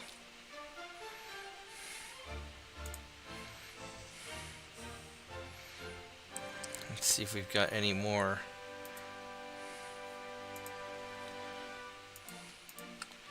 We'll get those guys dealt with.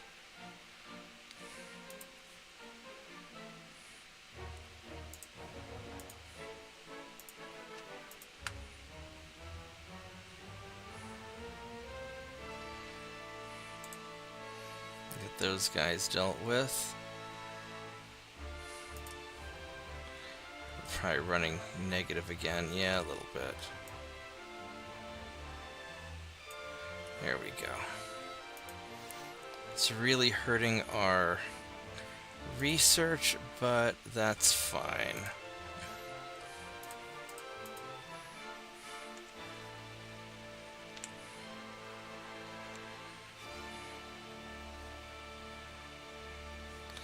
I've got a lot of battleships here that I don't probably need to have there.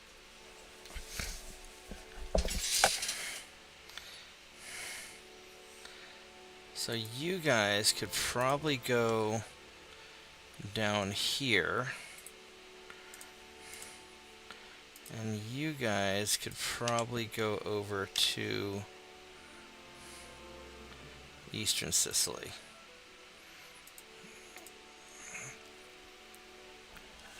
I mean, I could toss all these guys in to start getting repaired. But I think that No, we'll just play it like this.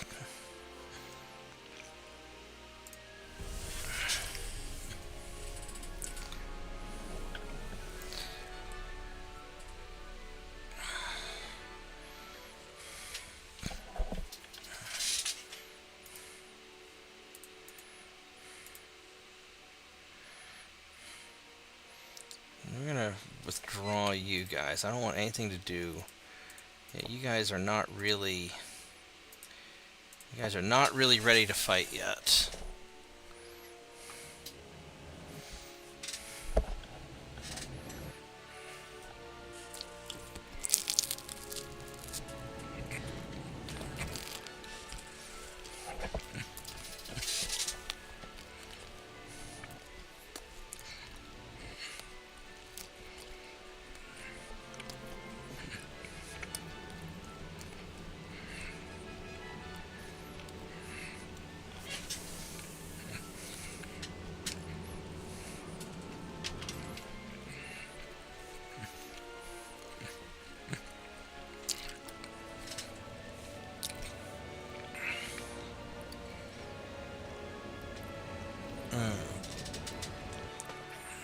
Yeah, so we'll just run these guys away.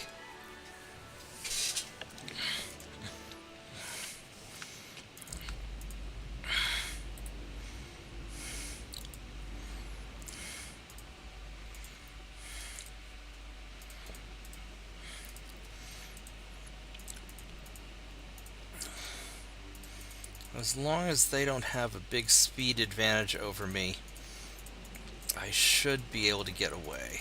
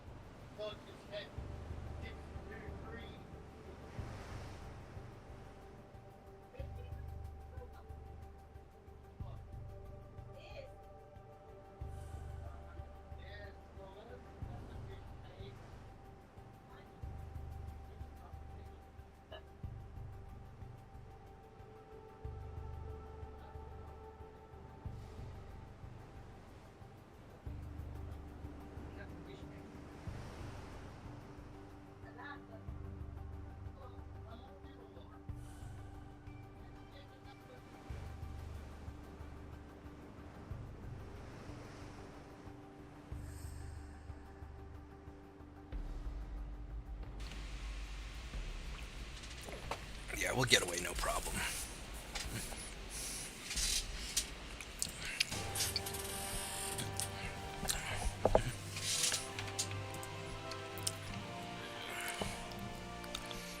There we go.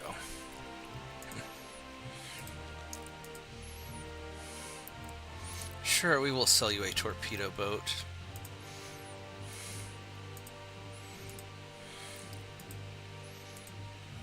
Alright.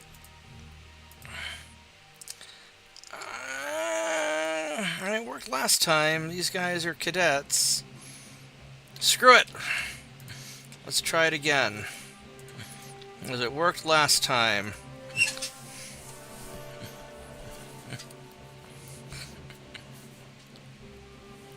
Unfortunately, their destroyers are super squishy.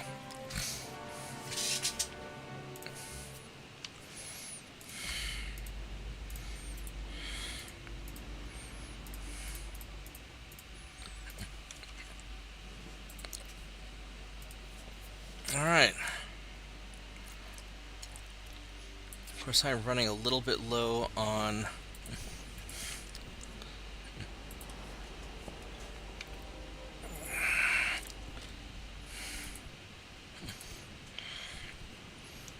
Running a little low on ammo.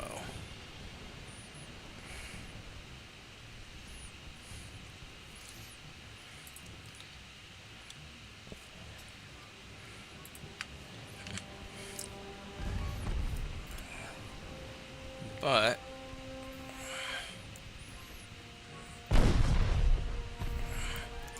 maybe we can take him out quick.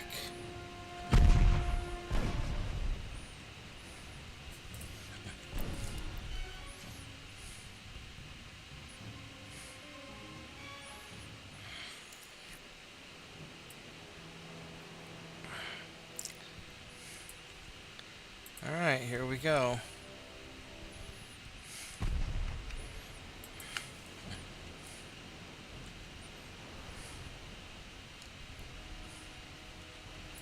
Can we get a hit on you, please?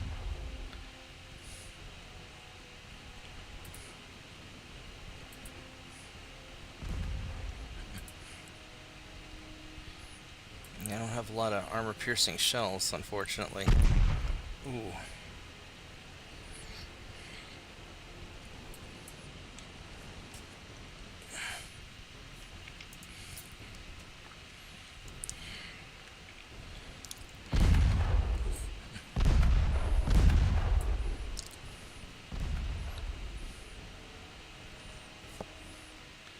Can we get some shots in, please?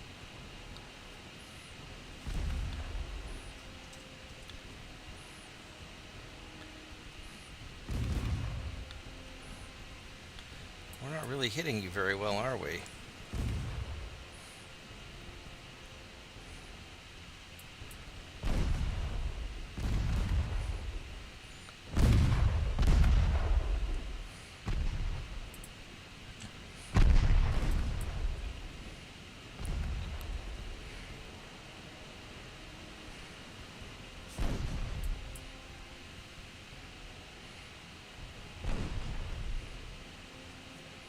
What are you doing? Are you trying to turn on me?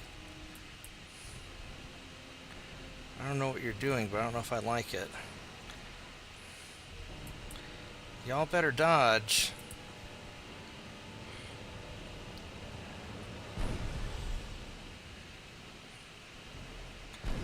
I don't know if I trust you to dodge.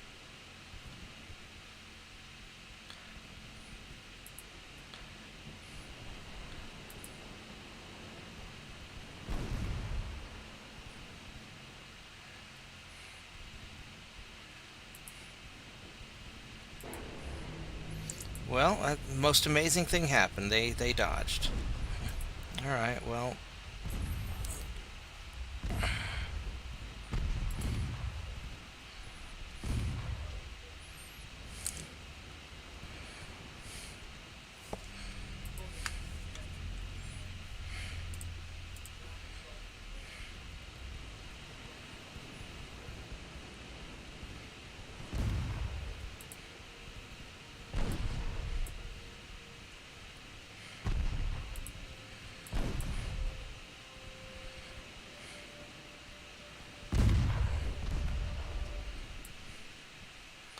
I'm not really faring that well.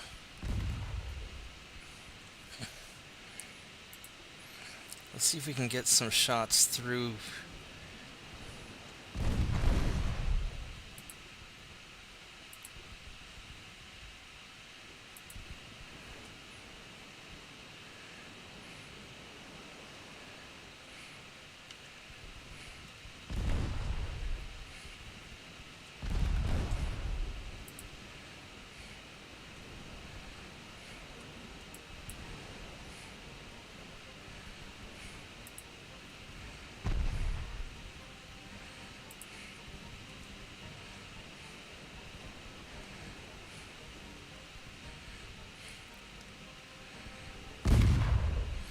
How are you not getting the 5% chance to hit? You should be hitting more often than that, I think.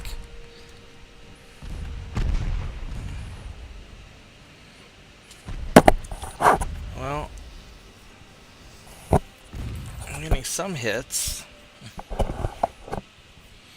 I guess I've got some damage saturation.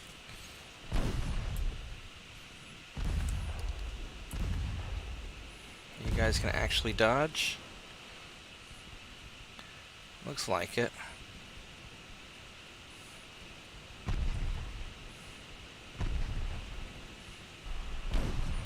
Alright, so you finished your dodge. I think you have a damaged engine, really?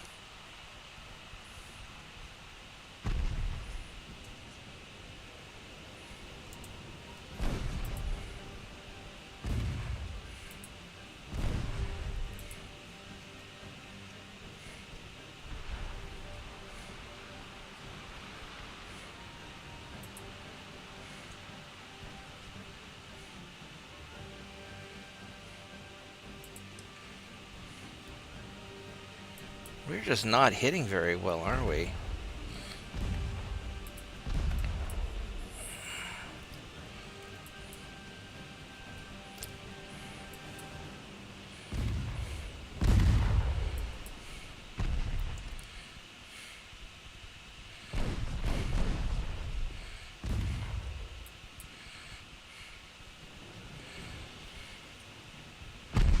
Oh, you're out of ammo. A lot of you guys just fucking out of ammo. So, I think this is...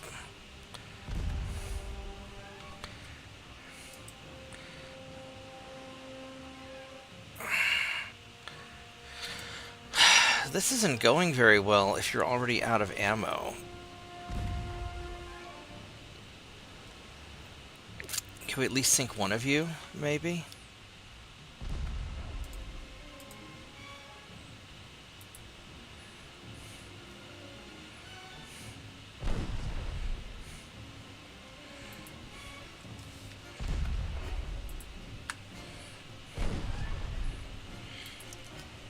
I don't actually expect the torpedoes to hit.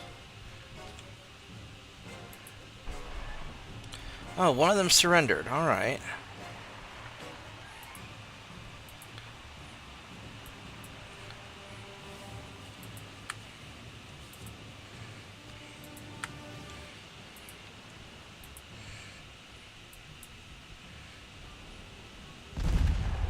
All right, so we fired off a torpedo. I don't know if it's going to hit or not. And you're out of torpedoes, so we don't have to avoid torpedoes anymore. Of course, my torpedo missed.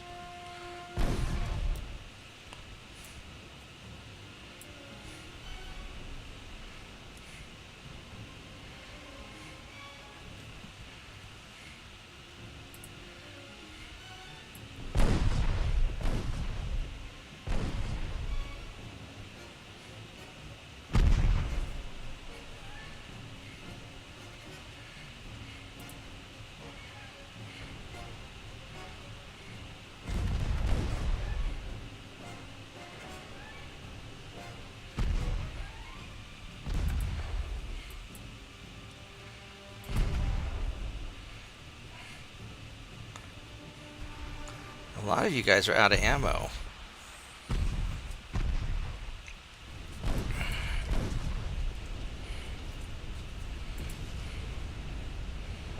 Really? A flash fire?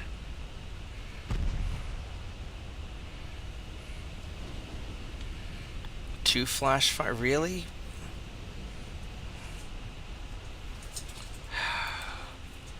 Hell. Who still has ammo? Nobody has ammo except for these two guys. So you guys are going to detach. And you're going to retreat. You're going to retreat. And you're going to retreat. And the only people left who can fight are both beat to hell.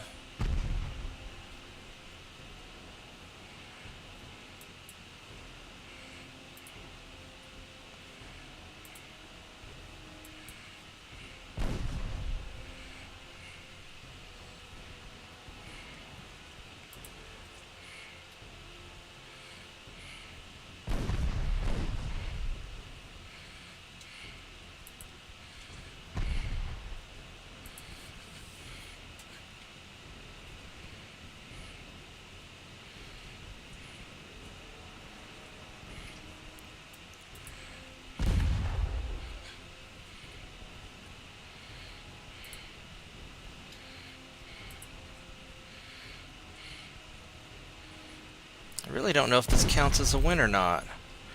I really want to sink that motherfucker, but he's not making it easy for me. He's going faster than me right now, I think. 23 knots. I'm going 24.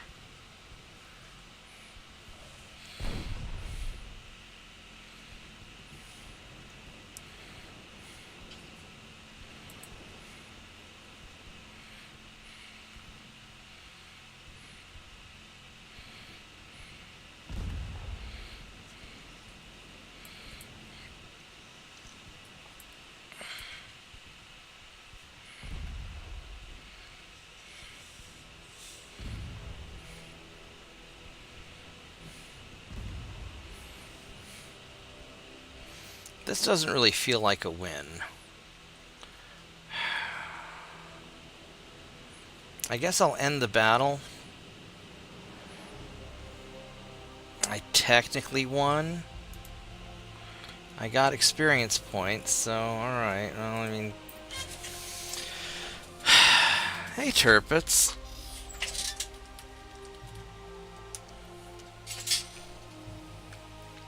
I guess we'll take it.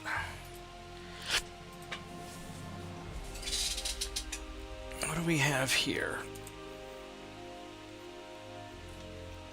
Don't really want to deal... That's a 1900. That's one of the better ones. I don't know how well that's going to work out, but I'm curious, so let's go try it. Because these are 1900s, so these are the refitted ones. So we'll try it, and I got it saved just in case. Just because I want to see how well this guy can go toe-to-toe against a battleship. Even though I really don't like the idea of a fair fight.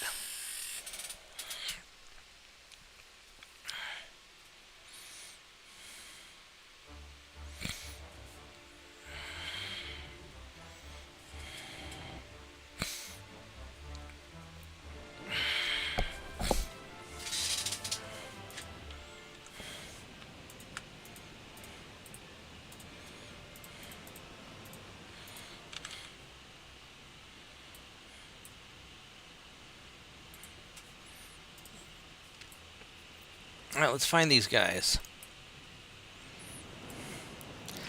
Now the bright side is these have much longer range now that have these double 2.9s.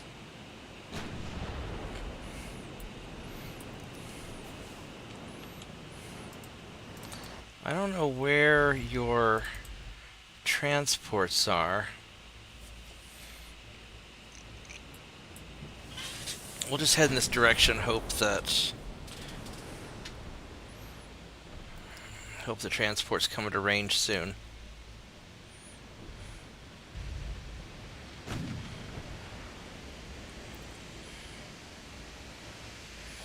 There they are.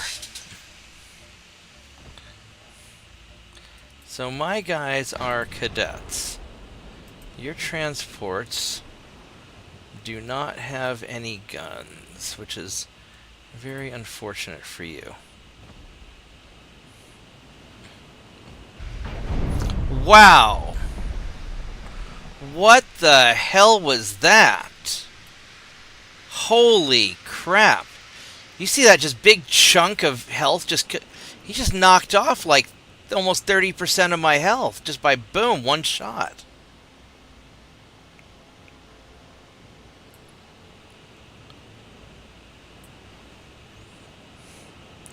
Well, the moral of the story is no, I can't go toe-to-toe against the battleship. I mean, I guess I'll try it a little bit longer. It seems to it knocked off a big chunk of health, but it didn't.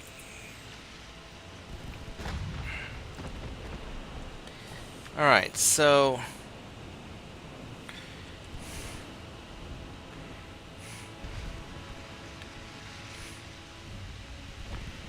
I mean, he took it in the chin, but wow. That really did a number on me. Must have gone right through my foredeck or something. And forward belt.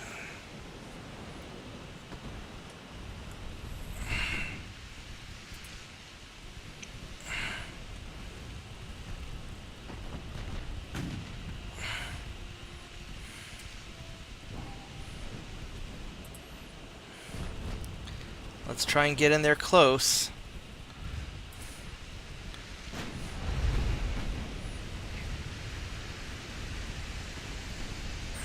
Because that's really my only hope, is try and brawl this guy down.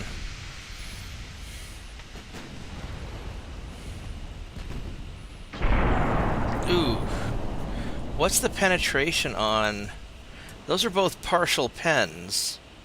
Yeah, a lot of penetration. That's a lot of penetration. Alright.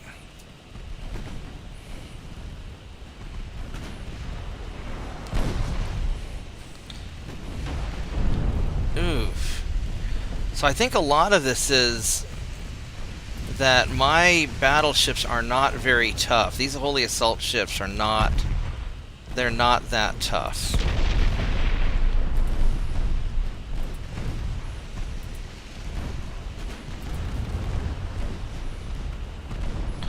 But now I'm in the brawl, so maybe this will be different.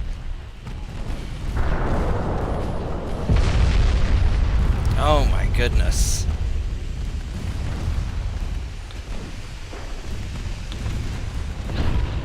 My damage and stability is awful. But he's starting to take it too.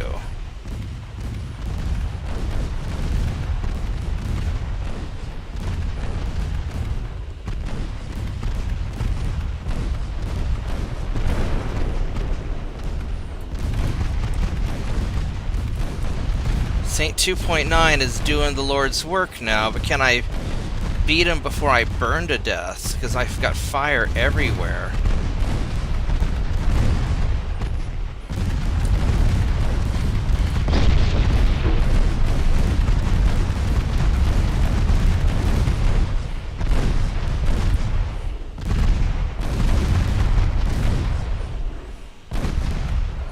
Alright, I've got to separate these guys.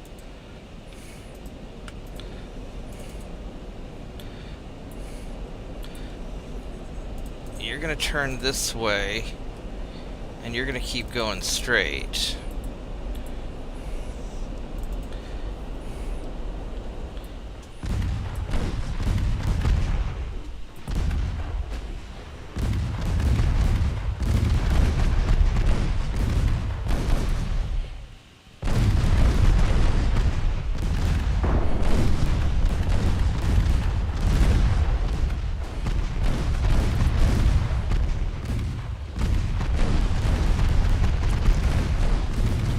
Oh my god, I'm losing so many crew.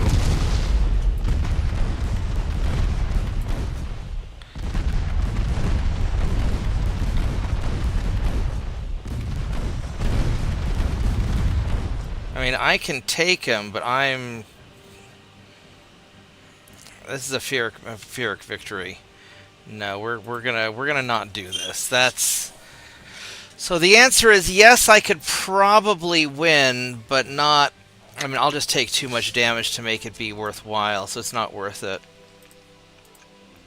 I'm gonna run to the bathroom real quick, and I'll be right back. I'm gonna go make a little snack too. So give me a couple minutes, guys.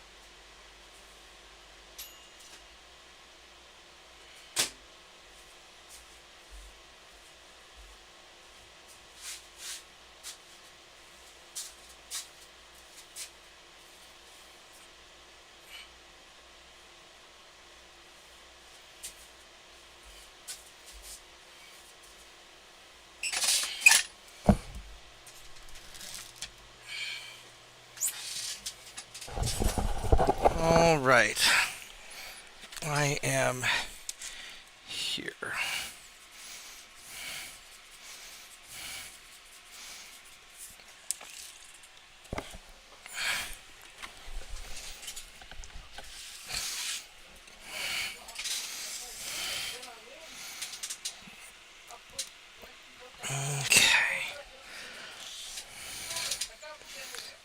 Yeah, so that's, we're going to avoid that convoy mission. That's just not going to, that's not going to work out.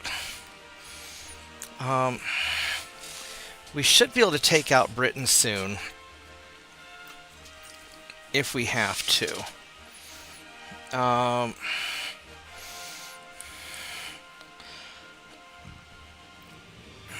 Improve relations with the Soviets.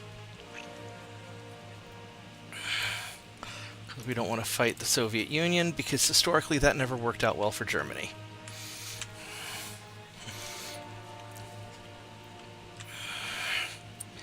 Alright, so we have a lot of money coming in now that we're not completely over the top on our fleet. Because most of our ships have gotten sorted out. Got some refits going on, some repairs going on. So we need to cut 20,000 tons. So if we were to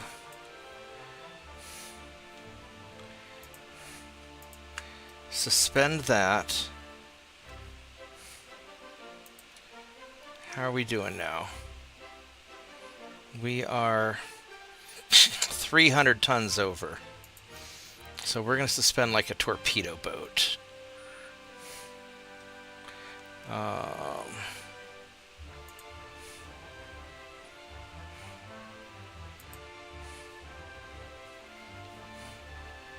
going to suspend that guy.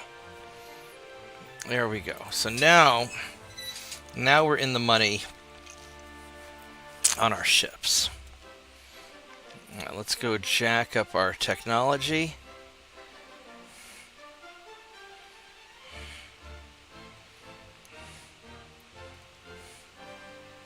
All right. So now we're cooking with gas. So we're going to get a destroyer soon.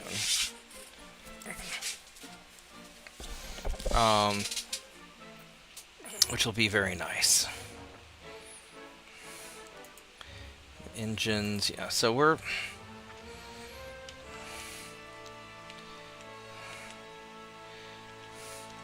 So Central Italy is going well. Sardinia's going well. We're going to have that next turn. And we can start repairing the... Turkey's going well. We'll get this place next. Dodecanus or whatever.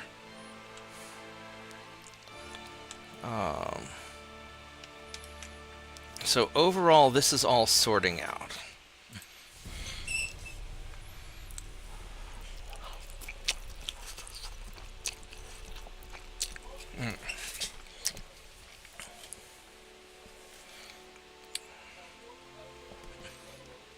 I don't know what I think about going to war with Britain. I don't think I should yet. They don't have much of a fleet, but I don't have... My guys aren't really ready. I mean, I kind of could.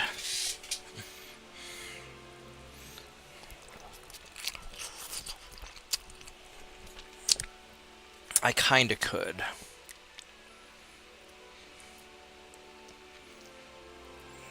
I think no. Let's hold off. We're bad, but we're not that bad.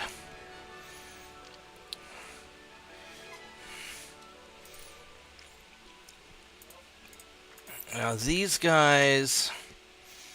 It's a big old ship. They're cadets. I might be able to take him out. We can give it a try. I don't know if it'll go well, but I've got a lot of ships, so maybe I can burn him down before it becomes a problem. These guys really aren't made for fighting that, though.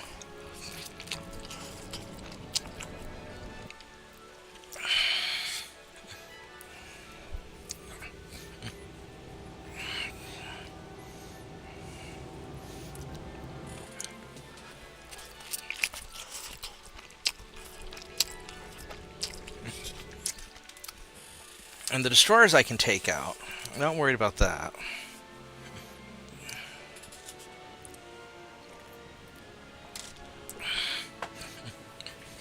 Just these ships are just awfully explodey, and I just don't like how explodey they are.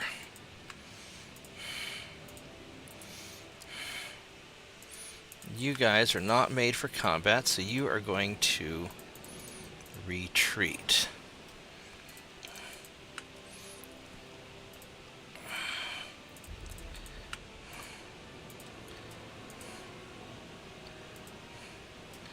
Alright, so you guys...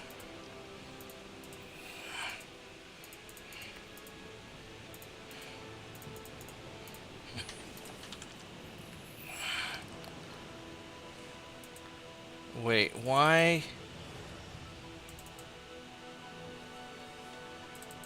Oh, this is all sort of fucked up, isn't it? Alright, well, whatever. We'll just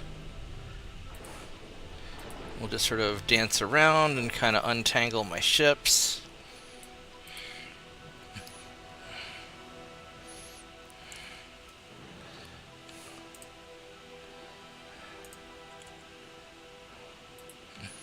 Okay, there we go.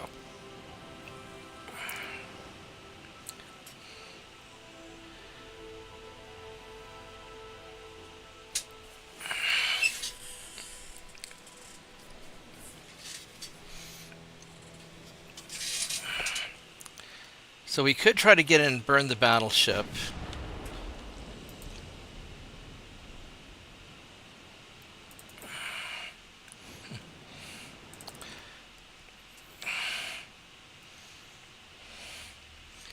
And maybe what we need to do is just get in there on him.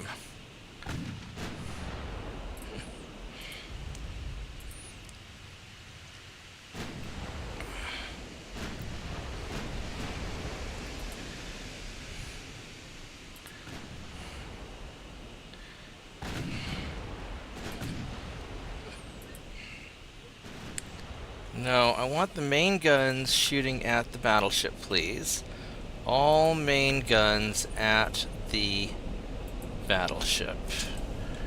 You don't...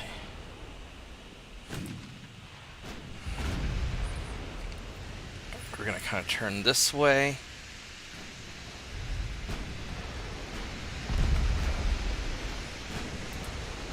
Alright.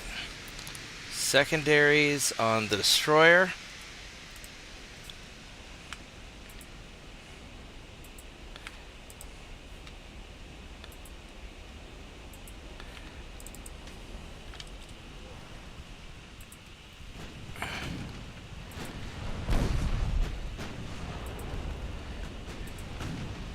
Because we should be able to tear that destroyer to pieces. I want the secondaries on that exact destroyer, please.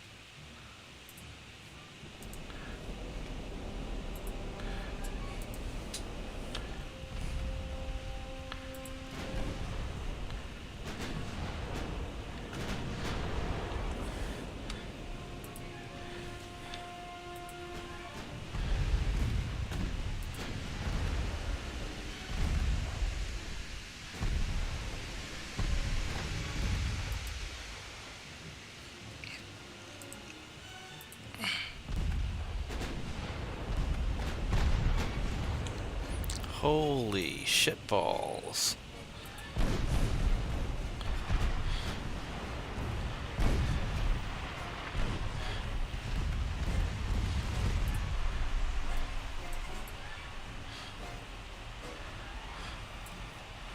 That has a lot of... So his torpedoes are already either gone out or they've been...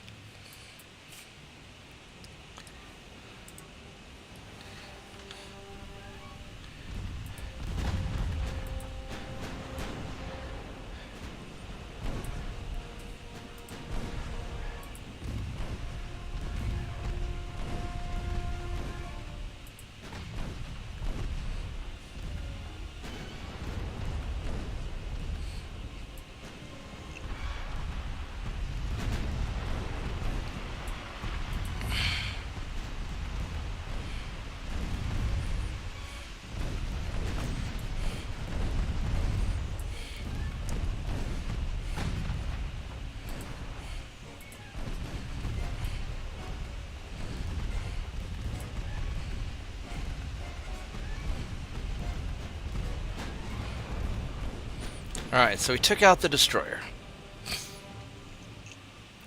The destroyer's done. Can we take out the battleship? The smart thing maybe is to run.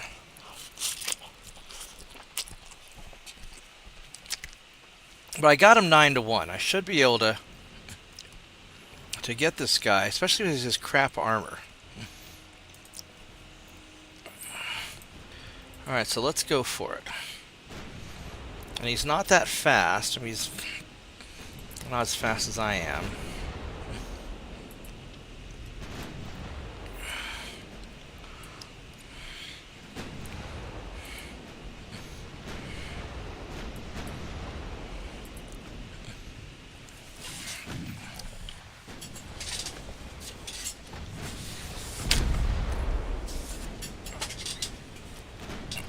He does have big guns. That worries me a little bit.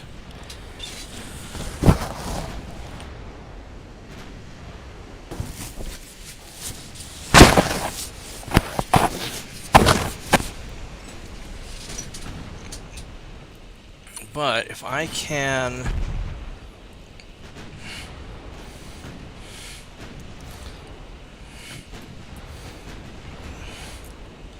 If I can get in there and light him up...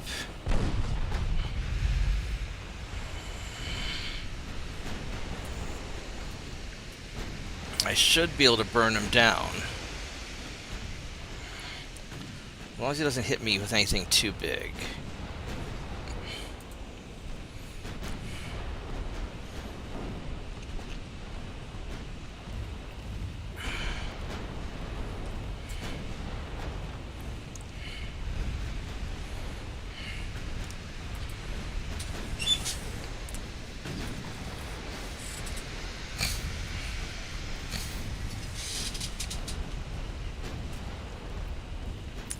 Yeah, mostly I just need numbers. Because each of these assault ships is basically the equivalent of a cruiser.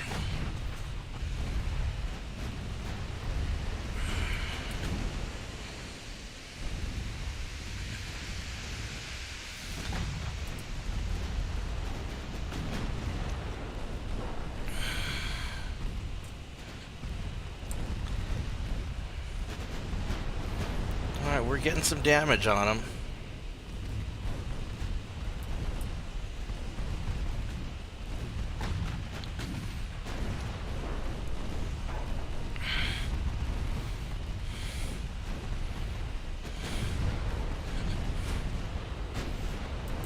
He's got the damage and stability now. Yeah, so we're doing all right.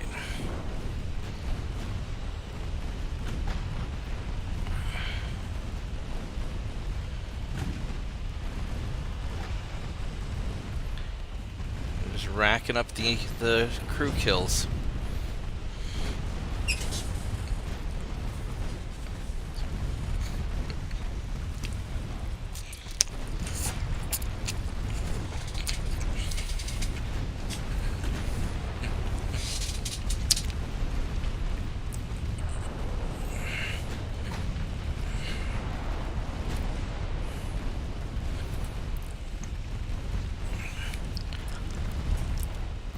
When his armor's degraded enough now, I bet as you hit him more and more, I bet his armor starts to fall apart. That'd be my guess.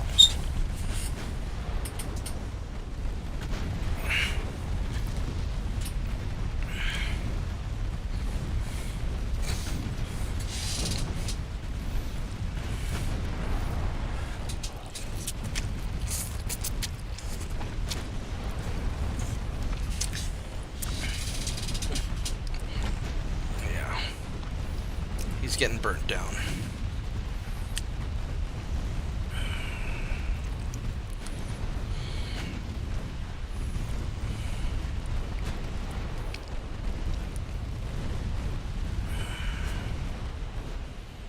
Alright, there we go.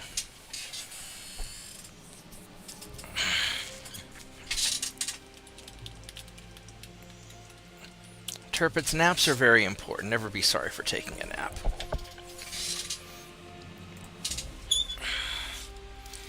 Alright, so that worked alright.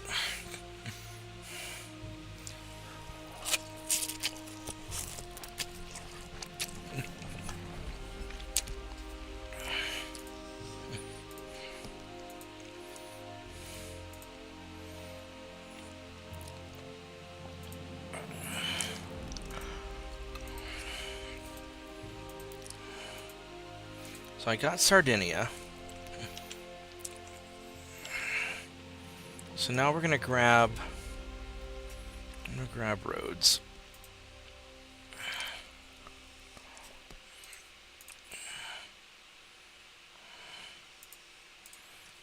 There we go.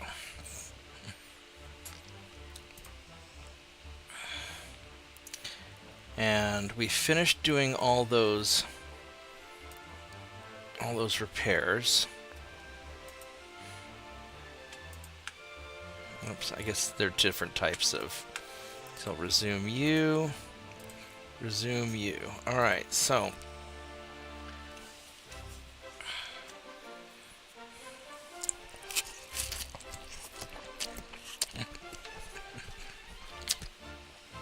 Can I fix up anything else?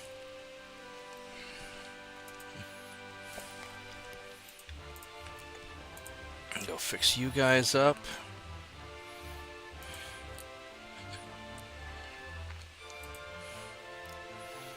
Okay. So these guys are getting taken care of.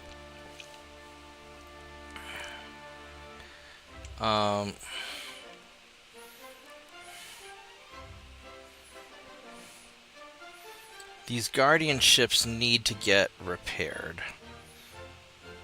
That's gonna... I don't need to, but... How much longer until I get... Small guns are gonna be a while. Only halfway through with the rangefinders.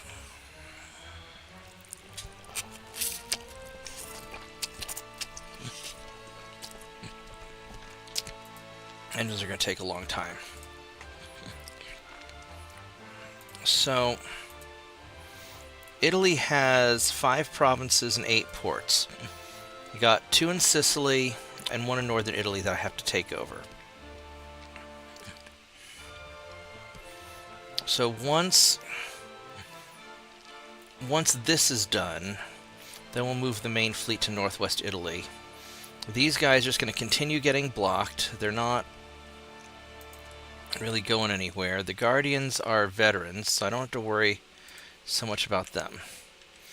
Up here, I've got 5 Guardians. Where's the 6th Guardian?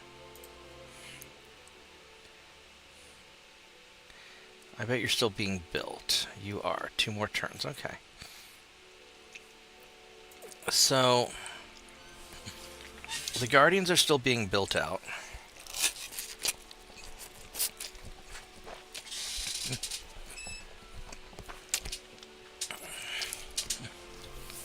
I could try to build more.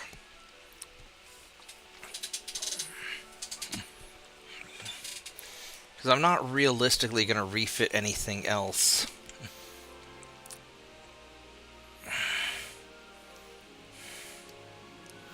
In the English Channel, I've got battleships here. I've got battleships here, so if I do have to go after England, I can.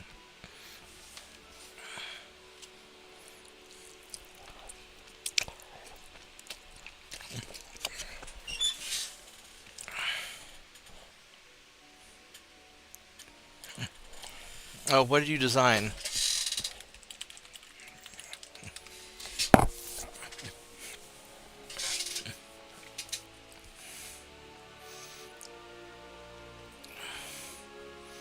Because the British have... They got 20 ships. They don't have a big fleet. So I could try and take them out.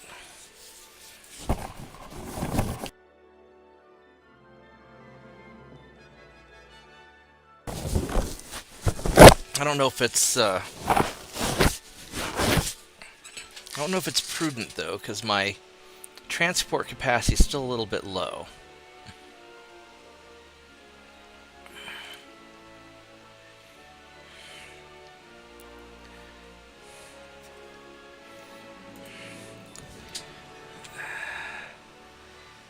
These Guardians are actually in reasonably good shape. I could start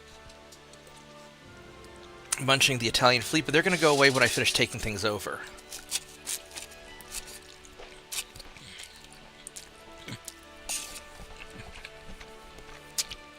So I don't really have to.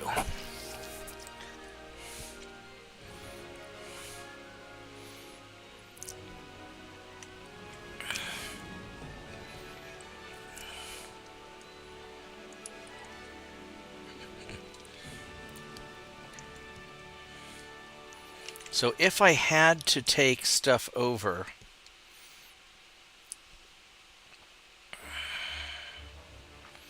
you know, I could try to start going for...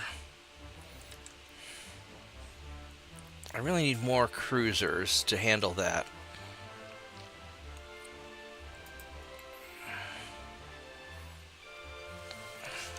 Let's check out our cruiser options.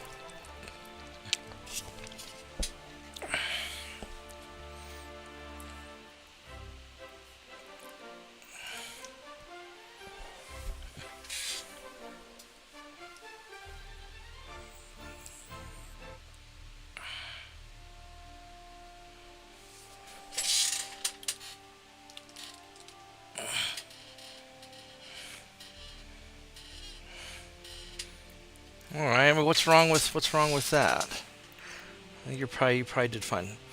Armor Cruiser 2. Oh, this thing is...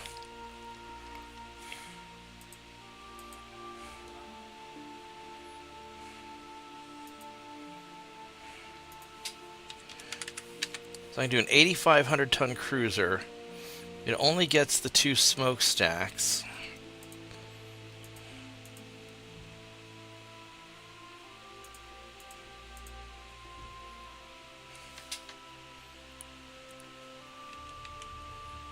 I can't put 4-inch guns, so I can't even put the singles.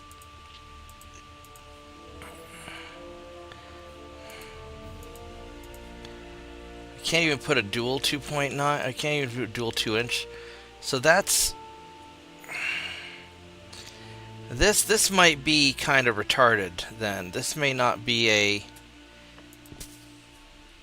So I have to make the beam wider to make it work, is basically what it's saying. If I make a wide beam, can I put in 5-inch guns? No. So I can do 4-inch guns if I make it wide. What a crappy cruiser.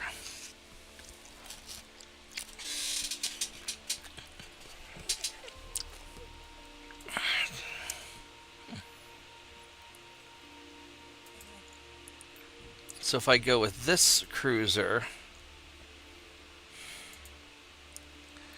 and I make it wider,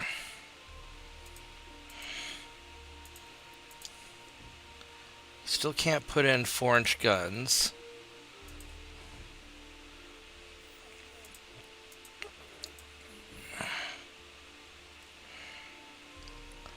So I could do 2-inch guns. If I made these 2.9s,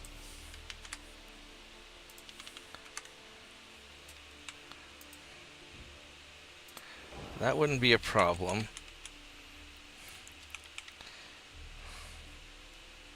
So even if I made it wide, this is basically, these aren't really that, they're not good. So this,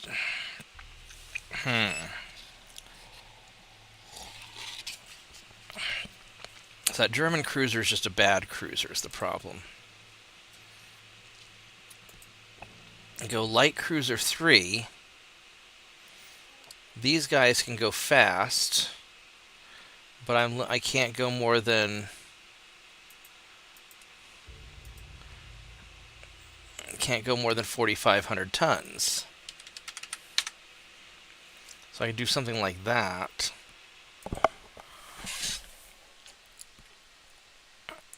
11 3.9-inch guns, 14 6-inch guns. That sounds like a really good cruiser.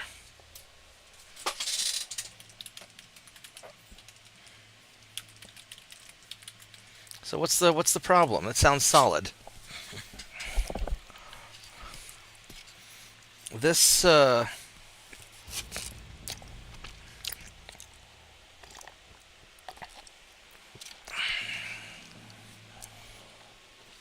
this is going to be troublesome. I mean, I could make a better... try making a better armored cruiser, but...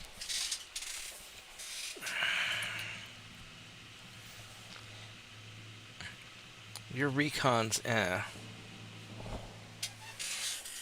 Oh, it's a battleship. I thought you were making a cruiser.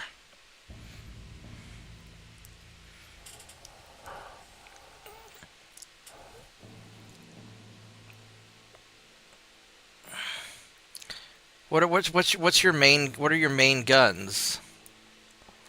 I don't see any main guns on there, Turpits. I mean, 23 knots for a battleship, that's not bad, you know, for early on at least.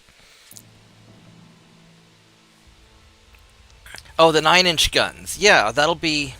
Yeah, no, if you know, I do a lot of battleships with 9-inch guns just to screw over cruisers. No, I think it's a good idea.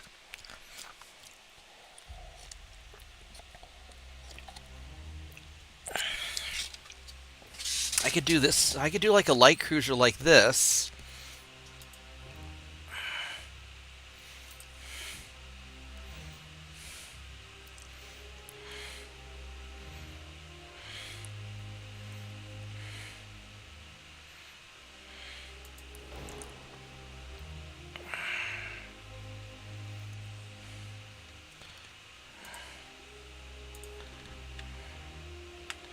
Let's see. Secondary tower.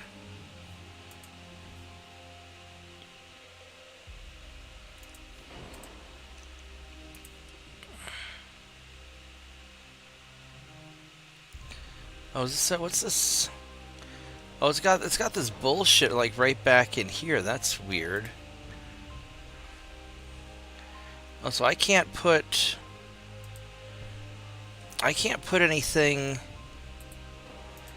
I can't put anything in that because it's got whatever that crap is. I guess it's a rangefinder, maybe? I can't put a secondary gun there.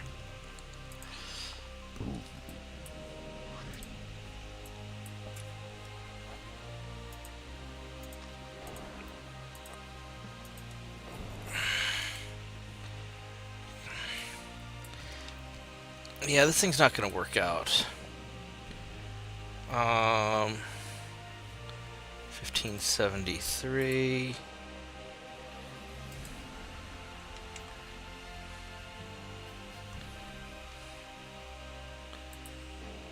No, I don't think that's going to work. I really don't like any of these. Give me a minute, guys. I'll be right back again. I'm sorry. Yeah, take a picture, Turpits. I'll be right back.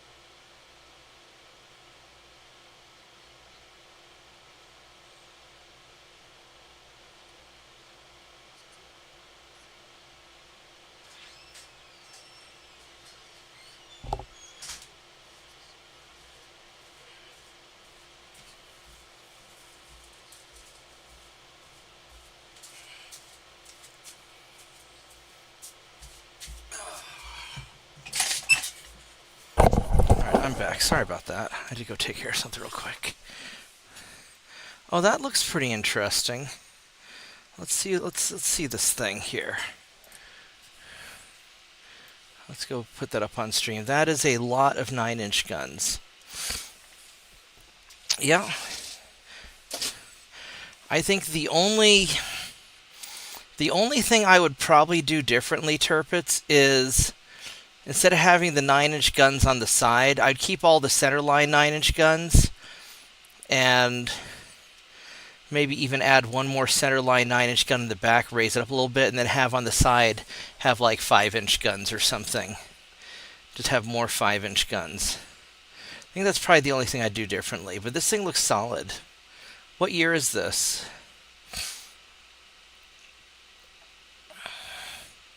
I don't know if you could put a second smokestack and make it go faster, but that's a lot of 9-inch guns.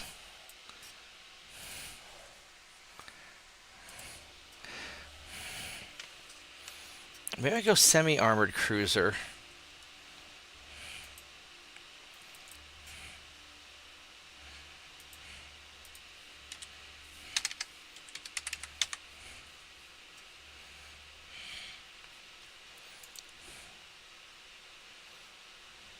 $2,000 spotting. What's the recon on this thing?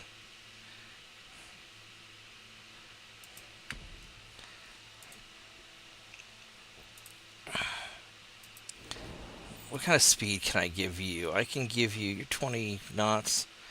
I can give you like 22 knots. That's not bad.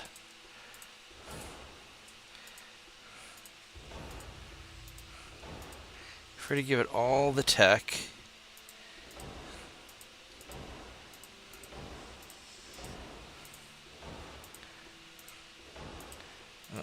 Since one, we'll just do that. Oh,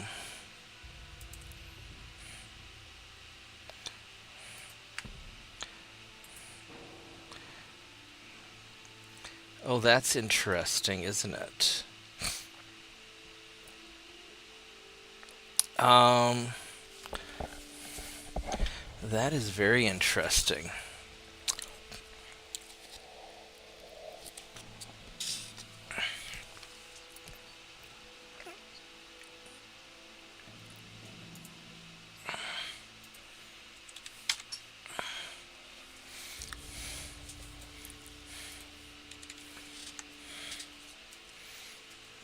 I wonder if I were to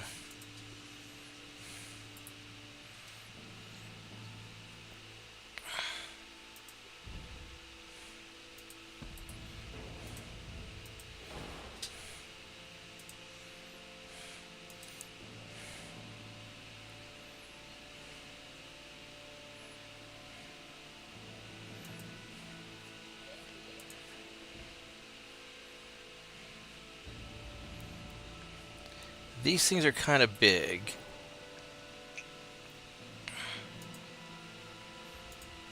I can't put that in the middle. If I were to put so I put one of these here. So I could go with a 5-inch gun.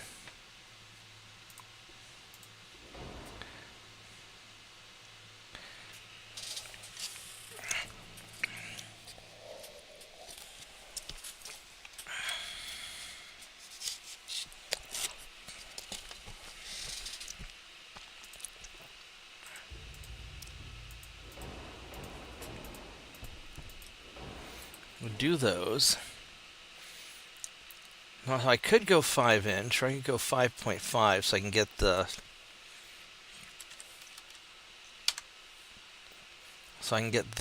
barbettes.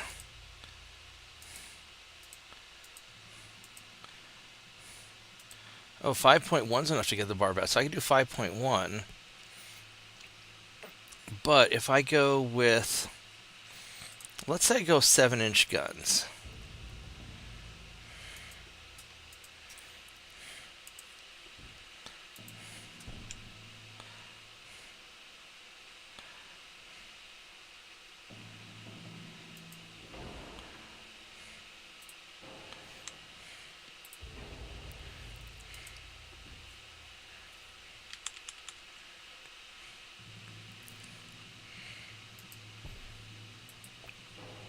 I go with a 7-inch gun there.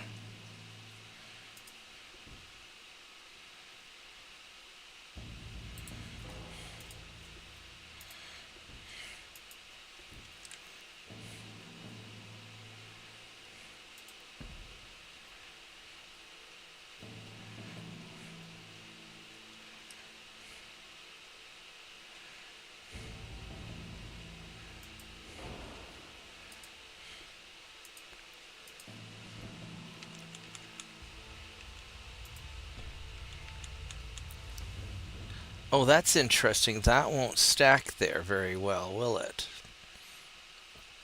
That's interesting. So I might almost be better off putting you here and then having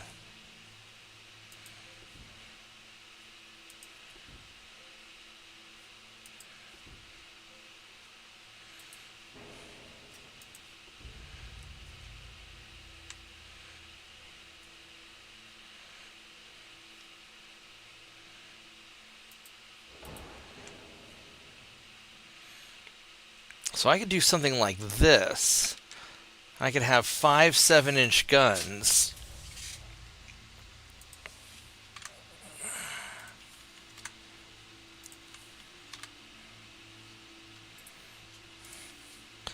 I go 7.9 even. I could make this thing just a beast. If I do 7.9 though, and now we're only going 21 knots. Not even that maybe. Because this has an ideal speed of 20.5. There we go. So we got 20.5 knots. I've got 5 7.9-inch guns.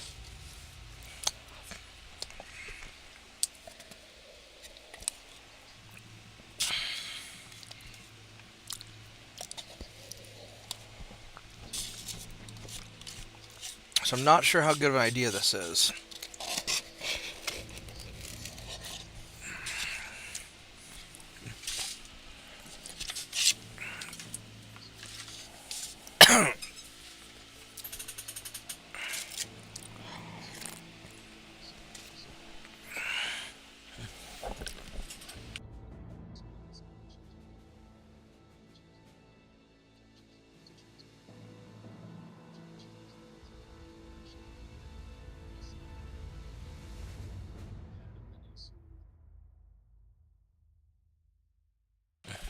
Another option is,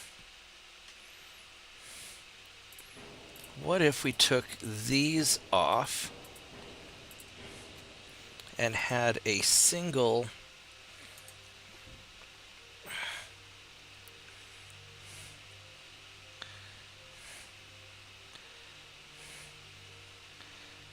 dual barbette for medium guns. We do that. Which way do we want these things?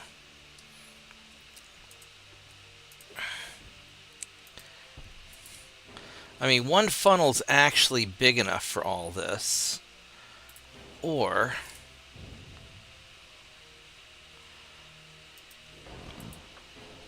we stack you there. Because screw you, that's why. And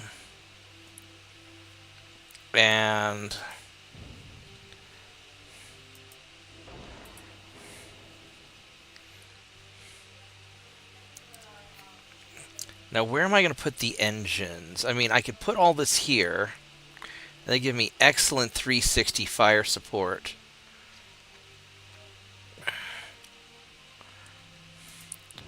Or I scoot these forward a bit. I put a funnel in the back.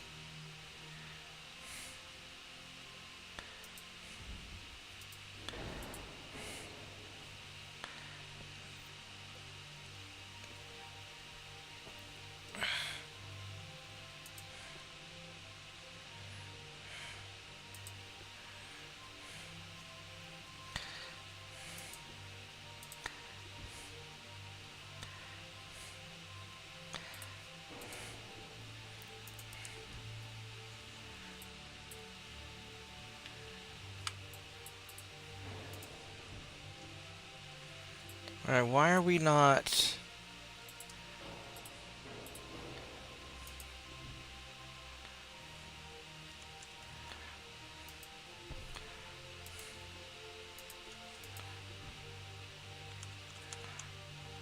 Oh, that's interesting. That won't go that way. So you need to... Oh, damn it. Damn it, damn it, damn it. Damn it.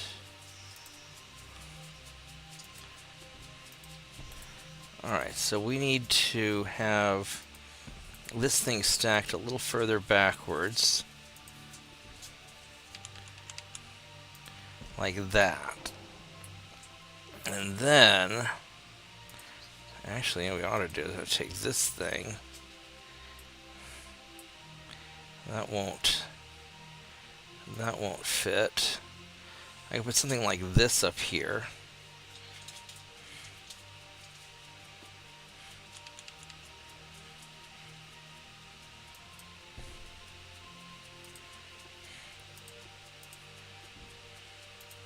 Like you. And you need to be at least a 5.1 to get barbettes. So we got that. And then we put an ultra big funnel back there.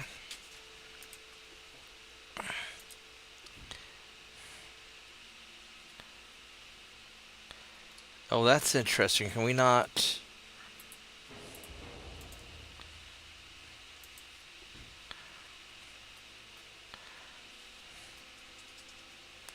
Alright, why are we not able to... Oh, because once we have this thing here,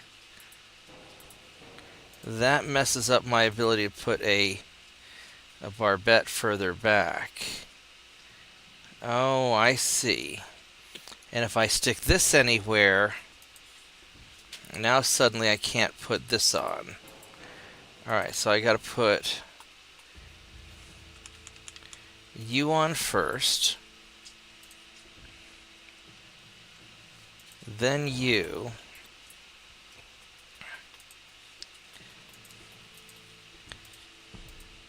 Then these guys.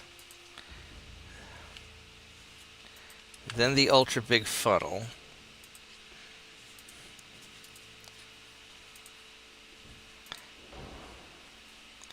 Then I can do you.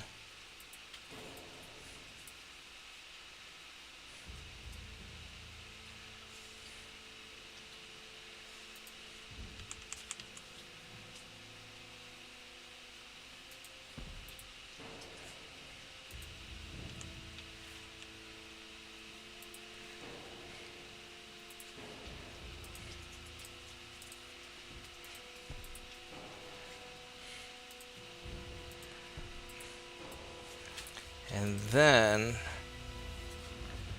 we get like some sort of little barbette over here.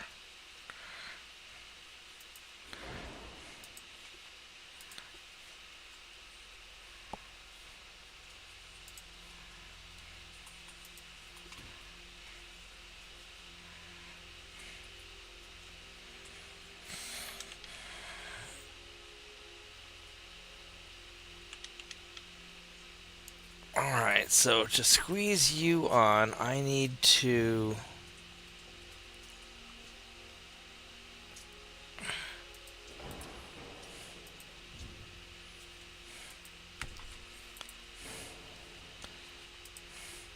I may not be able to fit this extra gun here. Because...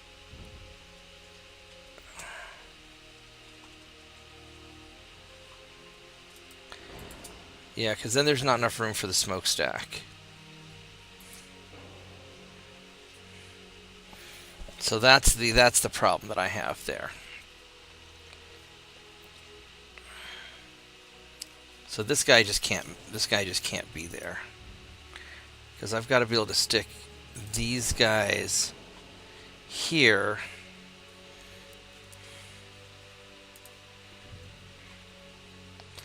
And there's just not going to be room for... If I'm going to put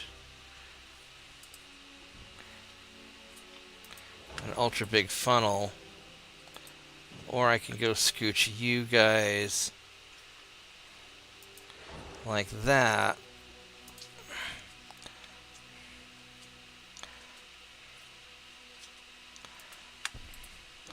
I do something like this. And I don't even need both funnels for the speed that I'm going.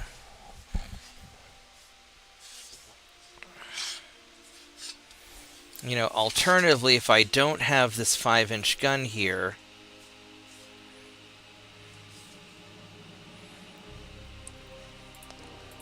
then I can take these guys, scoot you all the way back like that.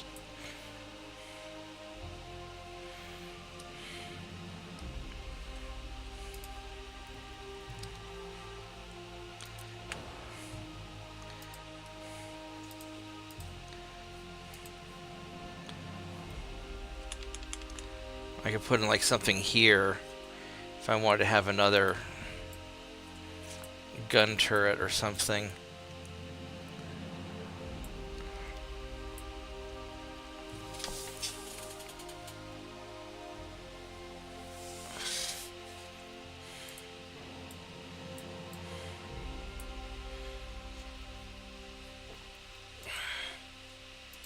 Or have like secondary guns.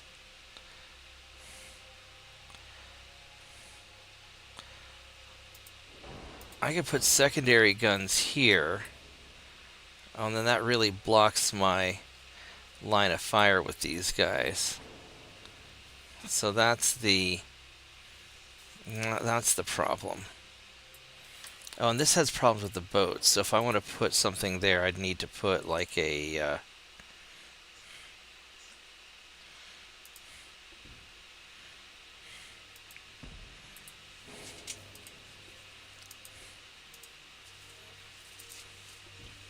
that's too big. I do something like that.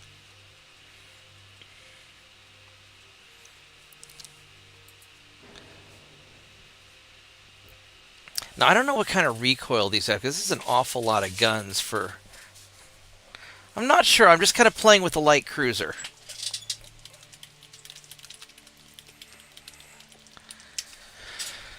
I'm just trying to sort of see what kind of abomination I can make with these German light cruisers. My recon is awful.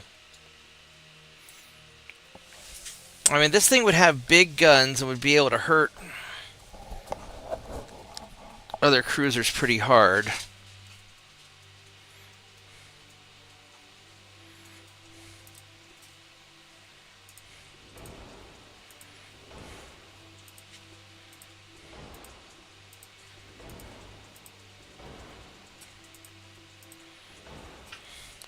I mean, I could do something like this.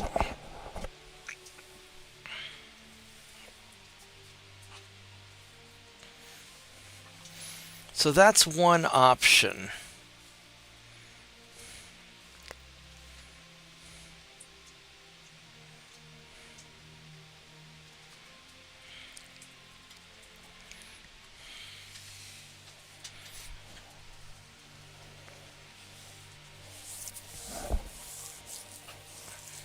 I don't really quite have the tonnage for it. It's not super fast. It's okay fast.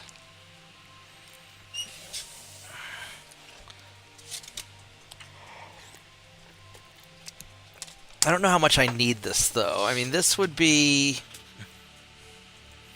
I mean, the penetration value on it be... I mean, this thing would hurt... This thing would hurt enemy cruisers pretty hard.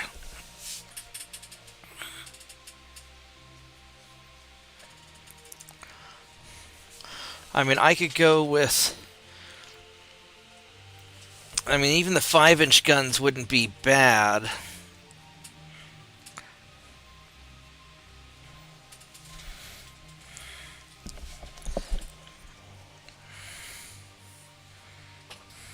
Well, I'm thinking I'm going to call it a night here. Yeah, it's getting a little bit late. I'm just kind of screwing around at this point. Yeah. I don't know. I really want to make a light cruiser. I'm not... I'm not sure what I could do I could do 6-inch guns, or I could do, honestly, maybe I just go with a bunch of 5-inch guns, but I want to have some teeth. Well, we'll talk to you later then. All right. Good night.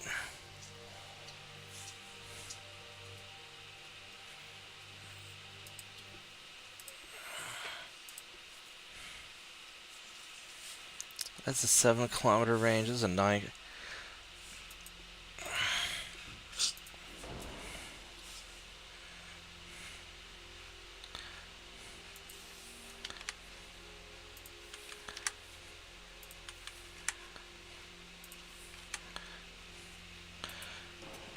And now this, if I went with a 5-inch gun like that, it's got at 5,000 meters, 6.7 inches of armor penetration, which isn't awful.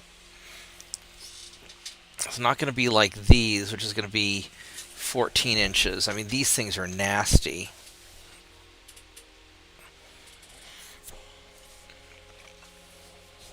I could always take those.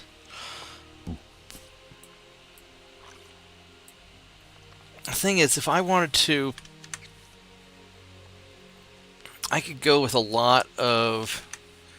I could make these things like really tanky.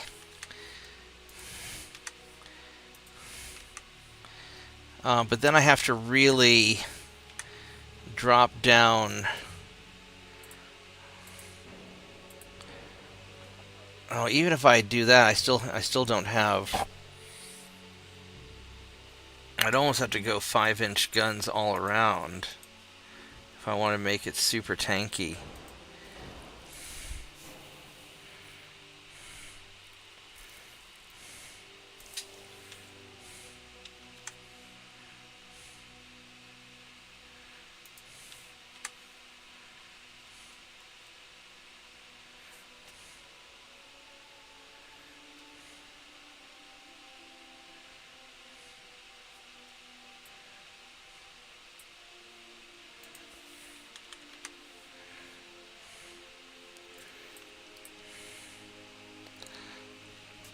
Now what I could do is I could go with a big...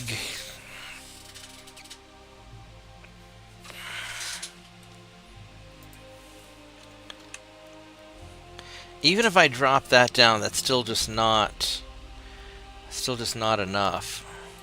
And these guns are just too big for it, really.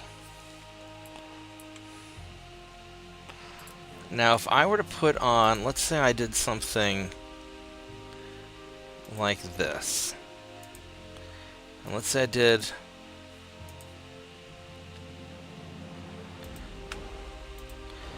I could go all 5.9s.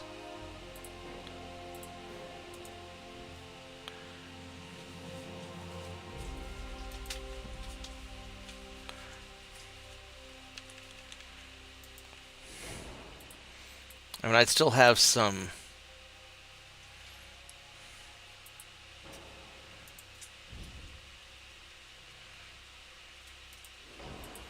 I'd still have some difficulty.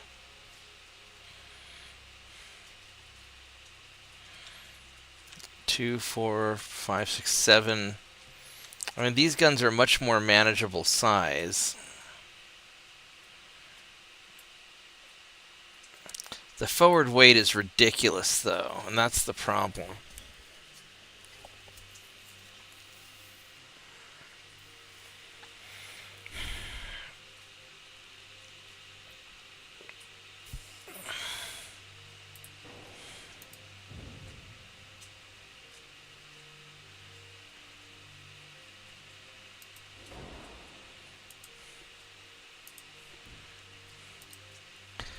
I can do that.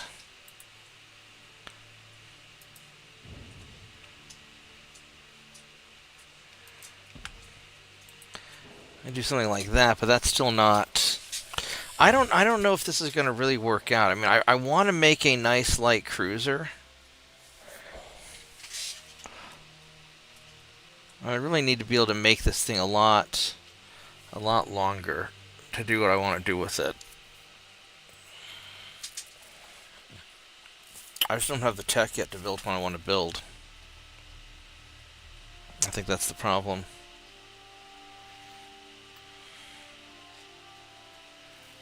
Because a 4,500-ton cruiser is really just another patrol boat. It's not going to be a main battle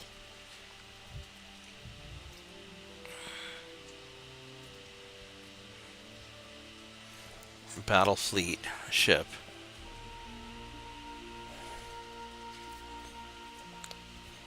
I think I'm just going to cancel this idea for now. I just don't have quite the oomph yet to do what I want to do. Because if I'm going to build that, I might as well just build more of these patrol ships that are super tanky. I mean, they're not great, but they're super tanky. And these take how long? They take 11 months to build. Damn. I mean, better than the Guardians that take 17. And I'm just not happy with... I mean, the Guardians are okay, but I'm not that happy with them.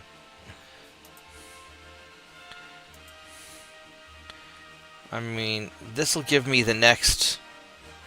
maybe the next level of battleship.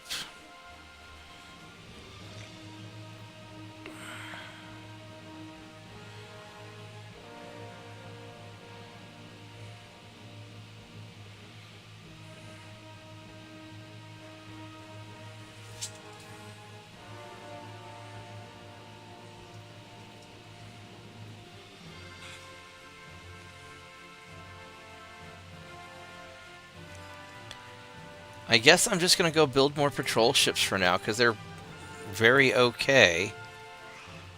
And...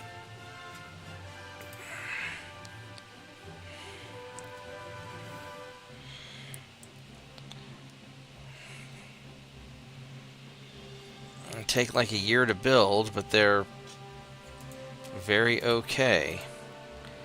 So I get like 60,000 tons of patrol ships. There we go, right there. 15 of them.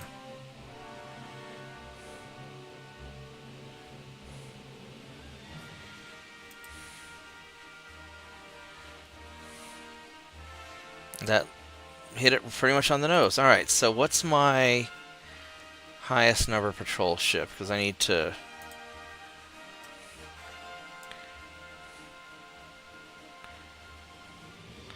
Patrol 119, I think.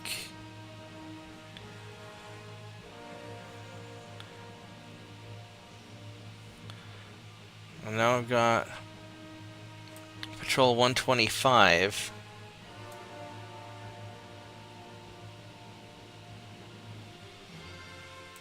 Oops, here we go.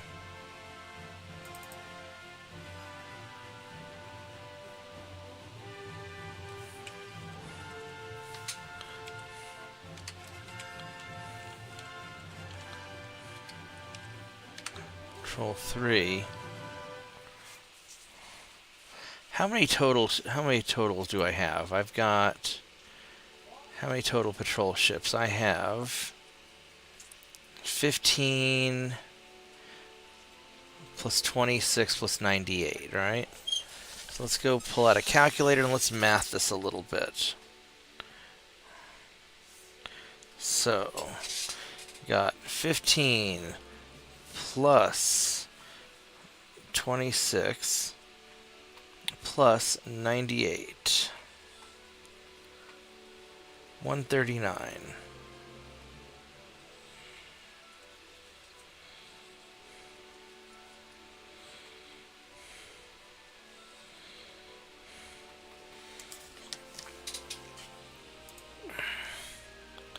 Alright, well, let's go name these things.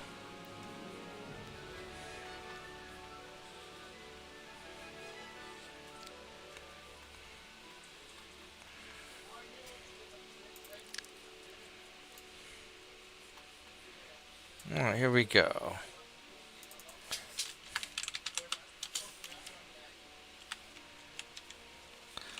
One 39. 138, 137, 136, 35, 34, 133, 132,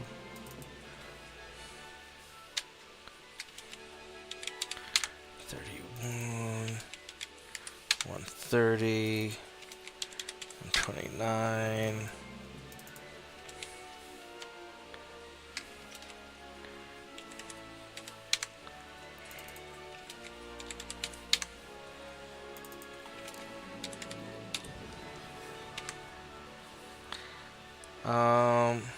So 6, 5, 4, 3, 2, 1, 125. But I thought I already had a 125.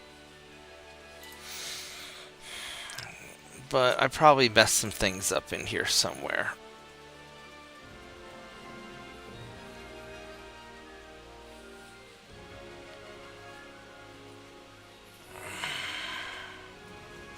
I got two 125s.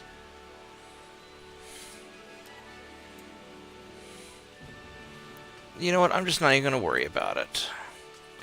I'm just not going to worry about it. I know it's not a very German thing to do, but I'm not actually German, so I just won't sweat it. Alright,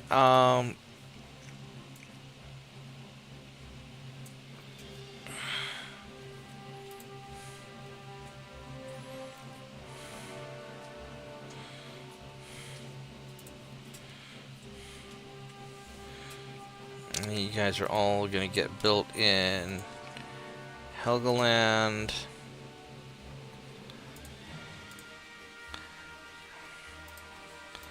And you're going to be 125A.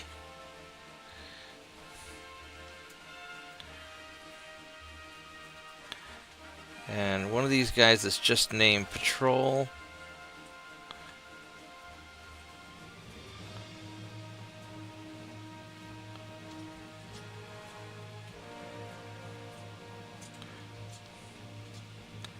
I think I've got two of them that are named Patrol.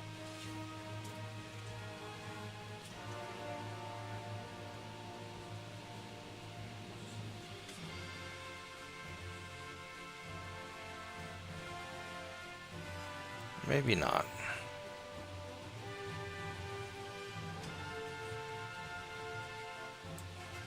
Let's go double check it by name.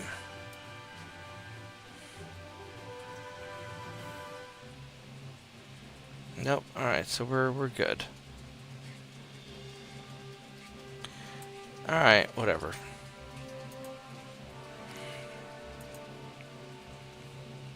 Can we invade anything this turn? No, we're already doing it. Alright, so I think that we have got things relatively under control.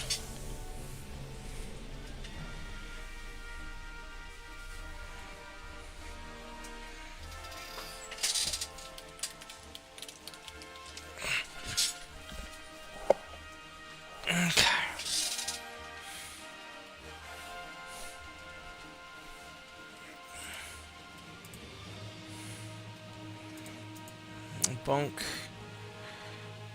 We'll just bunk that. There we go.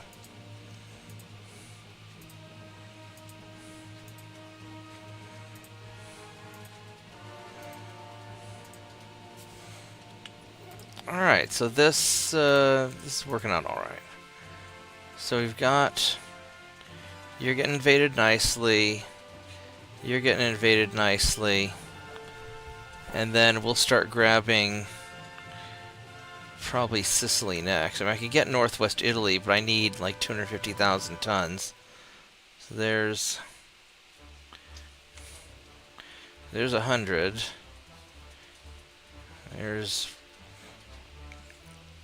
I mean, I could probably do it. If I...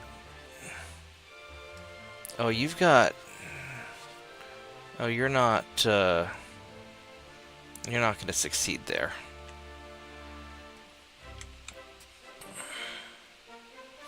That is a single cruiser.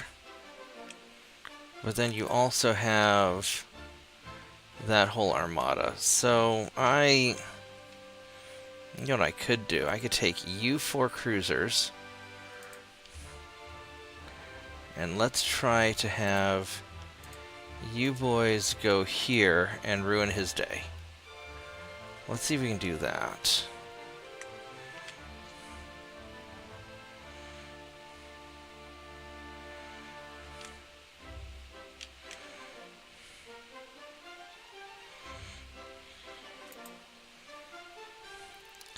These are all the refitted ones.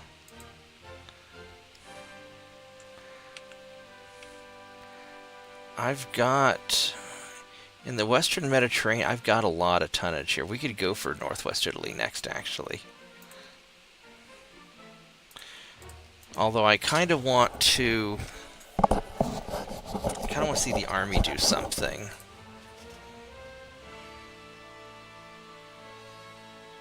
Our army logistics is back to 100%. That's doing all right.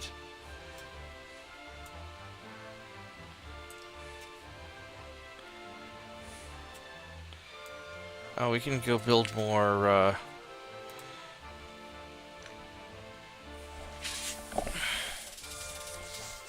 we'll build more, 2 more patrol ships.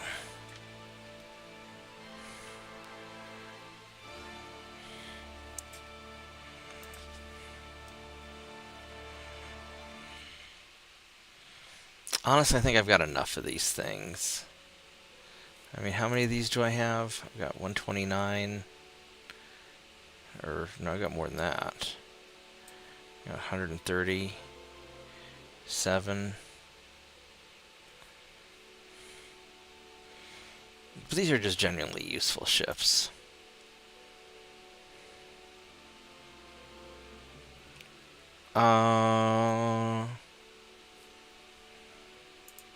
Yeah, we'll build 2 more. Why not?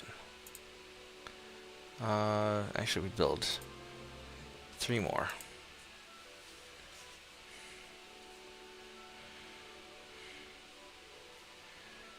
$39.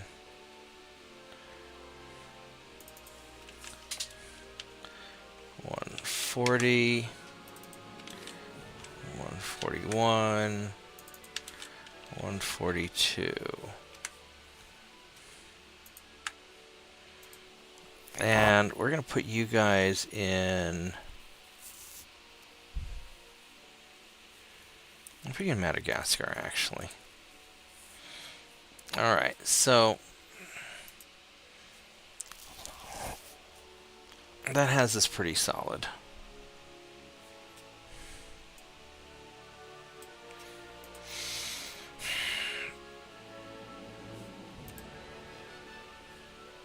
Who do I want to...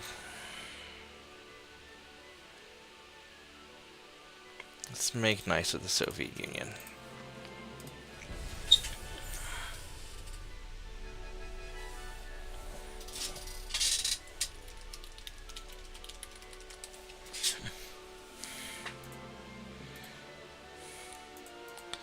Boop.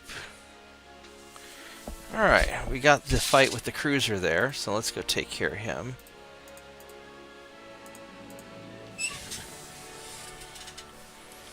Yeah, these guys are just kind of small, and I'm worried about what's going to happen when...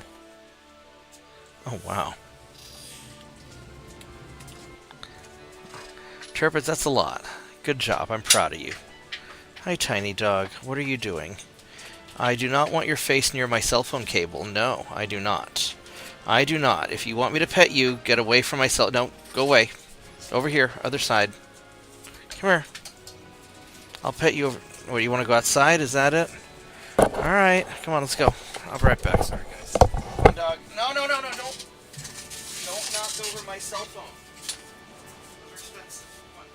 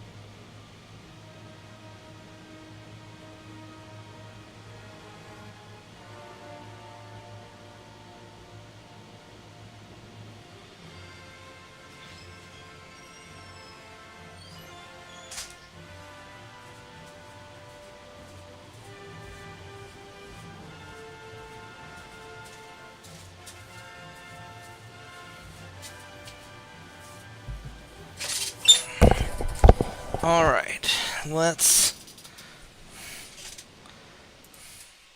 Oops. Let's go beat these guys up.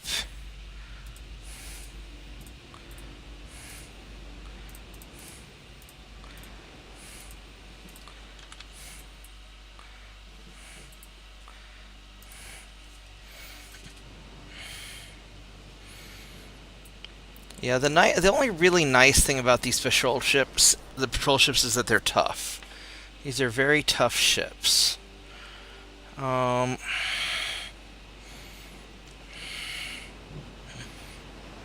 Unfortunately, they're not...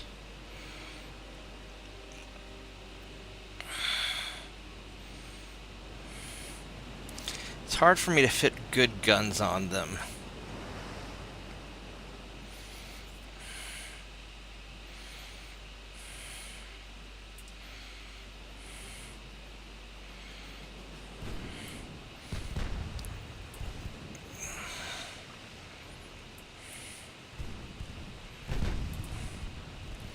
Alright, so let's go get this guy. And I really want it to be long enough that I can have 3 smokestacks.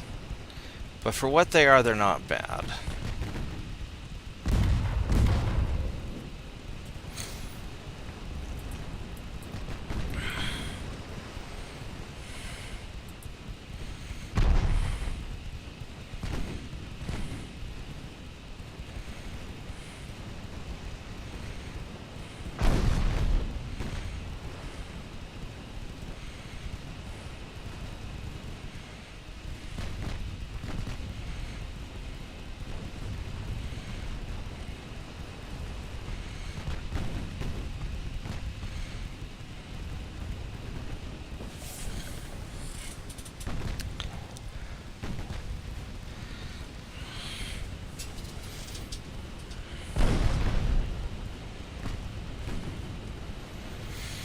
Yeah, we're doing a little bit of damage to the 6-inch guns, but they're not great.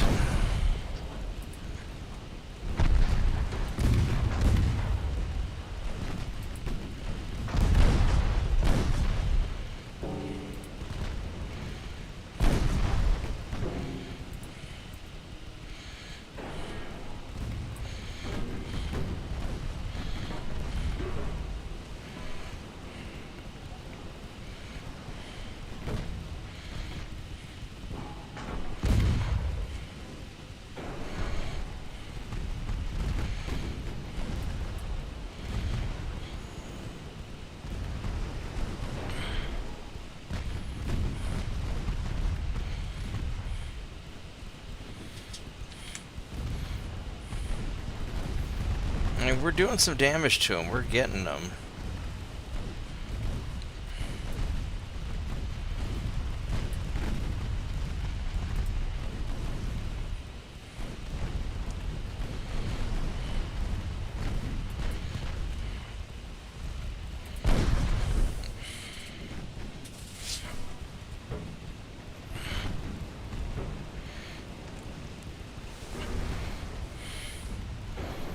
Taking kind of a beating. I mean, he's taking a beating too.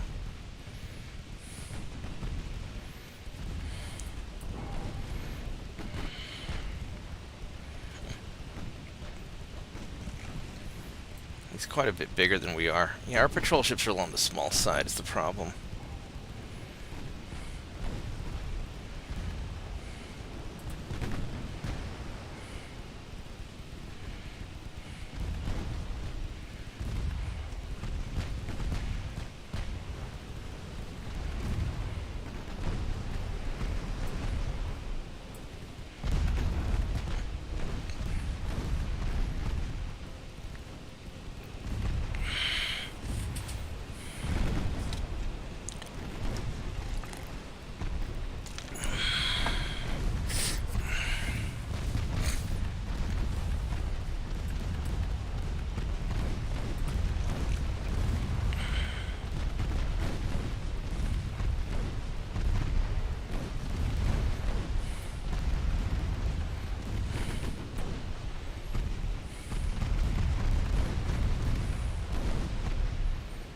Alright, there we go.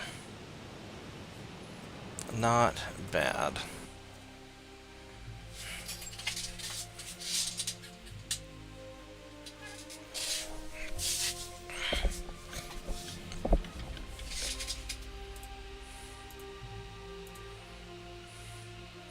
Sure, we'll say some torpedo boats.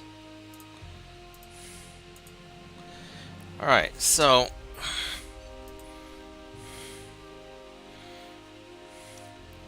this is an invade Italy turn.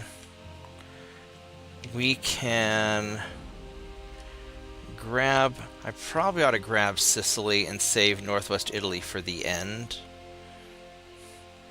because they don't have any army, so maybe my guys will nom them at some point.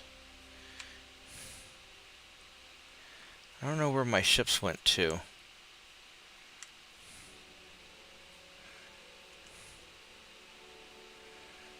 Six cruisers, 7 battleships. Where did my cruisers go that I sent off to go and deal with this? I don't know. I sent them in here to the Adriatic. I've got 10 cruisers in here, but I don't know where they... Oh, here they are. They ended up here. Okay, that's fine with me. I don't think that's the ones that... Oh, you're the ones that ended up getting fought. Okay. I see how this is.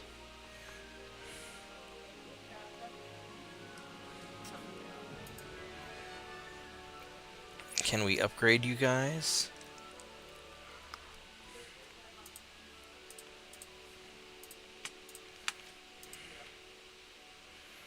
Let's just do that. And can I upgrade any of these other ships, maybe?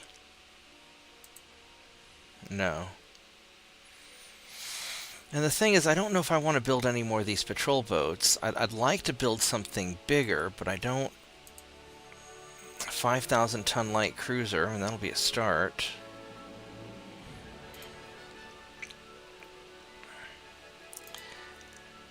I don't feel like my engines are getting anywhere. My small guns are doing fine.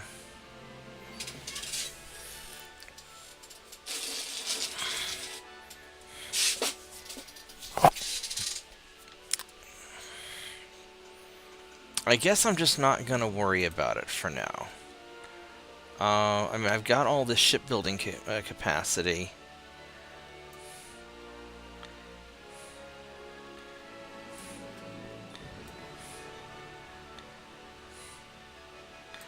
Alright, we're just going to go for it. Alright, so let's get Eastern Sicily.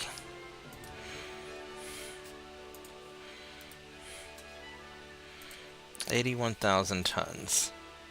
I've already got plenty of guys there.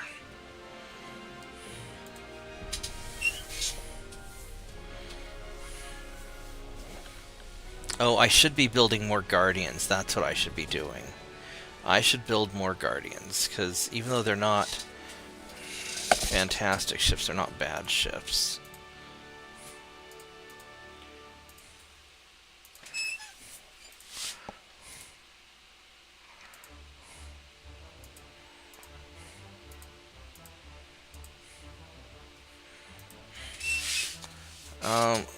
Who do we need to make nice to? Probably Russia again, because I really don't want to fight these guys.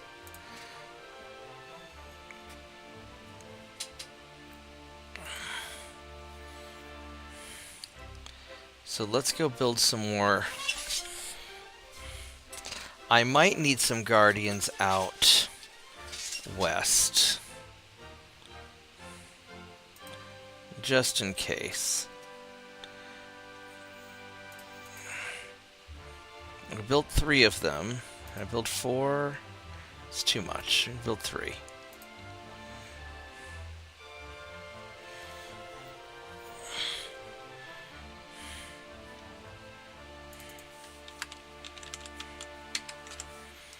Guardian 13. Guardian 14. Guardian 15. And we're going to put you guys in, I think, Madagascar.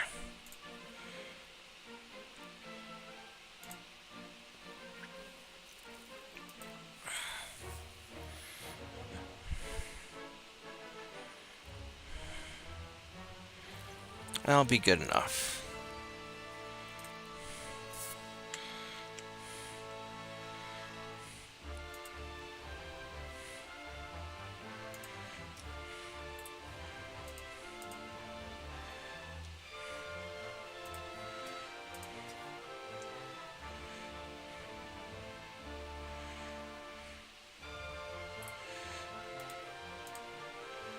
Go there. And then we will grab Western Sicily also.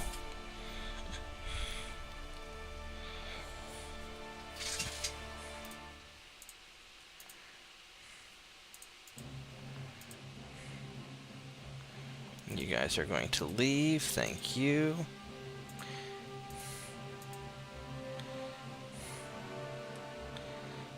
Norway. I don't really... I've got the tonnage to do it. Don't really feel like doing it, though.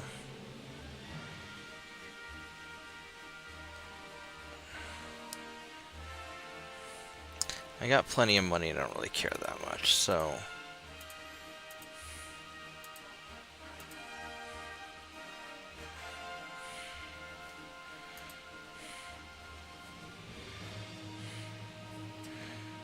Let's get Northwest Italy. Alright, there we go.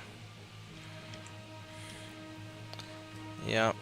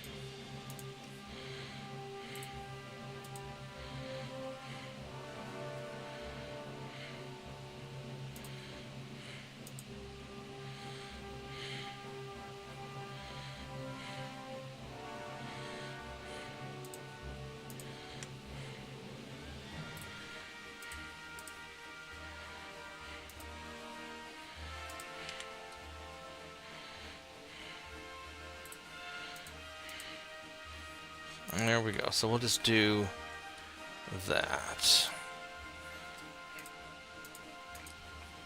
Keep building our stuff bigger.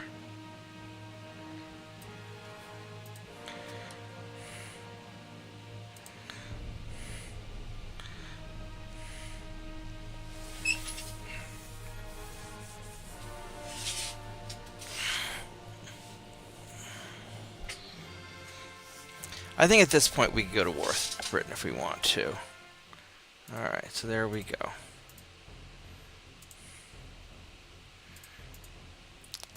Probably a bad idea, but...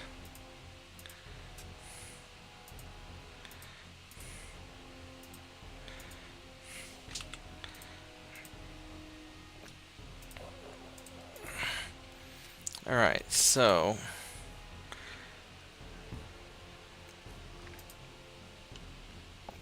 we should probably start invading the British homeland. And we'll just start splattering everybody else with torpedo boats. So, I have 160,000, another 130,000, this is 290, 500,000 tons.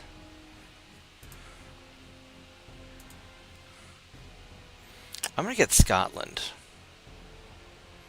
We're just going to nail Scotland.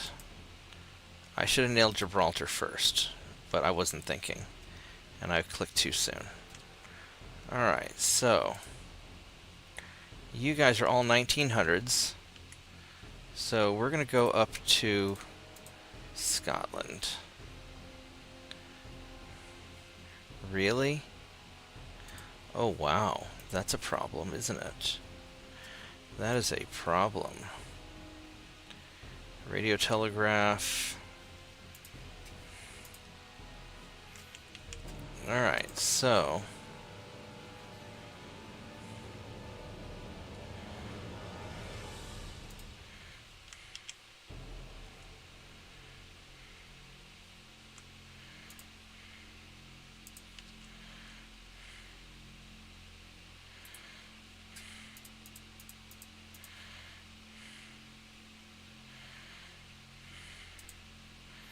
I'll do 5, 4, which I really don't want to do.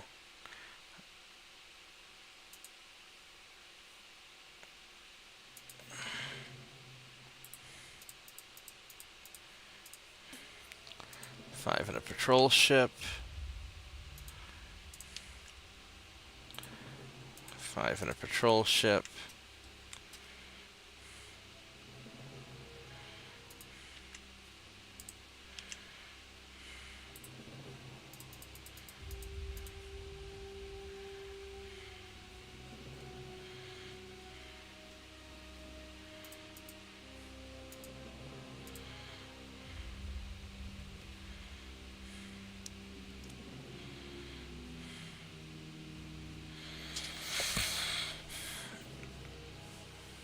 So I just sent 6 up there. I guess that's... Oh, those are Guardians. I don't want to send the Guardians yet. I want to hold you guys in reserve.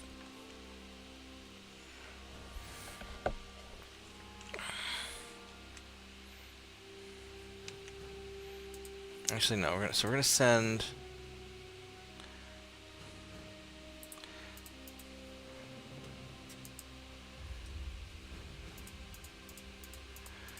Send the Guardians and 2 recon ships.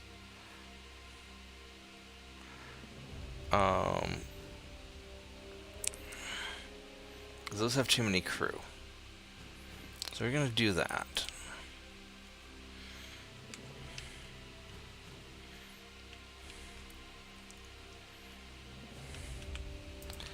Alright, so I have to start splattering things.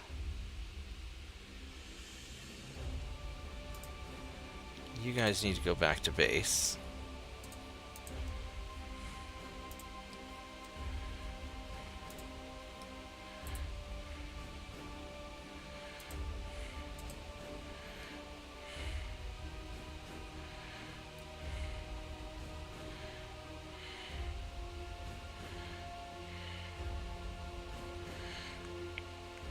I can send just the torpedo boats.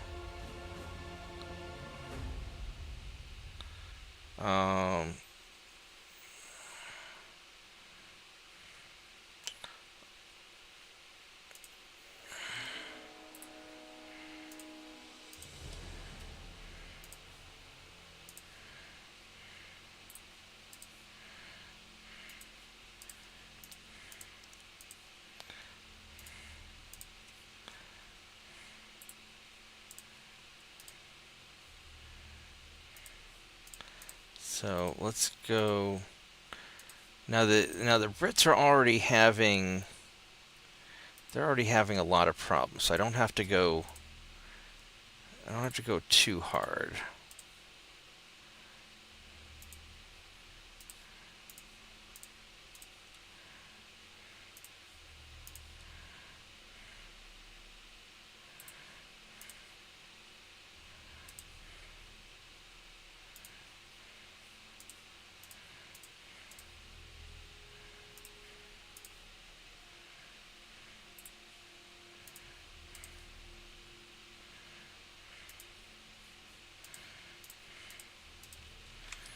So we can do that.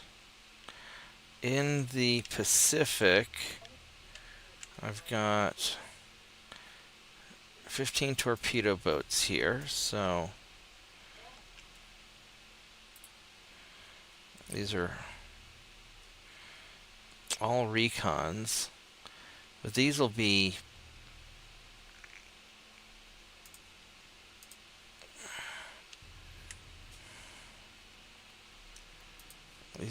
good enough.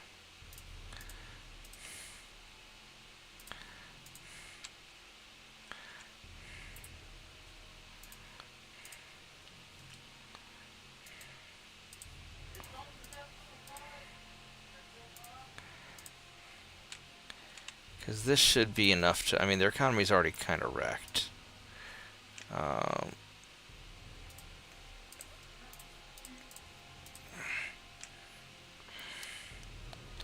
So we got that going on. I've got a bunch of stuff here in West Africa. Where are you guys? You guys are right here. Okay, so...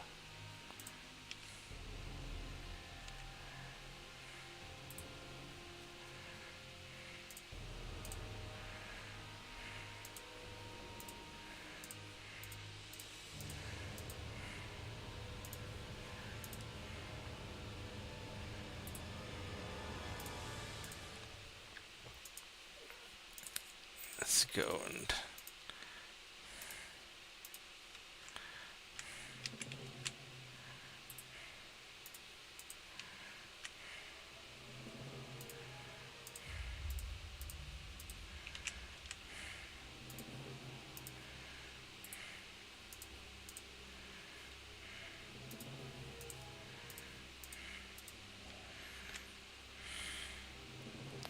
So we got some of that going on here. I've got you guys here.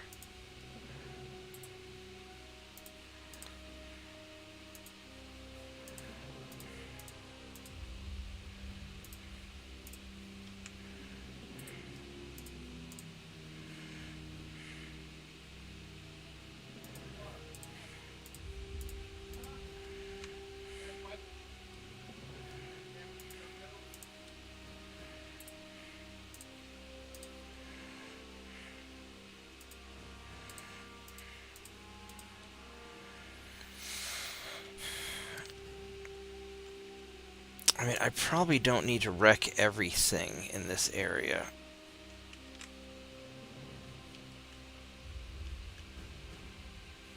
I think I've got enough going on here. So we're just going to save it like this. And let's see what happens. Alright, take care, Turpits.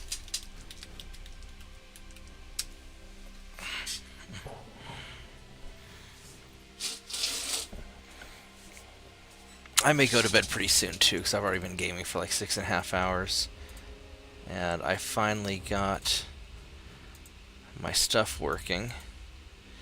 So now it's just a matter of just sitting and waiting. I do not want to fight all of this. I do not. We are going to leave. But let's first see how fast you guys. Battleships are 18 knots. These guys are a little over 20. Light cruiser a little over 20. Torpedo boats are 28. So I should be able to get away.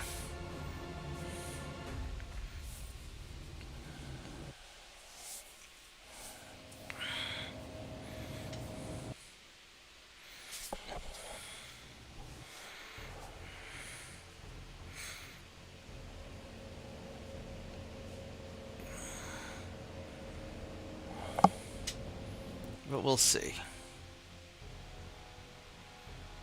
I ended up playing for a lot longer than I meant to. So we'll probably wrap it up after this, I think.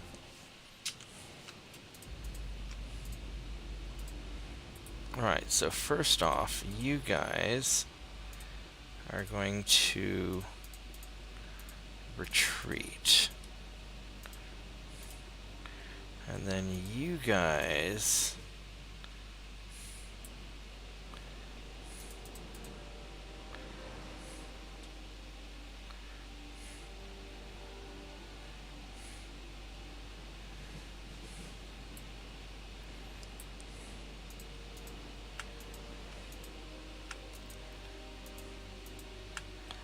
I have you guys detach. There we go.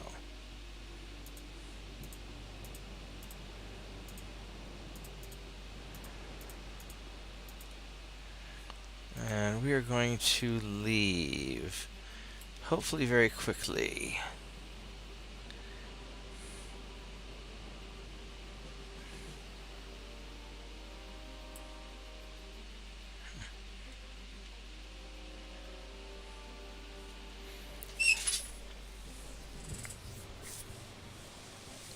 And I don't think you're going to be able to catch me.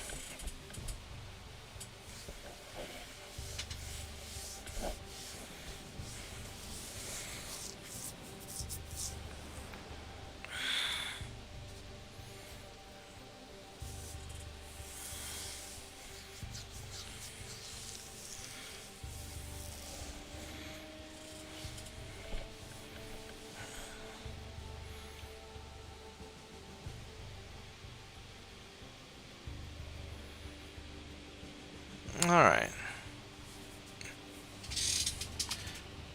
Very good. Well, I appreciate everybody putting up with me, even when I rant and I'm irritated. Which I seem to be irritated a lot more than I ought to be recently. Nope, let's go run you away, thank you. I don't know why these guys all had to save crew. They didn't get into a...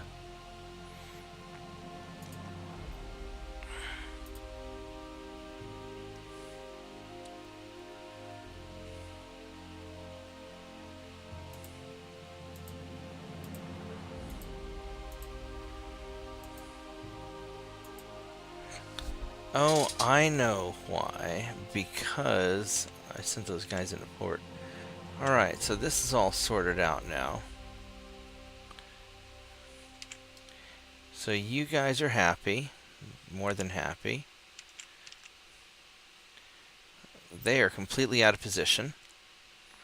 Alright, need 300,000 tons. So you guys are going to go kind of out here on the outside. So there's 100,000.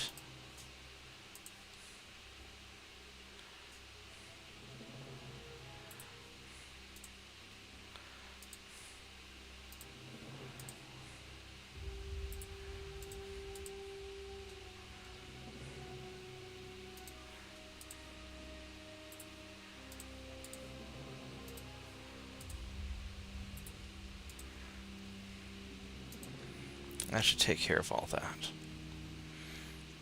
Alright, and then we're going to go and invade Sicily, the rest of Sicily. Boop, there we go. That'll take care of that.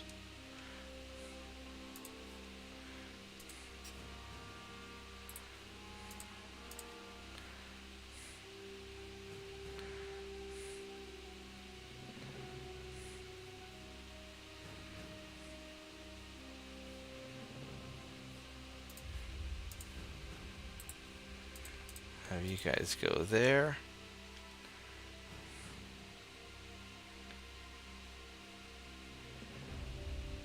Oh, he's got a bunch of battleships there, doesn't he? That's going to be a little bit of a problem, won't it? Yeah. Now these Guardians here, where are the Guardians at? These guys, y'all need to repair. We're going to send you over here. So that'll still have plenty of tonnage.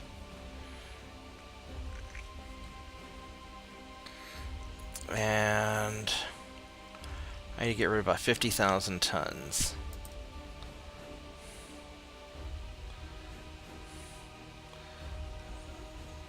So realistically, these guys are going to suspend for a little bit.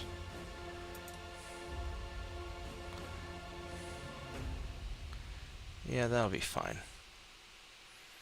Okay. Guys, I am off to bed. I am tired and I need to sleep.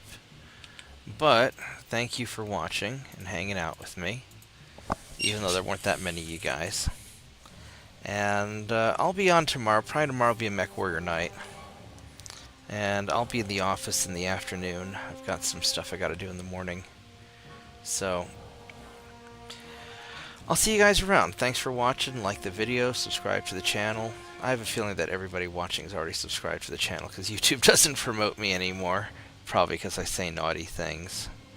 And I will see everybody next time. Thank you and goodbye.